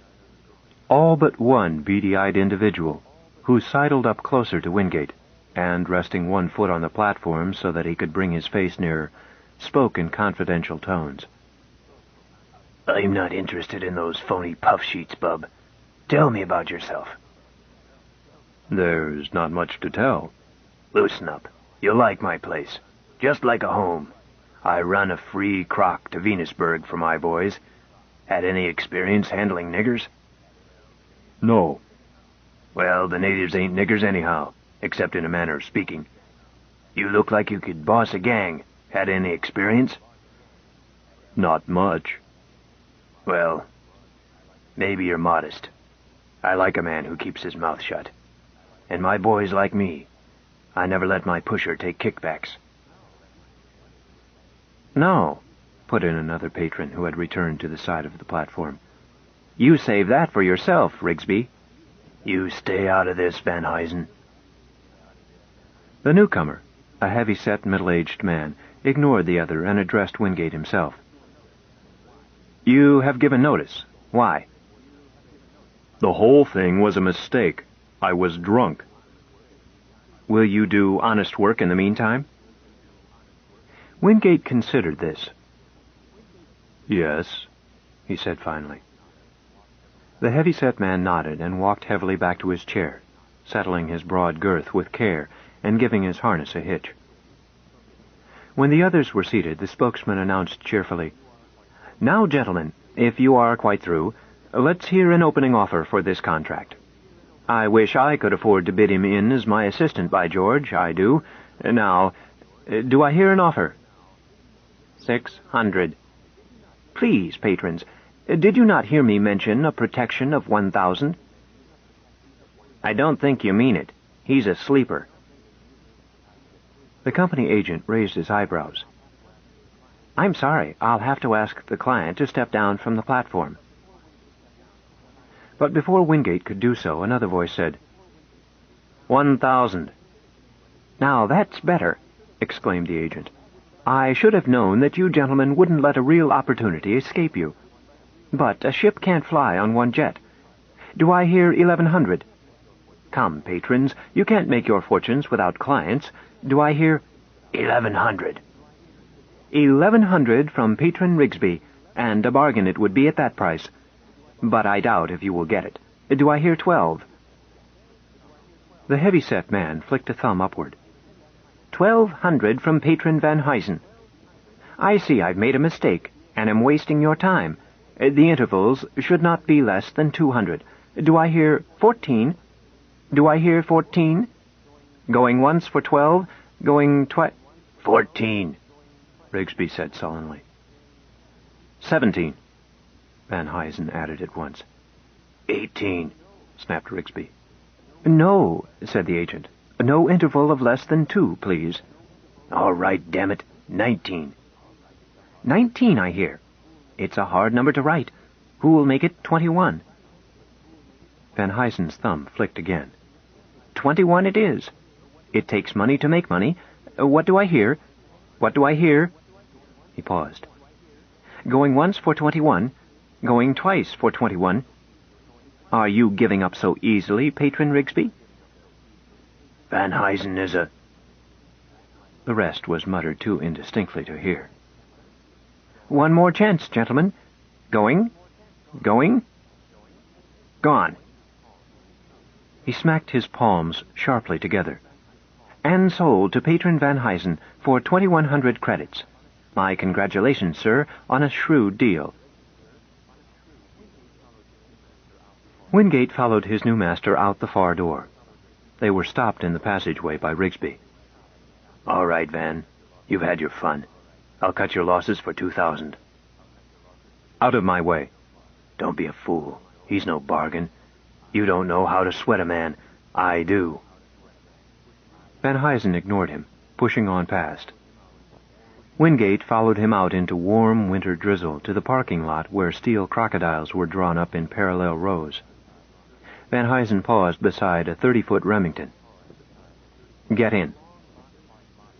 The long, box-like body of the croc was stowed to its load line with supplies Van Huysen had purchased at the base. Sprawled on the tarpaulin which covered the cargo were half a dozen men. One of them stirred as Wingate climbed over the side. "Hump! Oh, Hump!" It was Hartley. Wingate was surprised at his own surge of emotion. He gripped Hartley's hand and exchanged friendly insults. "Chums," said Hartley, "meet Hump Wingate. He's a right guy. Hump, meet the gang. That's Jimmy right behind you. He wrastles this velocipede." The man designated gave Wingate a bright nod and moved forward into the operator's seat. At a wave from Van Huysen, who had seated his bulk in the little sheltered cabin aft, he pulled back on both control levers, and the crocodile crawled away, its caterpillar treads clanking and chunking through the mud. 3 of the 6 were old-timers, including Jimmy, the driver. They had come along to handle cargo, the ranch products which the patron had brought in to market, and the supplies he had purchased to take back. Van Huysen had bought the contracts of 2 other clients, in addition to Wingate and Satchel Hartley. Wingate recognized them as men he had known casually in the Evening Star, and at the assignment and conditioning station. They looked a little woebegone, which Wingate could thoroughly understand, but the men from the ranch seemed to be enjoying themselves. They appeared to regard the opportunity to ride a load to and from town as an outing. They sprawled on the tarpaulin and passed the time gossiping and getting acquainted with the new chums. But they asked no personal questions. No labor client on Venus ever asked anything about what he had been before he shipped with the company, unless he first volunteered information. It wasn't done. Shortly after leaving the outskirts of Adonis, the car slithered down a sloping piece of ground, teetered over a low bank, and splashed loggily into water. Van Huysen threw up a window in the bulkhead which separated the cabin from the hold and shouted, "Dummkopf, how many times do I tell you to take those launchings slowly?" "Sorry, boss," Jimmy answered. "I missed it." "You keep your eyes peeled, or I get me a new crocker." He slammed the port. Jimmy glanced around and gave the other clients a sly wink. He had his hands full. The marsh they were traversing looked like solid ground, so heavily was it overgrown with rank vegetation. The crocodile now functioned as a boat, the broad flanges of the treads acting as paddle wheels. The wedge-shaped prow pushed shrubs and marsh grass aside, or struck and ground down small trees.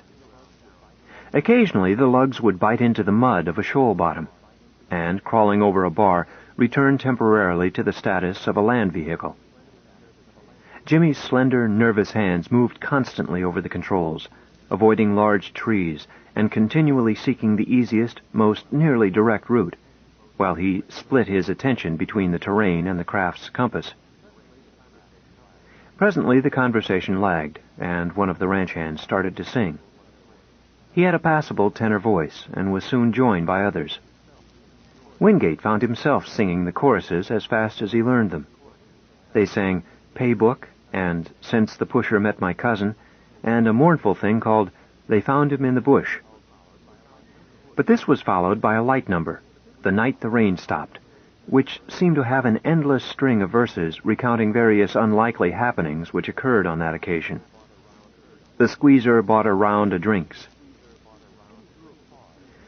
Jimmy drew applause and enthusiastic support in the choruses with the ditty entitled "That Red-Headed Venusberg Gal," but Wingate considered it inexcusably vulgar. He did not have time to dwell on the matter. It was followed by a song which drove it out of his mind. The tenor started it, slowly and softly. The others sang the refrains while he rested, all but Wingate. He was silent and thoughtful throughout. In the triplet of the second verse, the tenor dropped out and the others sang in his place. Oh, you stamp your paper and you sign your name. Come away, come away. They pay your bounty and you drown your shame. Rue the day, rue the day. They land you down at Ellis Isle and put you in a pen. There you see what happens to the 6-year men. They haven't paid their bounty, and they sign 'em up again. Here to stay, here to stay. But me, I'll save my bounty and a ticket on the ship. So you say, so you say. And then you'll see me leavin' on the very next trip. Come the day, come the day. Oh, we've heard that kind of story just 1,000 times in one. Now we wouldn't say you're lying, but we'd like to see it done. We'll see you next at Venusburg, a-payin' for your fun. Spoken slowly.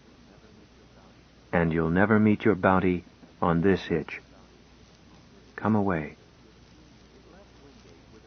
It left Wingate with a feeling of depression not entirely accounted for by the tepid drizzle, the unappetizing landscape, nor by the blanket of pale mist which is the invariable Venerian substitute for the open sky. He withdrew to one corner of the hold and kept to himself, until, much later, Jimmy shouted, "Lights ahead!" Wingate leaned out and peered eagerly toward his new home. 4 weeks, and no word from Sam Houston Jones. Venus had turned once on its axis. The fortnight-long Venerian winter had given way to an equally short summer, indistinguishable from winter, except that the rain was a trifle heavier and a little hotter. And now it was winter again. Van Huysen's ranch, being near the pole, was, like most of the tenable area of Venus, never in darkness. The miles-thick, ever-present layer of clouds tempered the light of the low-hanging sun during the long day, and, equally, held the heat and diffused the light from a sun just below the horizon to produce a continuing twilight during the 2-week periods which were officially night or winter. 4 weeks, and no word. 4 weeks and no sun, no moon, no stars, no dawn. No clean, crisp breath of morning air, no life-quickening beat of noonday sun, no welcome evening shadows, nothing. Nothing at all to distinguish one sultry, sticky hour from the next, but the treadmill routine of sleep and work and food and sleep again. Nothing but the gathering ache in his heart for the cool blue skies of Terra. He had acceded to the invariable custom that new men should provide a celebration for the other clients, and had signed the squeezer's chits to obtain happy water, Rira, for the purpose. To discover, when he first signed the paybook, that his gesture of fellowship had cost him another 4 months of delay before he could legally quit his job. Thereupon he had resolved never again to sign a chit, had forsworn the prospect of brief holidays at Venusburg, had promised himself to save every possible credit against his bounty and transportation liens. Whereupon he discovered that the mild alcoholoid drink was neither a vice nor a luxury, but a necessity, as necessary to human life on Venus as the ultraviolet factor present in all colonial illuminating systems. It produces not drunkenness, but lightness of heart, freedom from worry, and without it he could not get to sleep. 3 nights of self-recrimination and fretting, 3 days of fatigue-drugged uselessness under the unfriendly eye of the pusher, and he had signed for his bottle with the rest, even though dully aware that the price of the bottle had washed out more than half of the day's microscopic progress toward freedom. Nor had he been assigned a radio operation. Van Huysen had an operator. Wingate, although listed on the books as standby operator, went to the swamps with the rest. He discovered, on rereading his contract, a clause which permitted his patron to do this, and he admitted with half his mind, the detached, judicial, and legalistic half, that the clause was reasonable and proper, not inequitable. He went to the swamps. He learned to wheedle and bully the little mild amphibian people into harvesting the bulbous underwater growth of Hyacinthus venereus johnsoni, Venus swamproot, and to bribe the cooperation of their matriarchs with promises of bonuses in the form of thigarek, a term which meant not only cigarette, but tobacco in any form, the staple medium in trade when dealing with the natives. He took his turn in the chopping sheds, and learned, clumsily and slowly, to cut and strip the spongy outer husk from the pea-sized kernel, which alone had commercial value, and which must be removed intact, without scratch or bruise. The juice from the pods made his hands raw, and the odor made him cough and stung his eyes. But he enjoyed it more than the work in the marshes, for it threw him into the company of the female labor clients. Women were quicker at the work than men, and their smaller fingers more dexterous in removing the valuable, easily damaged capsule. Men were used for such work only when accumulated crops required extra help. He learned his new trade from a motherly old person whom the other women addressed as Hazel. She talked as she worked, her gnarled old hands moving steadily and without apparent direction or skill. He could close his eyes and imagine that he was back on Earth and a boy again, hanging around his grandmother's kitchen while she shelled peas and rambled on. "Don't fret yourself, boy," Hazel told him. "Do your work and shame the devil. There's a great day coming." "What kind of a great day, Hazel?" "The day when the angels of the Lord will rise up and smite the powers of evil. The day when the prince of darkness will be cast down into the pit, and the prophet shall reign over the children of heaven. So don't you worry. It doesn't matter whether you are here or back home when the great day comes. The only thing that matters is your state of grace." "Are you sure we will live long enough to see the day?" She glanced around, then leaned over confidentially. "The day is almost upon us. Even now the prophet moves up and down the land gathering his forces. Out of the clean farm country of the Mississippi Valley there comes the man, known in this world," she lowered her voice still more, "as Nehemiah Scudder." Wingate hoped that his start of surprise and amusement did not show externally. He recalled the name. It was that of a pipsqueak, backwoods evangelist, an unimportant nuisance back on Earth, the butt of an occasional guying news story, but a man of no possible consequence. The chopping shed pusher moved up to their bench. "Keep your eyes on your work, you. You're way behind now." Wingate hastened to comply, but Hazel came to his aid. "You leave him be, Joe Thompson. It takes time to learn chopping."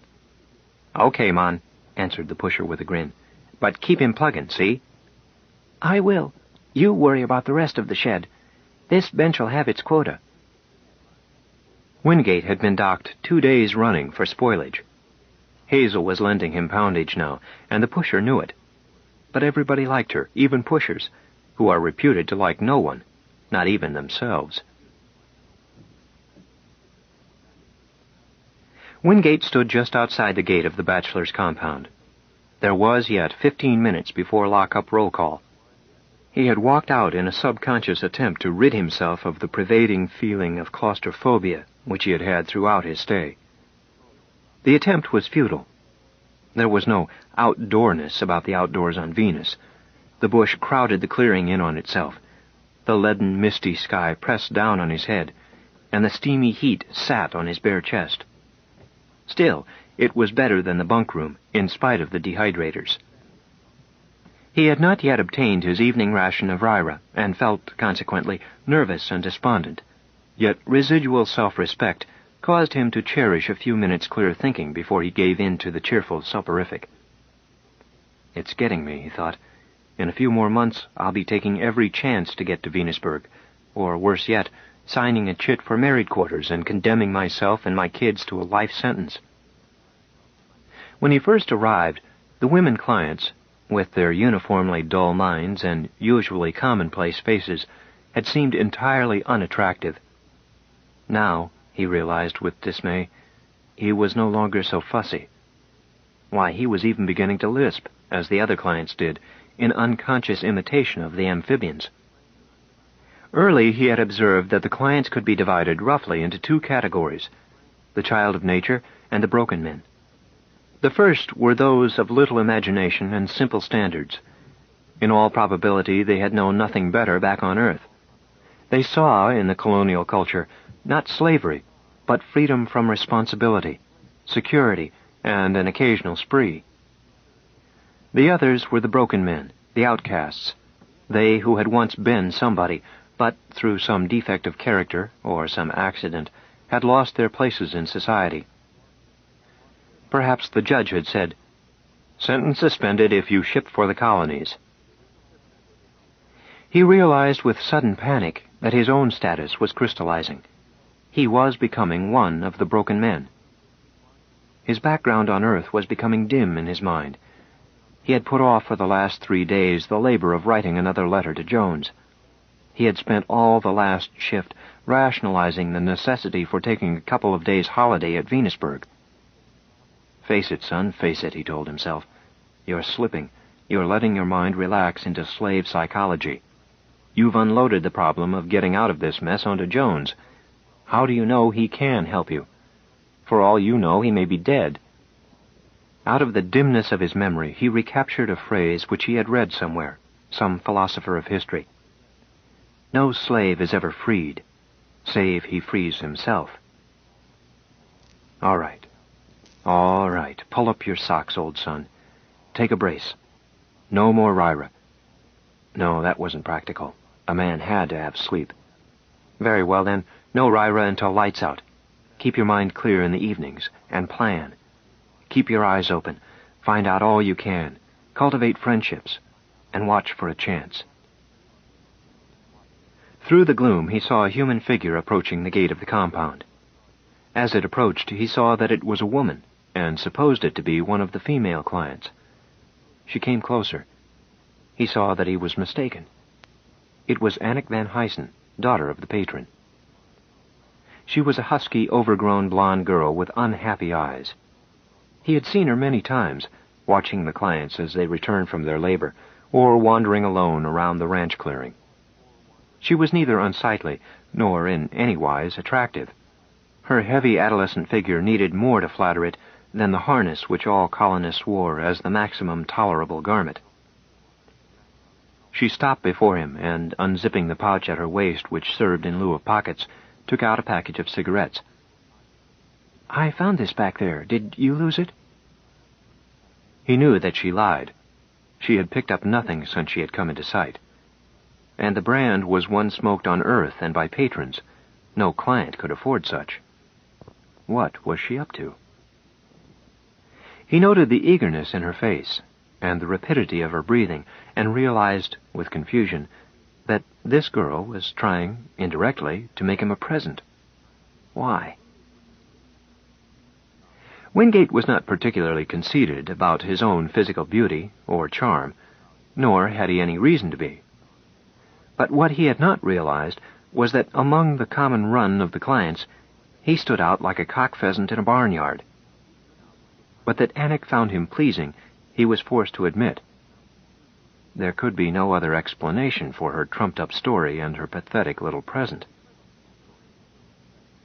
His first impulse was to snub her. He wanted nothing of her, and resented the invasion of his privacy, and he was vaguely aware that the situation could be awkward, even dangerous to him, involving, as it did, violations of custom which jeopardized the whole social and economic structure. From the viewpoint of the patrons, labor clients were almost as much beyond the pale as the amphibians. A liaison between a labor client and one of the womenfolk of the patrons could easily wake up old Judge Lynch. But he had not the heart to be brusque with her. He could see the dumb adoration in her eyes.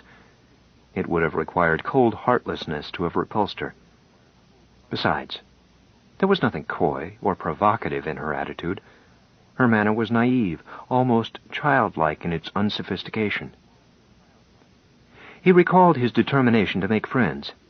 Here was friendship offered, a dangerous friendship, but one which might prove useful in winning free.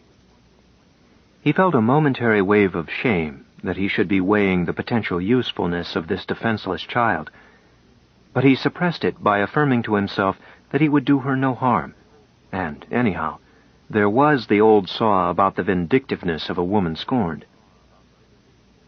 "Why, perhaps I did lose it," he evaded, then added, "It's my favorite brand." "Is it?" she said happily. "Then do take it in any case." "Thank you. Will you smoke one with me?" "No, I guess that wouldn't do. Your father would not want you to stay here that long." "Oh, he's busy with his accounts. I saw that before I came out," she answered, and seemed unaware that she had given away her pitiful little deception. "But go ahead. I hardly ever smoke." "Perhaps you prefer a meerschaum pipe like your father." She laughed more than the poor witticism deserved. After that they talked aimlessly, both agreeing that the crop was coming in nicely, that the weather seemed a little cooler than last week, and that there was nothing like a little fresh air after supper. "Do you ever walk for exercise after supper?" she asked. He did not say that a long day in the swamps offered more than enough exercise, but agreed that he did. "So do I," she blurted out. "Lots of times up near the water tower." He looked at her. "Is that so? I'll remember that." The signal for roll call gave him a welcome excuse to get away. 3 more minutes, he thought, and I would have had to make a date with her. Wingate found himself called for swamp work the next day, the rush in the chopping sheds having abated. The crock lumbered and splashed its way around the long, meandering circuit, leaving 1 or more earthmen at each supervision station. The car was down to 4 occupants, Wingate, Satchel, the pusher, and Jimmy the crocker, when the pusher signaled for another stop. The flat, bright-eyed heads of amphibian natives broke water on 3 sides as soon as they were halted. "All right, Satchel," ordered the pusher. "This is your billet. Over the side." Satchel looked around. "Where's my skiff?" The ranchers used small, flat-bottomed duraluminum skiffs in which to collect their day's harvests. There was not one left in the crock. "You won't need one. You're going to clean this field for planting." "That's okay. Still, I don't see nobody around, and I don't see no solid ground." The skiffs had a double purpose. If a man were working out of contact with other earthmen, and at some distance from safe dry ground, the skiff became his lifeboat. If the crocodile, which was supposed to collect him, broke down, or if for any other reason he had need to sit down or lie down while on station, the skiff gave him a place to do so. The older clients told grim stories of men who had stood in 18 inches of water for 24, 48, 72 hours, and then drowned horribly, out of their heads from sheer fatigue. "There's dry ground right over there." The pusher waved his hand in the general direction of a clump of trees, which lay perhaps a 1/4 of a mile away. "Maybe so," answered Satchel equably. "Let's go see." He glanced at Jimmy, who turned to the pusher for instructions. "Damnation, don't argue with me. Get over the side." "Not," said Satchel, "until I've seen something better than 2 feet of slime to squat on in a pinch." The little water people had been following the argument with acute interest. They clucked and lisped in their own language. Those who knew some pidgin English appeared to be giving newsy and undoubtedly distorted explanations of the events to their less sophisticated brethren. Fuming as he was, this seemed to add to the pusher's anger. "For the last time, get out there." "Well," said Satchel, settling his gross frame more comfortably on the floor plates, "I'm glad we finished with that subject." Wingate was behind the pusher. This circumstance probably saved Satchel Hartley at least a scalp wound, for he caught the arm of the pusher as he struck. Hartley closed in at once. The 3 wrestled for a few seconds on the bottom of the craft. Hartley sat on the pusher's chest while Wingate pried a blackjack away from the clenched fingers of the pusher's right fist. "Glad you saw him reach for that, Hump," Satchel acknowledged. or I'd be needing an aspirin about now." "Yeah, I guess so," Wingate answered, and threw the weapon as far as he could out into the marshy waste. Several of the amphibians streaked after it and dived. "I guess you can let him up now." The pusher said nothing to them as he brushed himself off, but he turned to the Crocker, who had remained quietly in his saddle at the controls the whole time. "Why the hell didn't you help me?"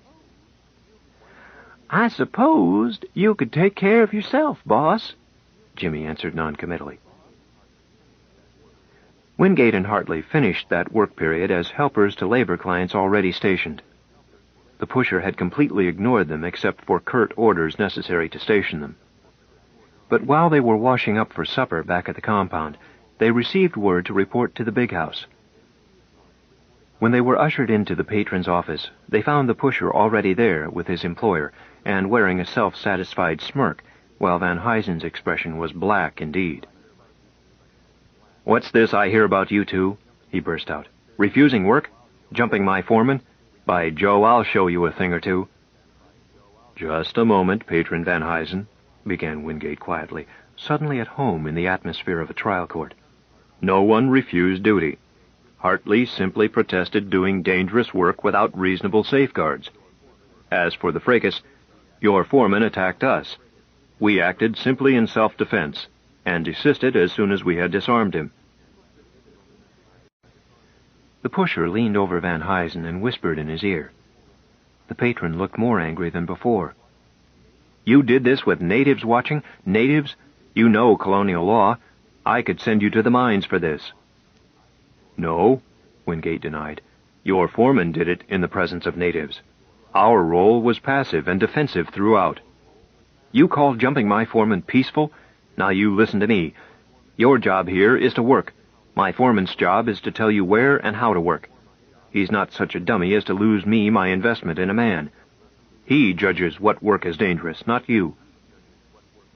The pusher whispered again to his chief. Van Huysen shook his head. The other persisted, but the patron cut him off with a gesture and turned back to the two labor clients.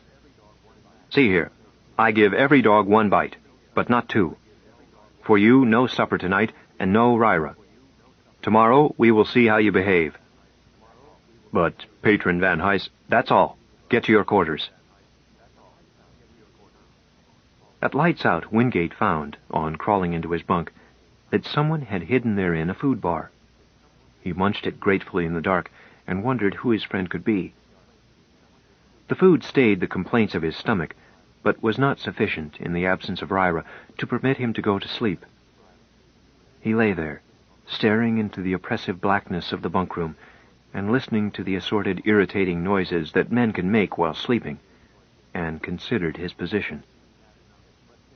It had been bad enough, but barely tolerable before. Now, he was logically certain, it would be as near hell as a vindictive overseer could make it.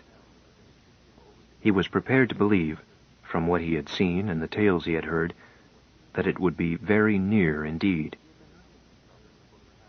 He had been nursing his troubles for perhaps an hour when he felt a hand touch his side. "Hump, Hump," came a whisper. "Come outside. Something's up." It was Jimmy. He felt his way cautiously through the stacks of bunks and slipped out the door after Jimmy. Satchel was already outside, and with him a fourth figure. It was Anik Van Huysen. He wondered how she had been able to get into the locked compound. Her eyes were puffy, as if she had been crying. Jimmy started to speak at once in cautious, low tones. "The kid tells us that I am scheduled to haul you two lugs back into Adonis tomorrow." "What for?" "She doesn't know, but she's afraid it's to sell you south. That doesn't seem likely. The old man has never sold anyone south, but then nobody ever jumped his pusher before.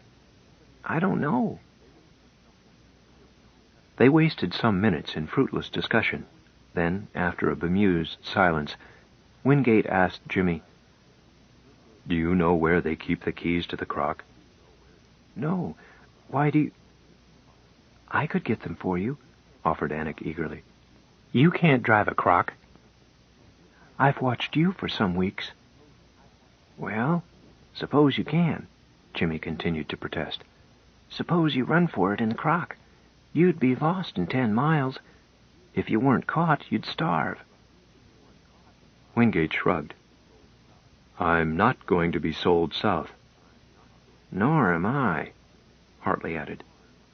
"Wait a minute." "Well, I don't see any bet—" "Wait a minute," Jimmy reiterated snappishly. "Can't you see I'm trying to think?"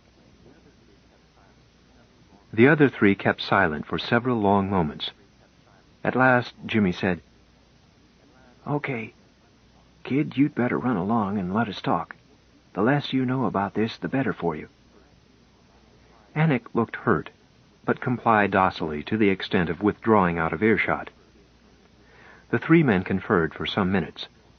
At last, Wingate motioned for her to rejoin them. "That's all, Anik," he told her. "Thanks a lot for everything you've done. We've figured a way out." He stopped and then said awkwardly, "Well, good night." She looked up at him. Wingate wondered what to do or say next.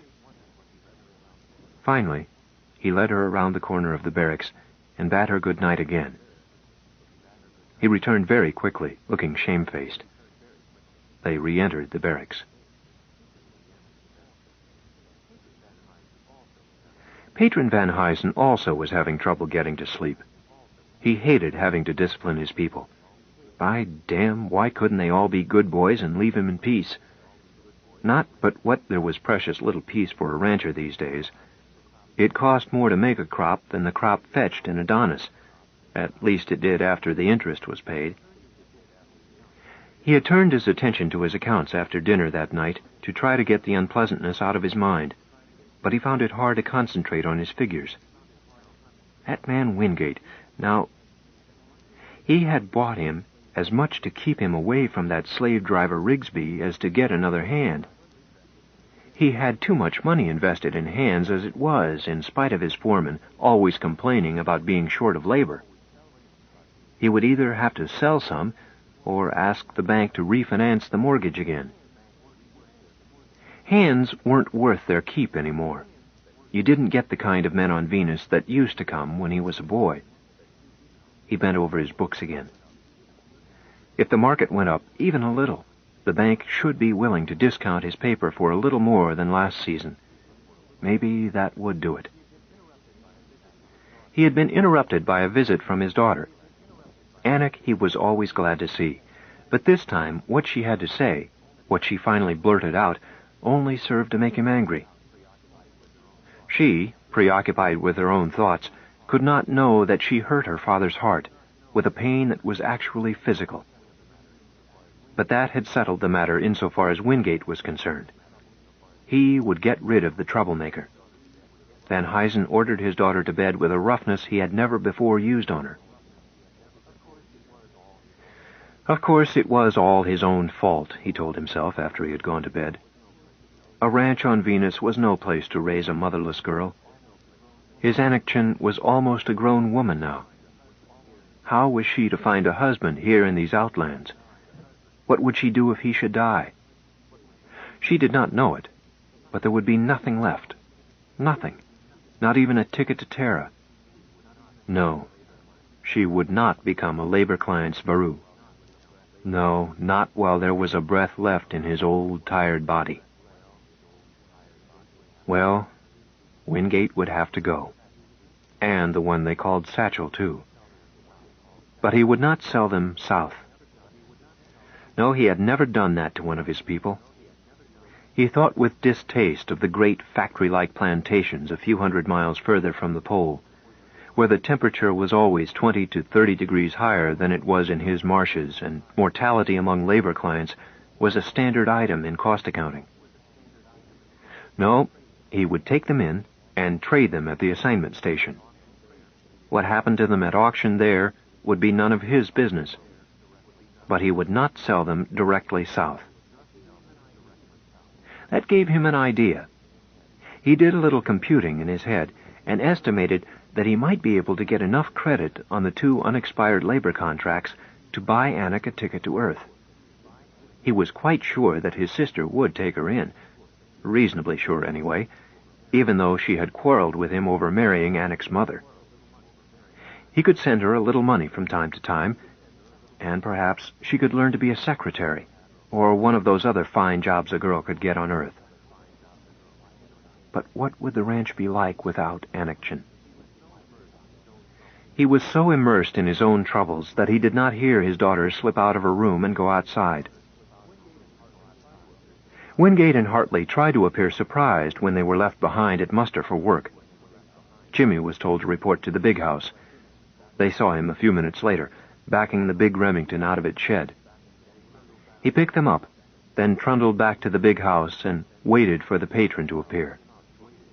Van Huysen came out shortly and climbed into his cabin with neither word nor look for anyone. The crocodile started toward Adonis, lumbering a steady 10 miles an hour. Wingate and Satchel conversed in subdued voices, waited, and wondered. After an interminable time, the croc stopped.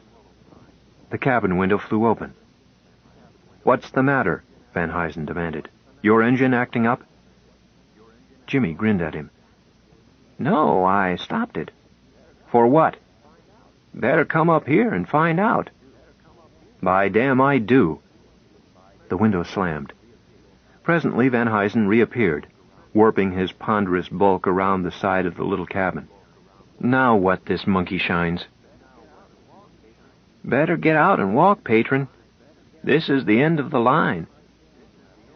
Van Huysen seemed to have no remark suitable in answer, but his expression spoke for him.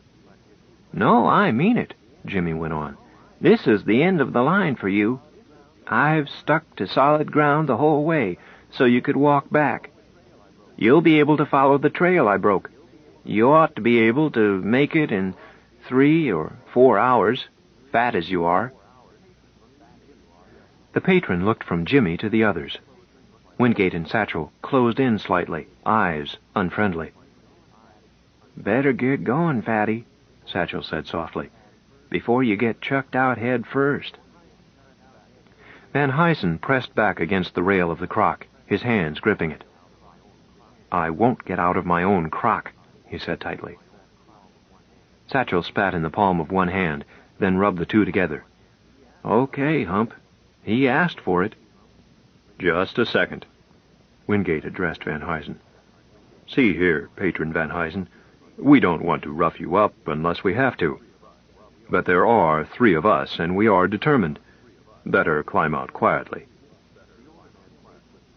The older man's face was dripping with sweat, which was not entirely due to the muggy heat. His chest heaved. He seemed about to defy them. Then, something went out inside him. His figure sagged. The defiant lines in his face gave way to a whipped expression, which was not good to see. A moment later he climbed quietly, listlessly, over the side, into the ankle-deep mud, and stood there, stooped, his legs slightly bent at the knees.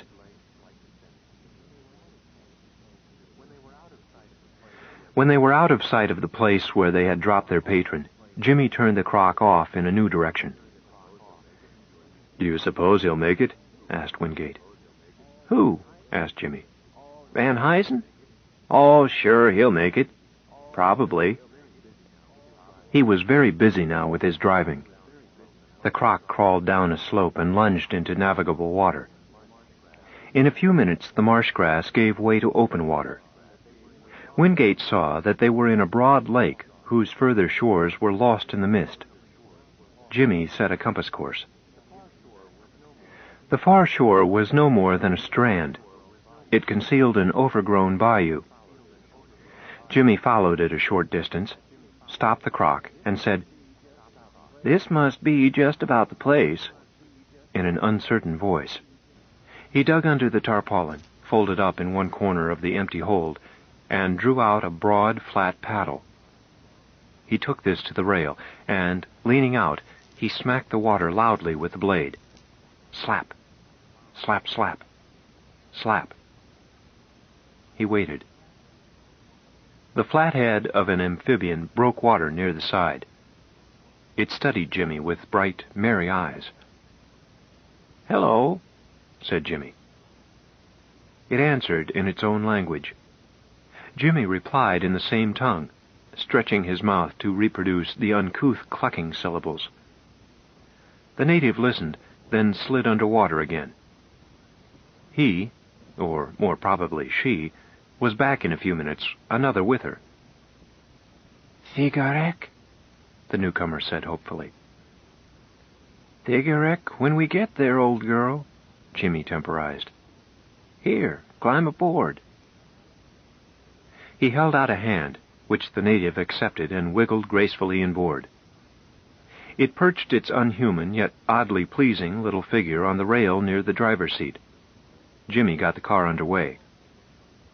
How long they were guided by their little pilot, Wingate did not know, as the timepiece on the control panel was out of order, but his stomach informed him that it was not too long. He rummaged through the cabin and dug out an iron ration, which he shared with Satchel and Jimmy. He offered some to the native, but she smelled at it and drew her head away. Shortly after that, there was a sharp hissing noise, and a column of steam rose up 10 yards ahead of them. Jimmy halted the crock at once. "Cease firing," he called out. "It's just us chickens." "Who are you?" came a disembodied voice. "Fellow travelers." "Climb out where we can see you." "Okay." The native poked Jimmy in the ribs. "Thigarek?" she stated positively. "Huh? Oh, sure." He parceled out trade tobacco until she acknowledged the total, then added one more package for goodwill. She withdrew a piece of string from her left cheek pouch, tied up her pay, and slid over the side. They saw her swimming away, her prize carried high out of the water. "Hurry up and show yourself." "Coming." They climbed out into waist-deep water and advanced, holding their hands overhead. A squad of 4 broke cover and looked them over, their weapons lowered but ready. The leader searched their harness pouches and sent one of his men on to look over the crocodile. "You keep a close watch," remarked Wingate. The leader glanced at him. "Yes," he said, "and no. The little people told us you were coming. They're worth all the watchdogs that were ever littered." They got under way again with one of the scouting party driving. Their captors were not unfriendly, but not disposed to talk. "Wait till you see the governor," they said. Their destination turned out to be a wide stretch of moderately high ground. Wingate was amazed at the number of buildings and the numerous population. "How in the world can they keep a place like this secret?" he asked Jimmy. "If the state of Texas were covered with fog and had only the population of Waukegan, Illinois, you could hide quite a lot of things." "But wouldn't it show on a map?" "How well mapped do you think Venus is? Don't be a dope." On the basis of the few words he had had with Jimmy beforehand, Wingate had expected no more than a camp where fugitive clients lurked in the bush while squeezing a precarious living from the country. What he found was a culture and a government. True, it was a rough frontier culture and a simple government with few laws and an unwritten constitution, but a framework of customs was in actual operation, and its gross offenders were punished, with no higher degree of injustice than one finds anywhere. It surprised Humphrey Wingate that fugitive slaves, the scum of earth, were able to develop an integrated society. It had surprised his ancestors that the transported criminals of Botany Bay should develop a high civilization in Australia. Not that Wingate found the phenomenon of Botany Bay surprising. That was history, and history is never surprising, after it happens. The success of the colony was more credible to Wingate when he came to know more of the character of the governor, who was also generalissimo and administrator of the low and middle justice. High justice was voted on by the whole community, a procedure that Wingate considered outrageously sloppy, but which seemed to satisfy the community. As magistrate, The governor handed out decisions with a casual contempt for rules of evidence and legal theory that reminded Wingate of stories he had heard of the apocryphal old Judge Bean, the law west of Pecos. But again, the people seemed to like it. The great shortage of women in the community, men outnumbered them 3 to 1, caused incidents which, more than anything else, required the decisions of the governor. Here, Wingate was forced to admit, was a situation in which traditional custom would have been nothing but a source of trouble. He admired the shrewd common sense and understanding of human nature with which the governor sorted out conflicting strong human passions and suggested modus operandi for getting along together. A man who could maintain a working degree of peace in such matters did not need a legal education. The governor held office by election and was advised by an elected council. It was Wingate's private opinion that the governor would have risen to the top in any society. The man had boundless energy, great gusto for living, a ready, thunderous laugh, and the courage and capacity for making decisions. He was a natural. The 3 runaways were given a couple of weeks in which to get their bearings and find some job in which they could make themselves useful and self-supporting. Jimmy stayed with his crock, now confiscated for the community, but which still required a driver. There were other crockers available who probably would have liked the job, but there was tacit consent that the man who brought it in should drive it, if he wished. Satchel found a billet in the fields, doing much the same work he had done for Van Huysen. He told Wingate that he was actually having to work harder. Nevertheless, he liked it better because the conditions were, as he put it, looser. Wingate detested the idea of going back to agricultural work. He had no rational excuse. It was simply that he hated it. His radio experience at last stood him in good stead. The community had a jury-rigged low-power radio on which a constant listening watch was kept, but which was rarely used for transmission because of the danger of detection. Earlier runaway slave camps had been wiped out by the company police through careless use of radio. Nowadays they hardly dared use it, except in extreme emergency. But they needed radio. The grapevine telegraph, maintained through the somewhat slap-happy help of the little people, enabled them to keep some contact with the other fugitive communities with which they were loosely confederated. But it was not really fast, and any but the simplest of messages were distorted out of recognition. Wingate was assigned to the community radio when it was discovered that he had appropriate technical knowledge. The previous operator had been lost in the bush. His opposite number was a pleasant old codger known as Doc, who could listen for signals but who knew nothing of upkeep and repair. Wingate threw himself into the job of overhauling the antiquated installation.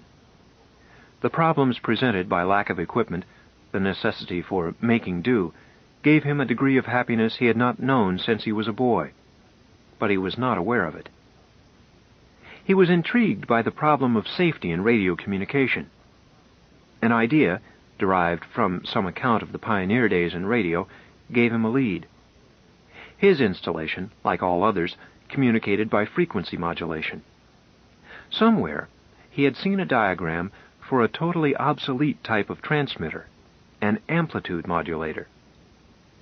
He did not have much to go on, but he worked out a circuit which he believed would oscillate in that fashion, and which could be hooked up from the gear at hand. He asked the governor for permission to attempt to build it. "Why not? Why not?" the governor roared at him. "I haven't the slightest idea what you are talking about, son, but if you think you can build a radio that the company can't detect, go right ahead. You don't have to ask me, it's your pigeon." "I'll have to put the station out of commission for sending." "Why not?" The problem had more knots in it than he had thought, but he labored at it with the clumsy but willing assistance of Doc. His first hookup failed. His 43rd attempt, 5 weeks later, worked. Doc, stationed some miles out in the bush, reported himself able to hear the broadcast via a small receiver constructed for the purpose, whereas Wingate picked up nothing whatsoever on the conventional receiver located in the same room with the experimental transmitter. In the meantime, he worked on his book. Why he was writing a book he could not have told you. Back on Earth, it could have been termed a political pamphlet against the colonial system. Here, there was no one to convince of his thesis, nor had he any expectation of ever being able to present it to a reading public. Venus was his home. He knew that there was no chance for him ever to return. The only way lay through Adonis, and there, waiting for him, were warrants for half the crimes in the calendar: contract jumping, theft, kidnapping, criminal abandonment, conspiracy, subverting government. If the company police ever laid hands on him, they would jail him and lose the key. No, the book arose not from any expectation of publication, but from a half-subconscious need to arrange his thoughts. He had suffered a complete upsetting of all the evaluations by which he had lived. For his mental health, it was necessary that he formulate new ones. It was natural to his orderly, if somewhat unimaginative mind, that he set his reasons and conclusions forth in writing. Somewhat diffidently, he offered the manuscript to Doc. He had learned that the nickname title had derived from the man's former occupation on Earth.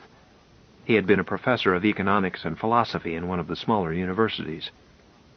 Doc had even offered a partial explanation of his presence on Venus. "A matter involving one of my women students," he confided. "My wife took an unsympathetic view of the matter, and so did the Board of Regents. The board had long considered my opinions a little too radical." "Were they?" "Heavens, no. I was a rock-bound conservative. But I had an unfortunate tendency to express conservative principles in realistic rather than allegorical language." "I suppose you're a radical now." Doc's eyebrows lifted slightly. "Not at all. Radical and conservative are terms for emotional attitudes, not sociological opinions." Doc accepted the manuscript, read it through, and returned it without comment. But Wingate pressed him for an opinion. "Well, my boy, if you insist." "I do." "I would say that you have fallen into the commonest fallacy of all in dealing with social and economic subjects, the devil theory." "Huh?" "You have attributed conditions to villainy that simply result from stupidity. Colonial slavery is nothing new. It is the inevitable result of imperial expansion, the automatic result of an antiquated financial structure." "I pointed out the part the banks played in my book." No. You think bankers are scoundrels. They are not. Nor are company officials, nor patrons, nor the governing classes back on Earth. Men are constrained by necessity and build up rationalizations to account for their acts. It is not even cupidity. Slavery is economically unsound, non-productive, but men drift into it whenever the circumstances compel it. A different financial system. But that's another story." "I still think it's rooted in human cussedness," Wingate said stubbornly. "Not cussedness, simple stupidity. I can't prove it to you, but you will learn." The success of the silent radio caused the governor to send Wingate on a long swing around the other camps of the Free Federation to help them rig new equipment and to teach them how to use it. He spent 4 hard-working and soul-satisfying weeks, and finished with the warm knowledge that he had done more to consolidate the position of the free men against their enemies than could be done by winning a pitched battle. When he returned to his home community, he found Sam Houston Jones waiting there. Wingate broke into a run. "Sam!" he shouted. "Sam! Sam!" He grabbed his hand, pounded him on the back, and yelled at him the affectionate insults that sentimental men use in attempting to cover up their weaknesses. "Sam, you old scoundrel! When did you get here? How did you escape? And how the devil did you manage to come all the way from South Pole? Were you transferred before you escaped?" "Howdy, Hump," said Sam. "Now, one at a time, and not so fast." But Wingate bubbled on. "My, but it's good to see your ugly face, fellow. And am I glad you came here. This is a great place.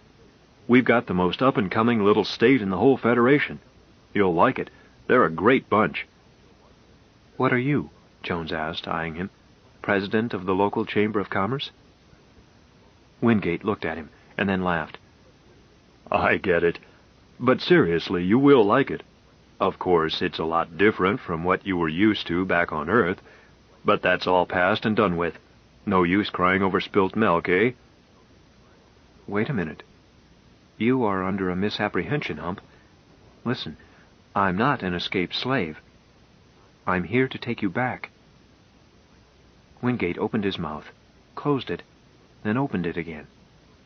But, Sam, he said, that's impossible. You don't know. I think I do. But you don't.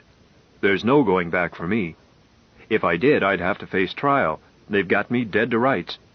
Even if I threw myself on the mercy of the court and managed to get off with a light sentence, it would be 20 years before I'd be a free man.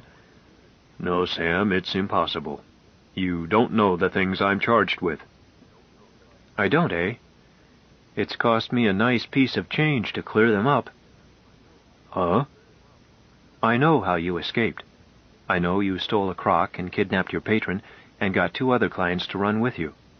It took my best blarney and plenty of folding money to fix it.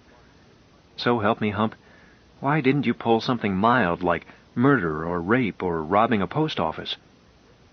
Well, now, Sam, I didn't do any of those things to cause you trouble. I had counted you out of my calculations. I was on my own. I'm sorry about the money. Forget it. Money isn't an item with me.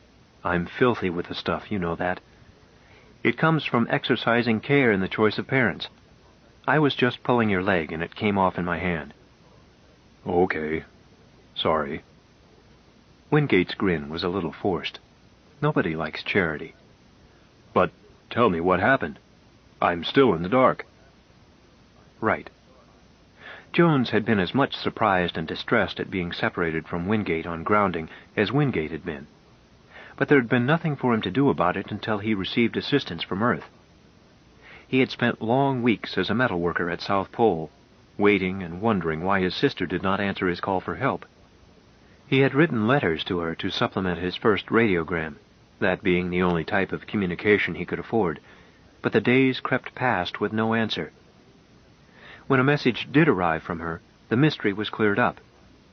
She had not received his radio to Earth promptly, because she, too, was aboard the Evening Star, in the first-class cabin, traveling, as was her custom, in a stateroom listed under her maid's name. It was the family habit of avoiding publicity that stymied us, Jones explained. If I hadn't sent the radio to her rather than to the family lawyers, or if she had been known by name to the purser, we would have gotten together the first day. The message had not been relayed to her on Venus because the bright planet had, by that time, crawled to superior opposition on the far side of the sun from the Earth.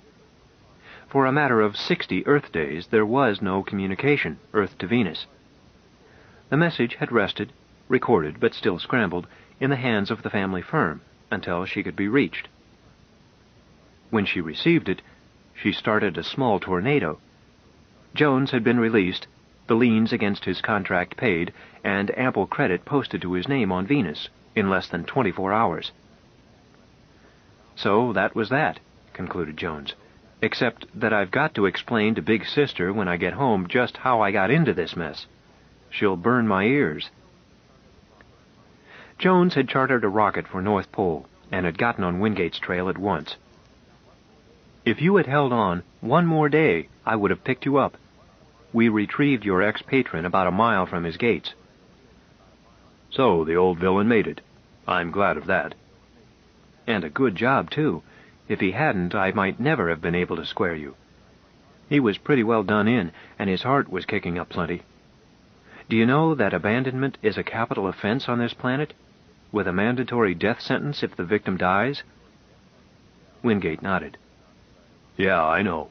Not that I ever heard of a patron being gassed for it, if the corpse was a client. But that's beside the point. Go ahead. Well, he was plenty sore. I don't blame him. though I don't blame you either. Nobody wants to be sold south, and I gather that was what you expected. Well, I paid him for his crock, and I paid him for your contract. Take a look at me. I'm your new owner. And I paid for the contracts of your two friends as well. Still, he wasn't satisfied. I finally had to throw in a first-class passage for his daughter back to Earth, and promised to find her a job. She's a big dumb ox, but I guess the family can stand another retainer. Anyhow, old son, you're a free man. The only remaining question is whether or not the governor will let us leave here. It seems it's not done. No, that's the point. Which reminds me, how did you locate the place? A spot of detective work too long to go into now. That's what took me so long. Slaves don't like to talk. Anyhow, we've a date to talk to the governor tomorrow. Wingate took a long time to get to sleep. After his first burst of jubilation, he began to wonder. Did he want to go back? To return to the law, to citing technicalities in the interest of whichever side employed him, to meaningless social engagements, to the empty, sterile, bunkum-fed life of the fat and prosperous class he had moved among and served. Did he want that? He who had fought and worked with men. It seemed to him that his anachronistic little invention in radio had been of more worth than all he had ever done on Earth. Then he recalled his book. Perhaps he could get it published. Perhaps he could expose this disgraceful, inhuman system which sold men into legal slavery. He was really wide awake now. There was a thing to do. That was his job, to go back to Earth and plead the cause of the colonists. Maybe there was destiny that shapes men's lives after all. He was just the man to do it, the right social background, the proper training. He could make himself heard. He fell asleep and dreamt of cool, dry breezes, of clear blue sky, of moonlight. Satchel and Jimmy decided to stay, even though Jones had been able to fix it up with the governor. "It's like this," said Satchel. "There's nothing for us back on Earth, or we wouldn't have shipped in the first place. And you can't undertake to support a couple of deadheads. And this isn't such a bad place. It's going to be something someday. We'll stay and grow up with it." They handled the crock which carried Jones and Wingate to Adonis. There was no hazard in it, as Jones was now officially their patron. What the authorities did not know, they could not act on. The crock returned to the refugee community loaded with a cargo which Jones insisted on calling their ransom. As a matter of fact, the opportunity to send an agent to obtain badly needed supplies, one who could do so safely and without arousing the suspicions of the company authorities, had been the determining factor in the governor's unprecedented decision to risk compromising the secrets of his constituency. He had been frankly not interested in Wingate's plans to agitate for the abolishment of the slave trade. Saying goodbye to Satchel and Jimmy was something Wingate found embarrassing and unexpectedly depressing. For the first 2 weeks after grounding on Earth, both Wingate and Jones were too busy to see much of each other. Wingate had gotten his manuscript in shape on the return trip and had spent the time getting acquainted with the waiting rooms of publishers.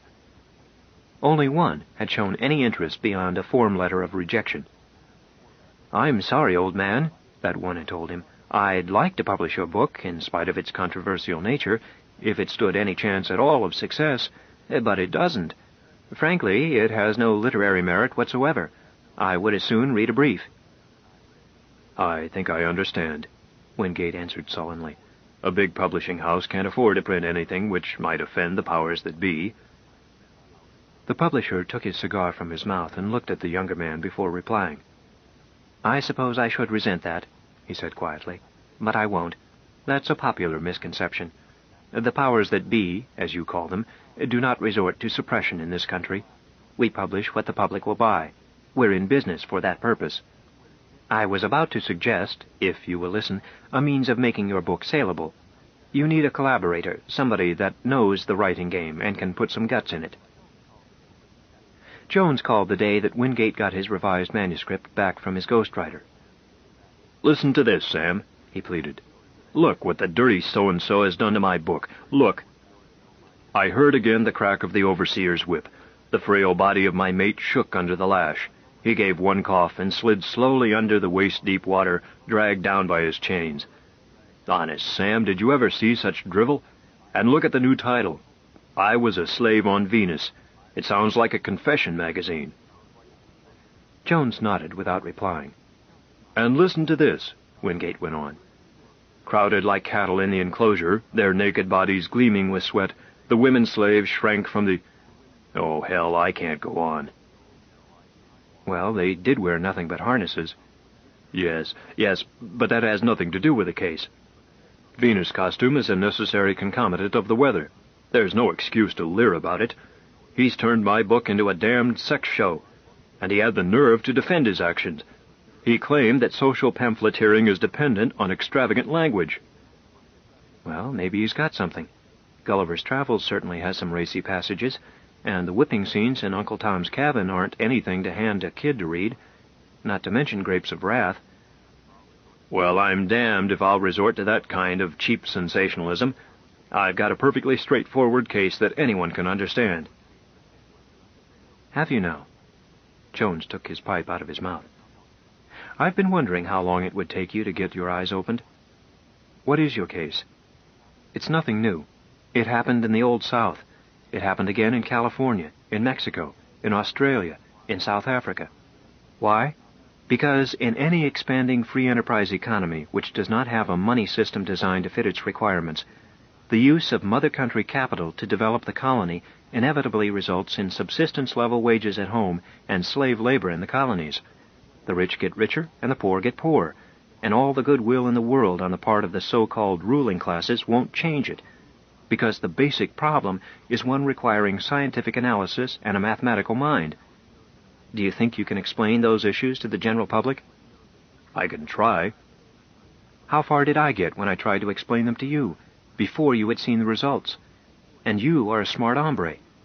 No, Hump, these things are too difficult to explain to people, and too abstract to interest them. You spoke before a women's club the other day, didn't you? Yes. How did you make out? Well, the chairwoman called me up beforehand and asked me to hold my talk down to 10 minutes, as their national president was to be there and they would be crowded for time. You see where your great social message rates in competition? But never mind. 10 minutes is long enough to explain the issue to a person if they have the capacity to understand it. Did you sell anybody? Well, I'm not sure. You're darn tootin' you're not sure. Maybe they clapped for you, but how many of them came up afterwards and wanted to sign checks? No, Hump, sweet reasonableness won't get you anywhere in this racket. To make yourself heard, you have to be a demagogue, or a rabble-rousing political preacher like this fellow Nehemiah Scudder. We're going merrily to hell, and it won't stop until it winds up in a crash. But, oh, the devil! What can we do about it? Nothing. Things are bound to get a whole lot worse before they can get any better. Let's have a drink.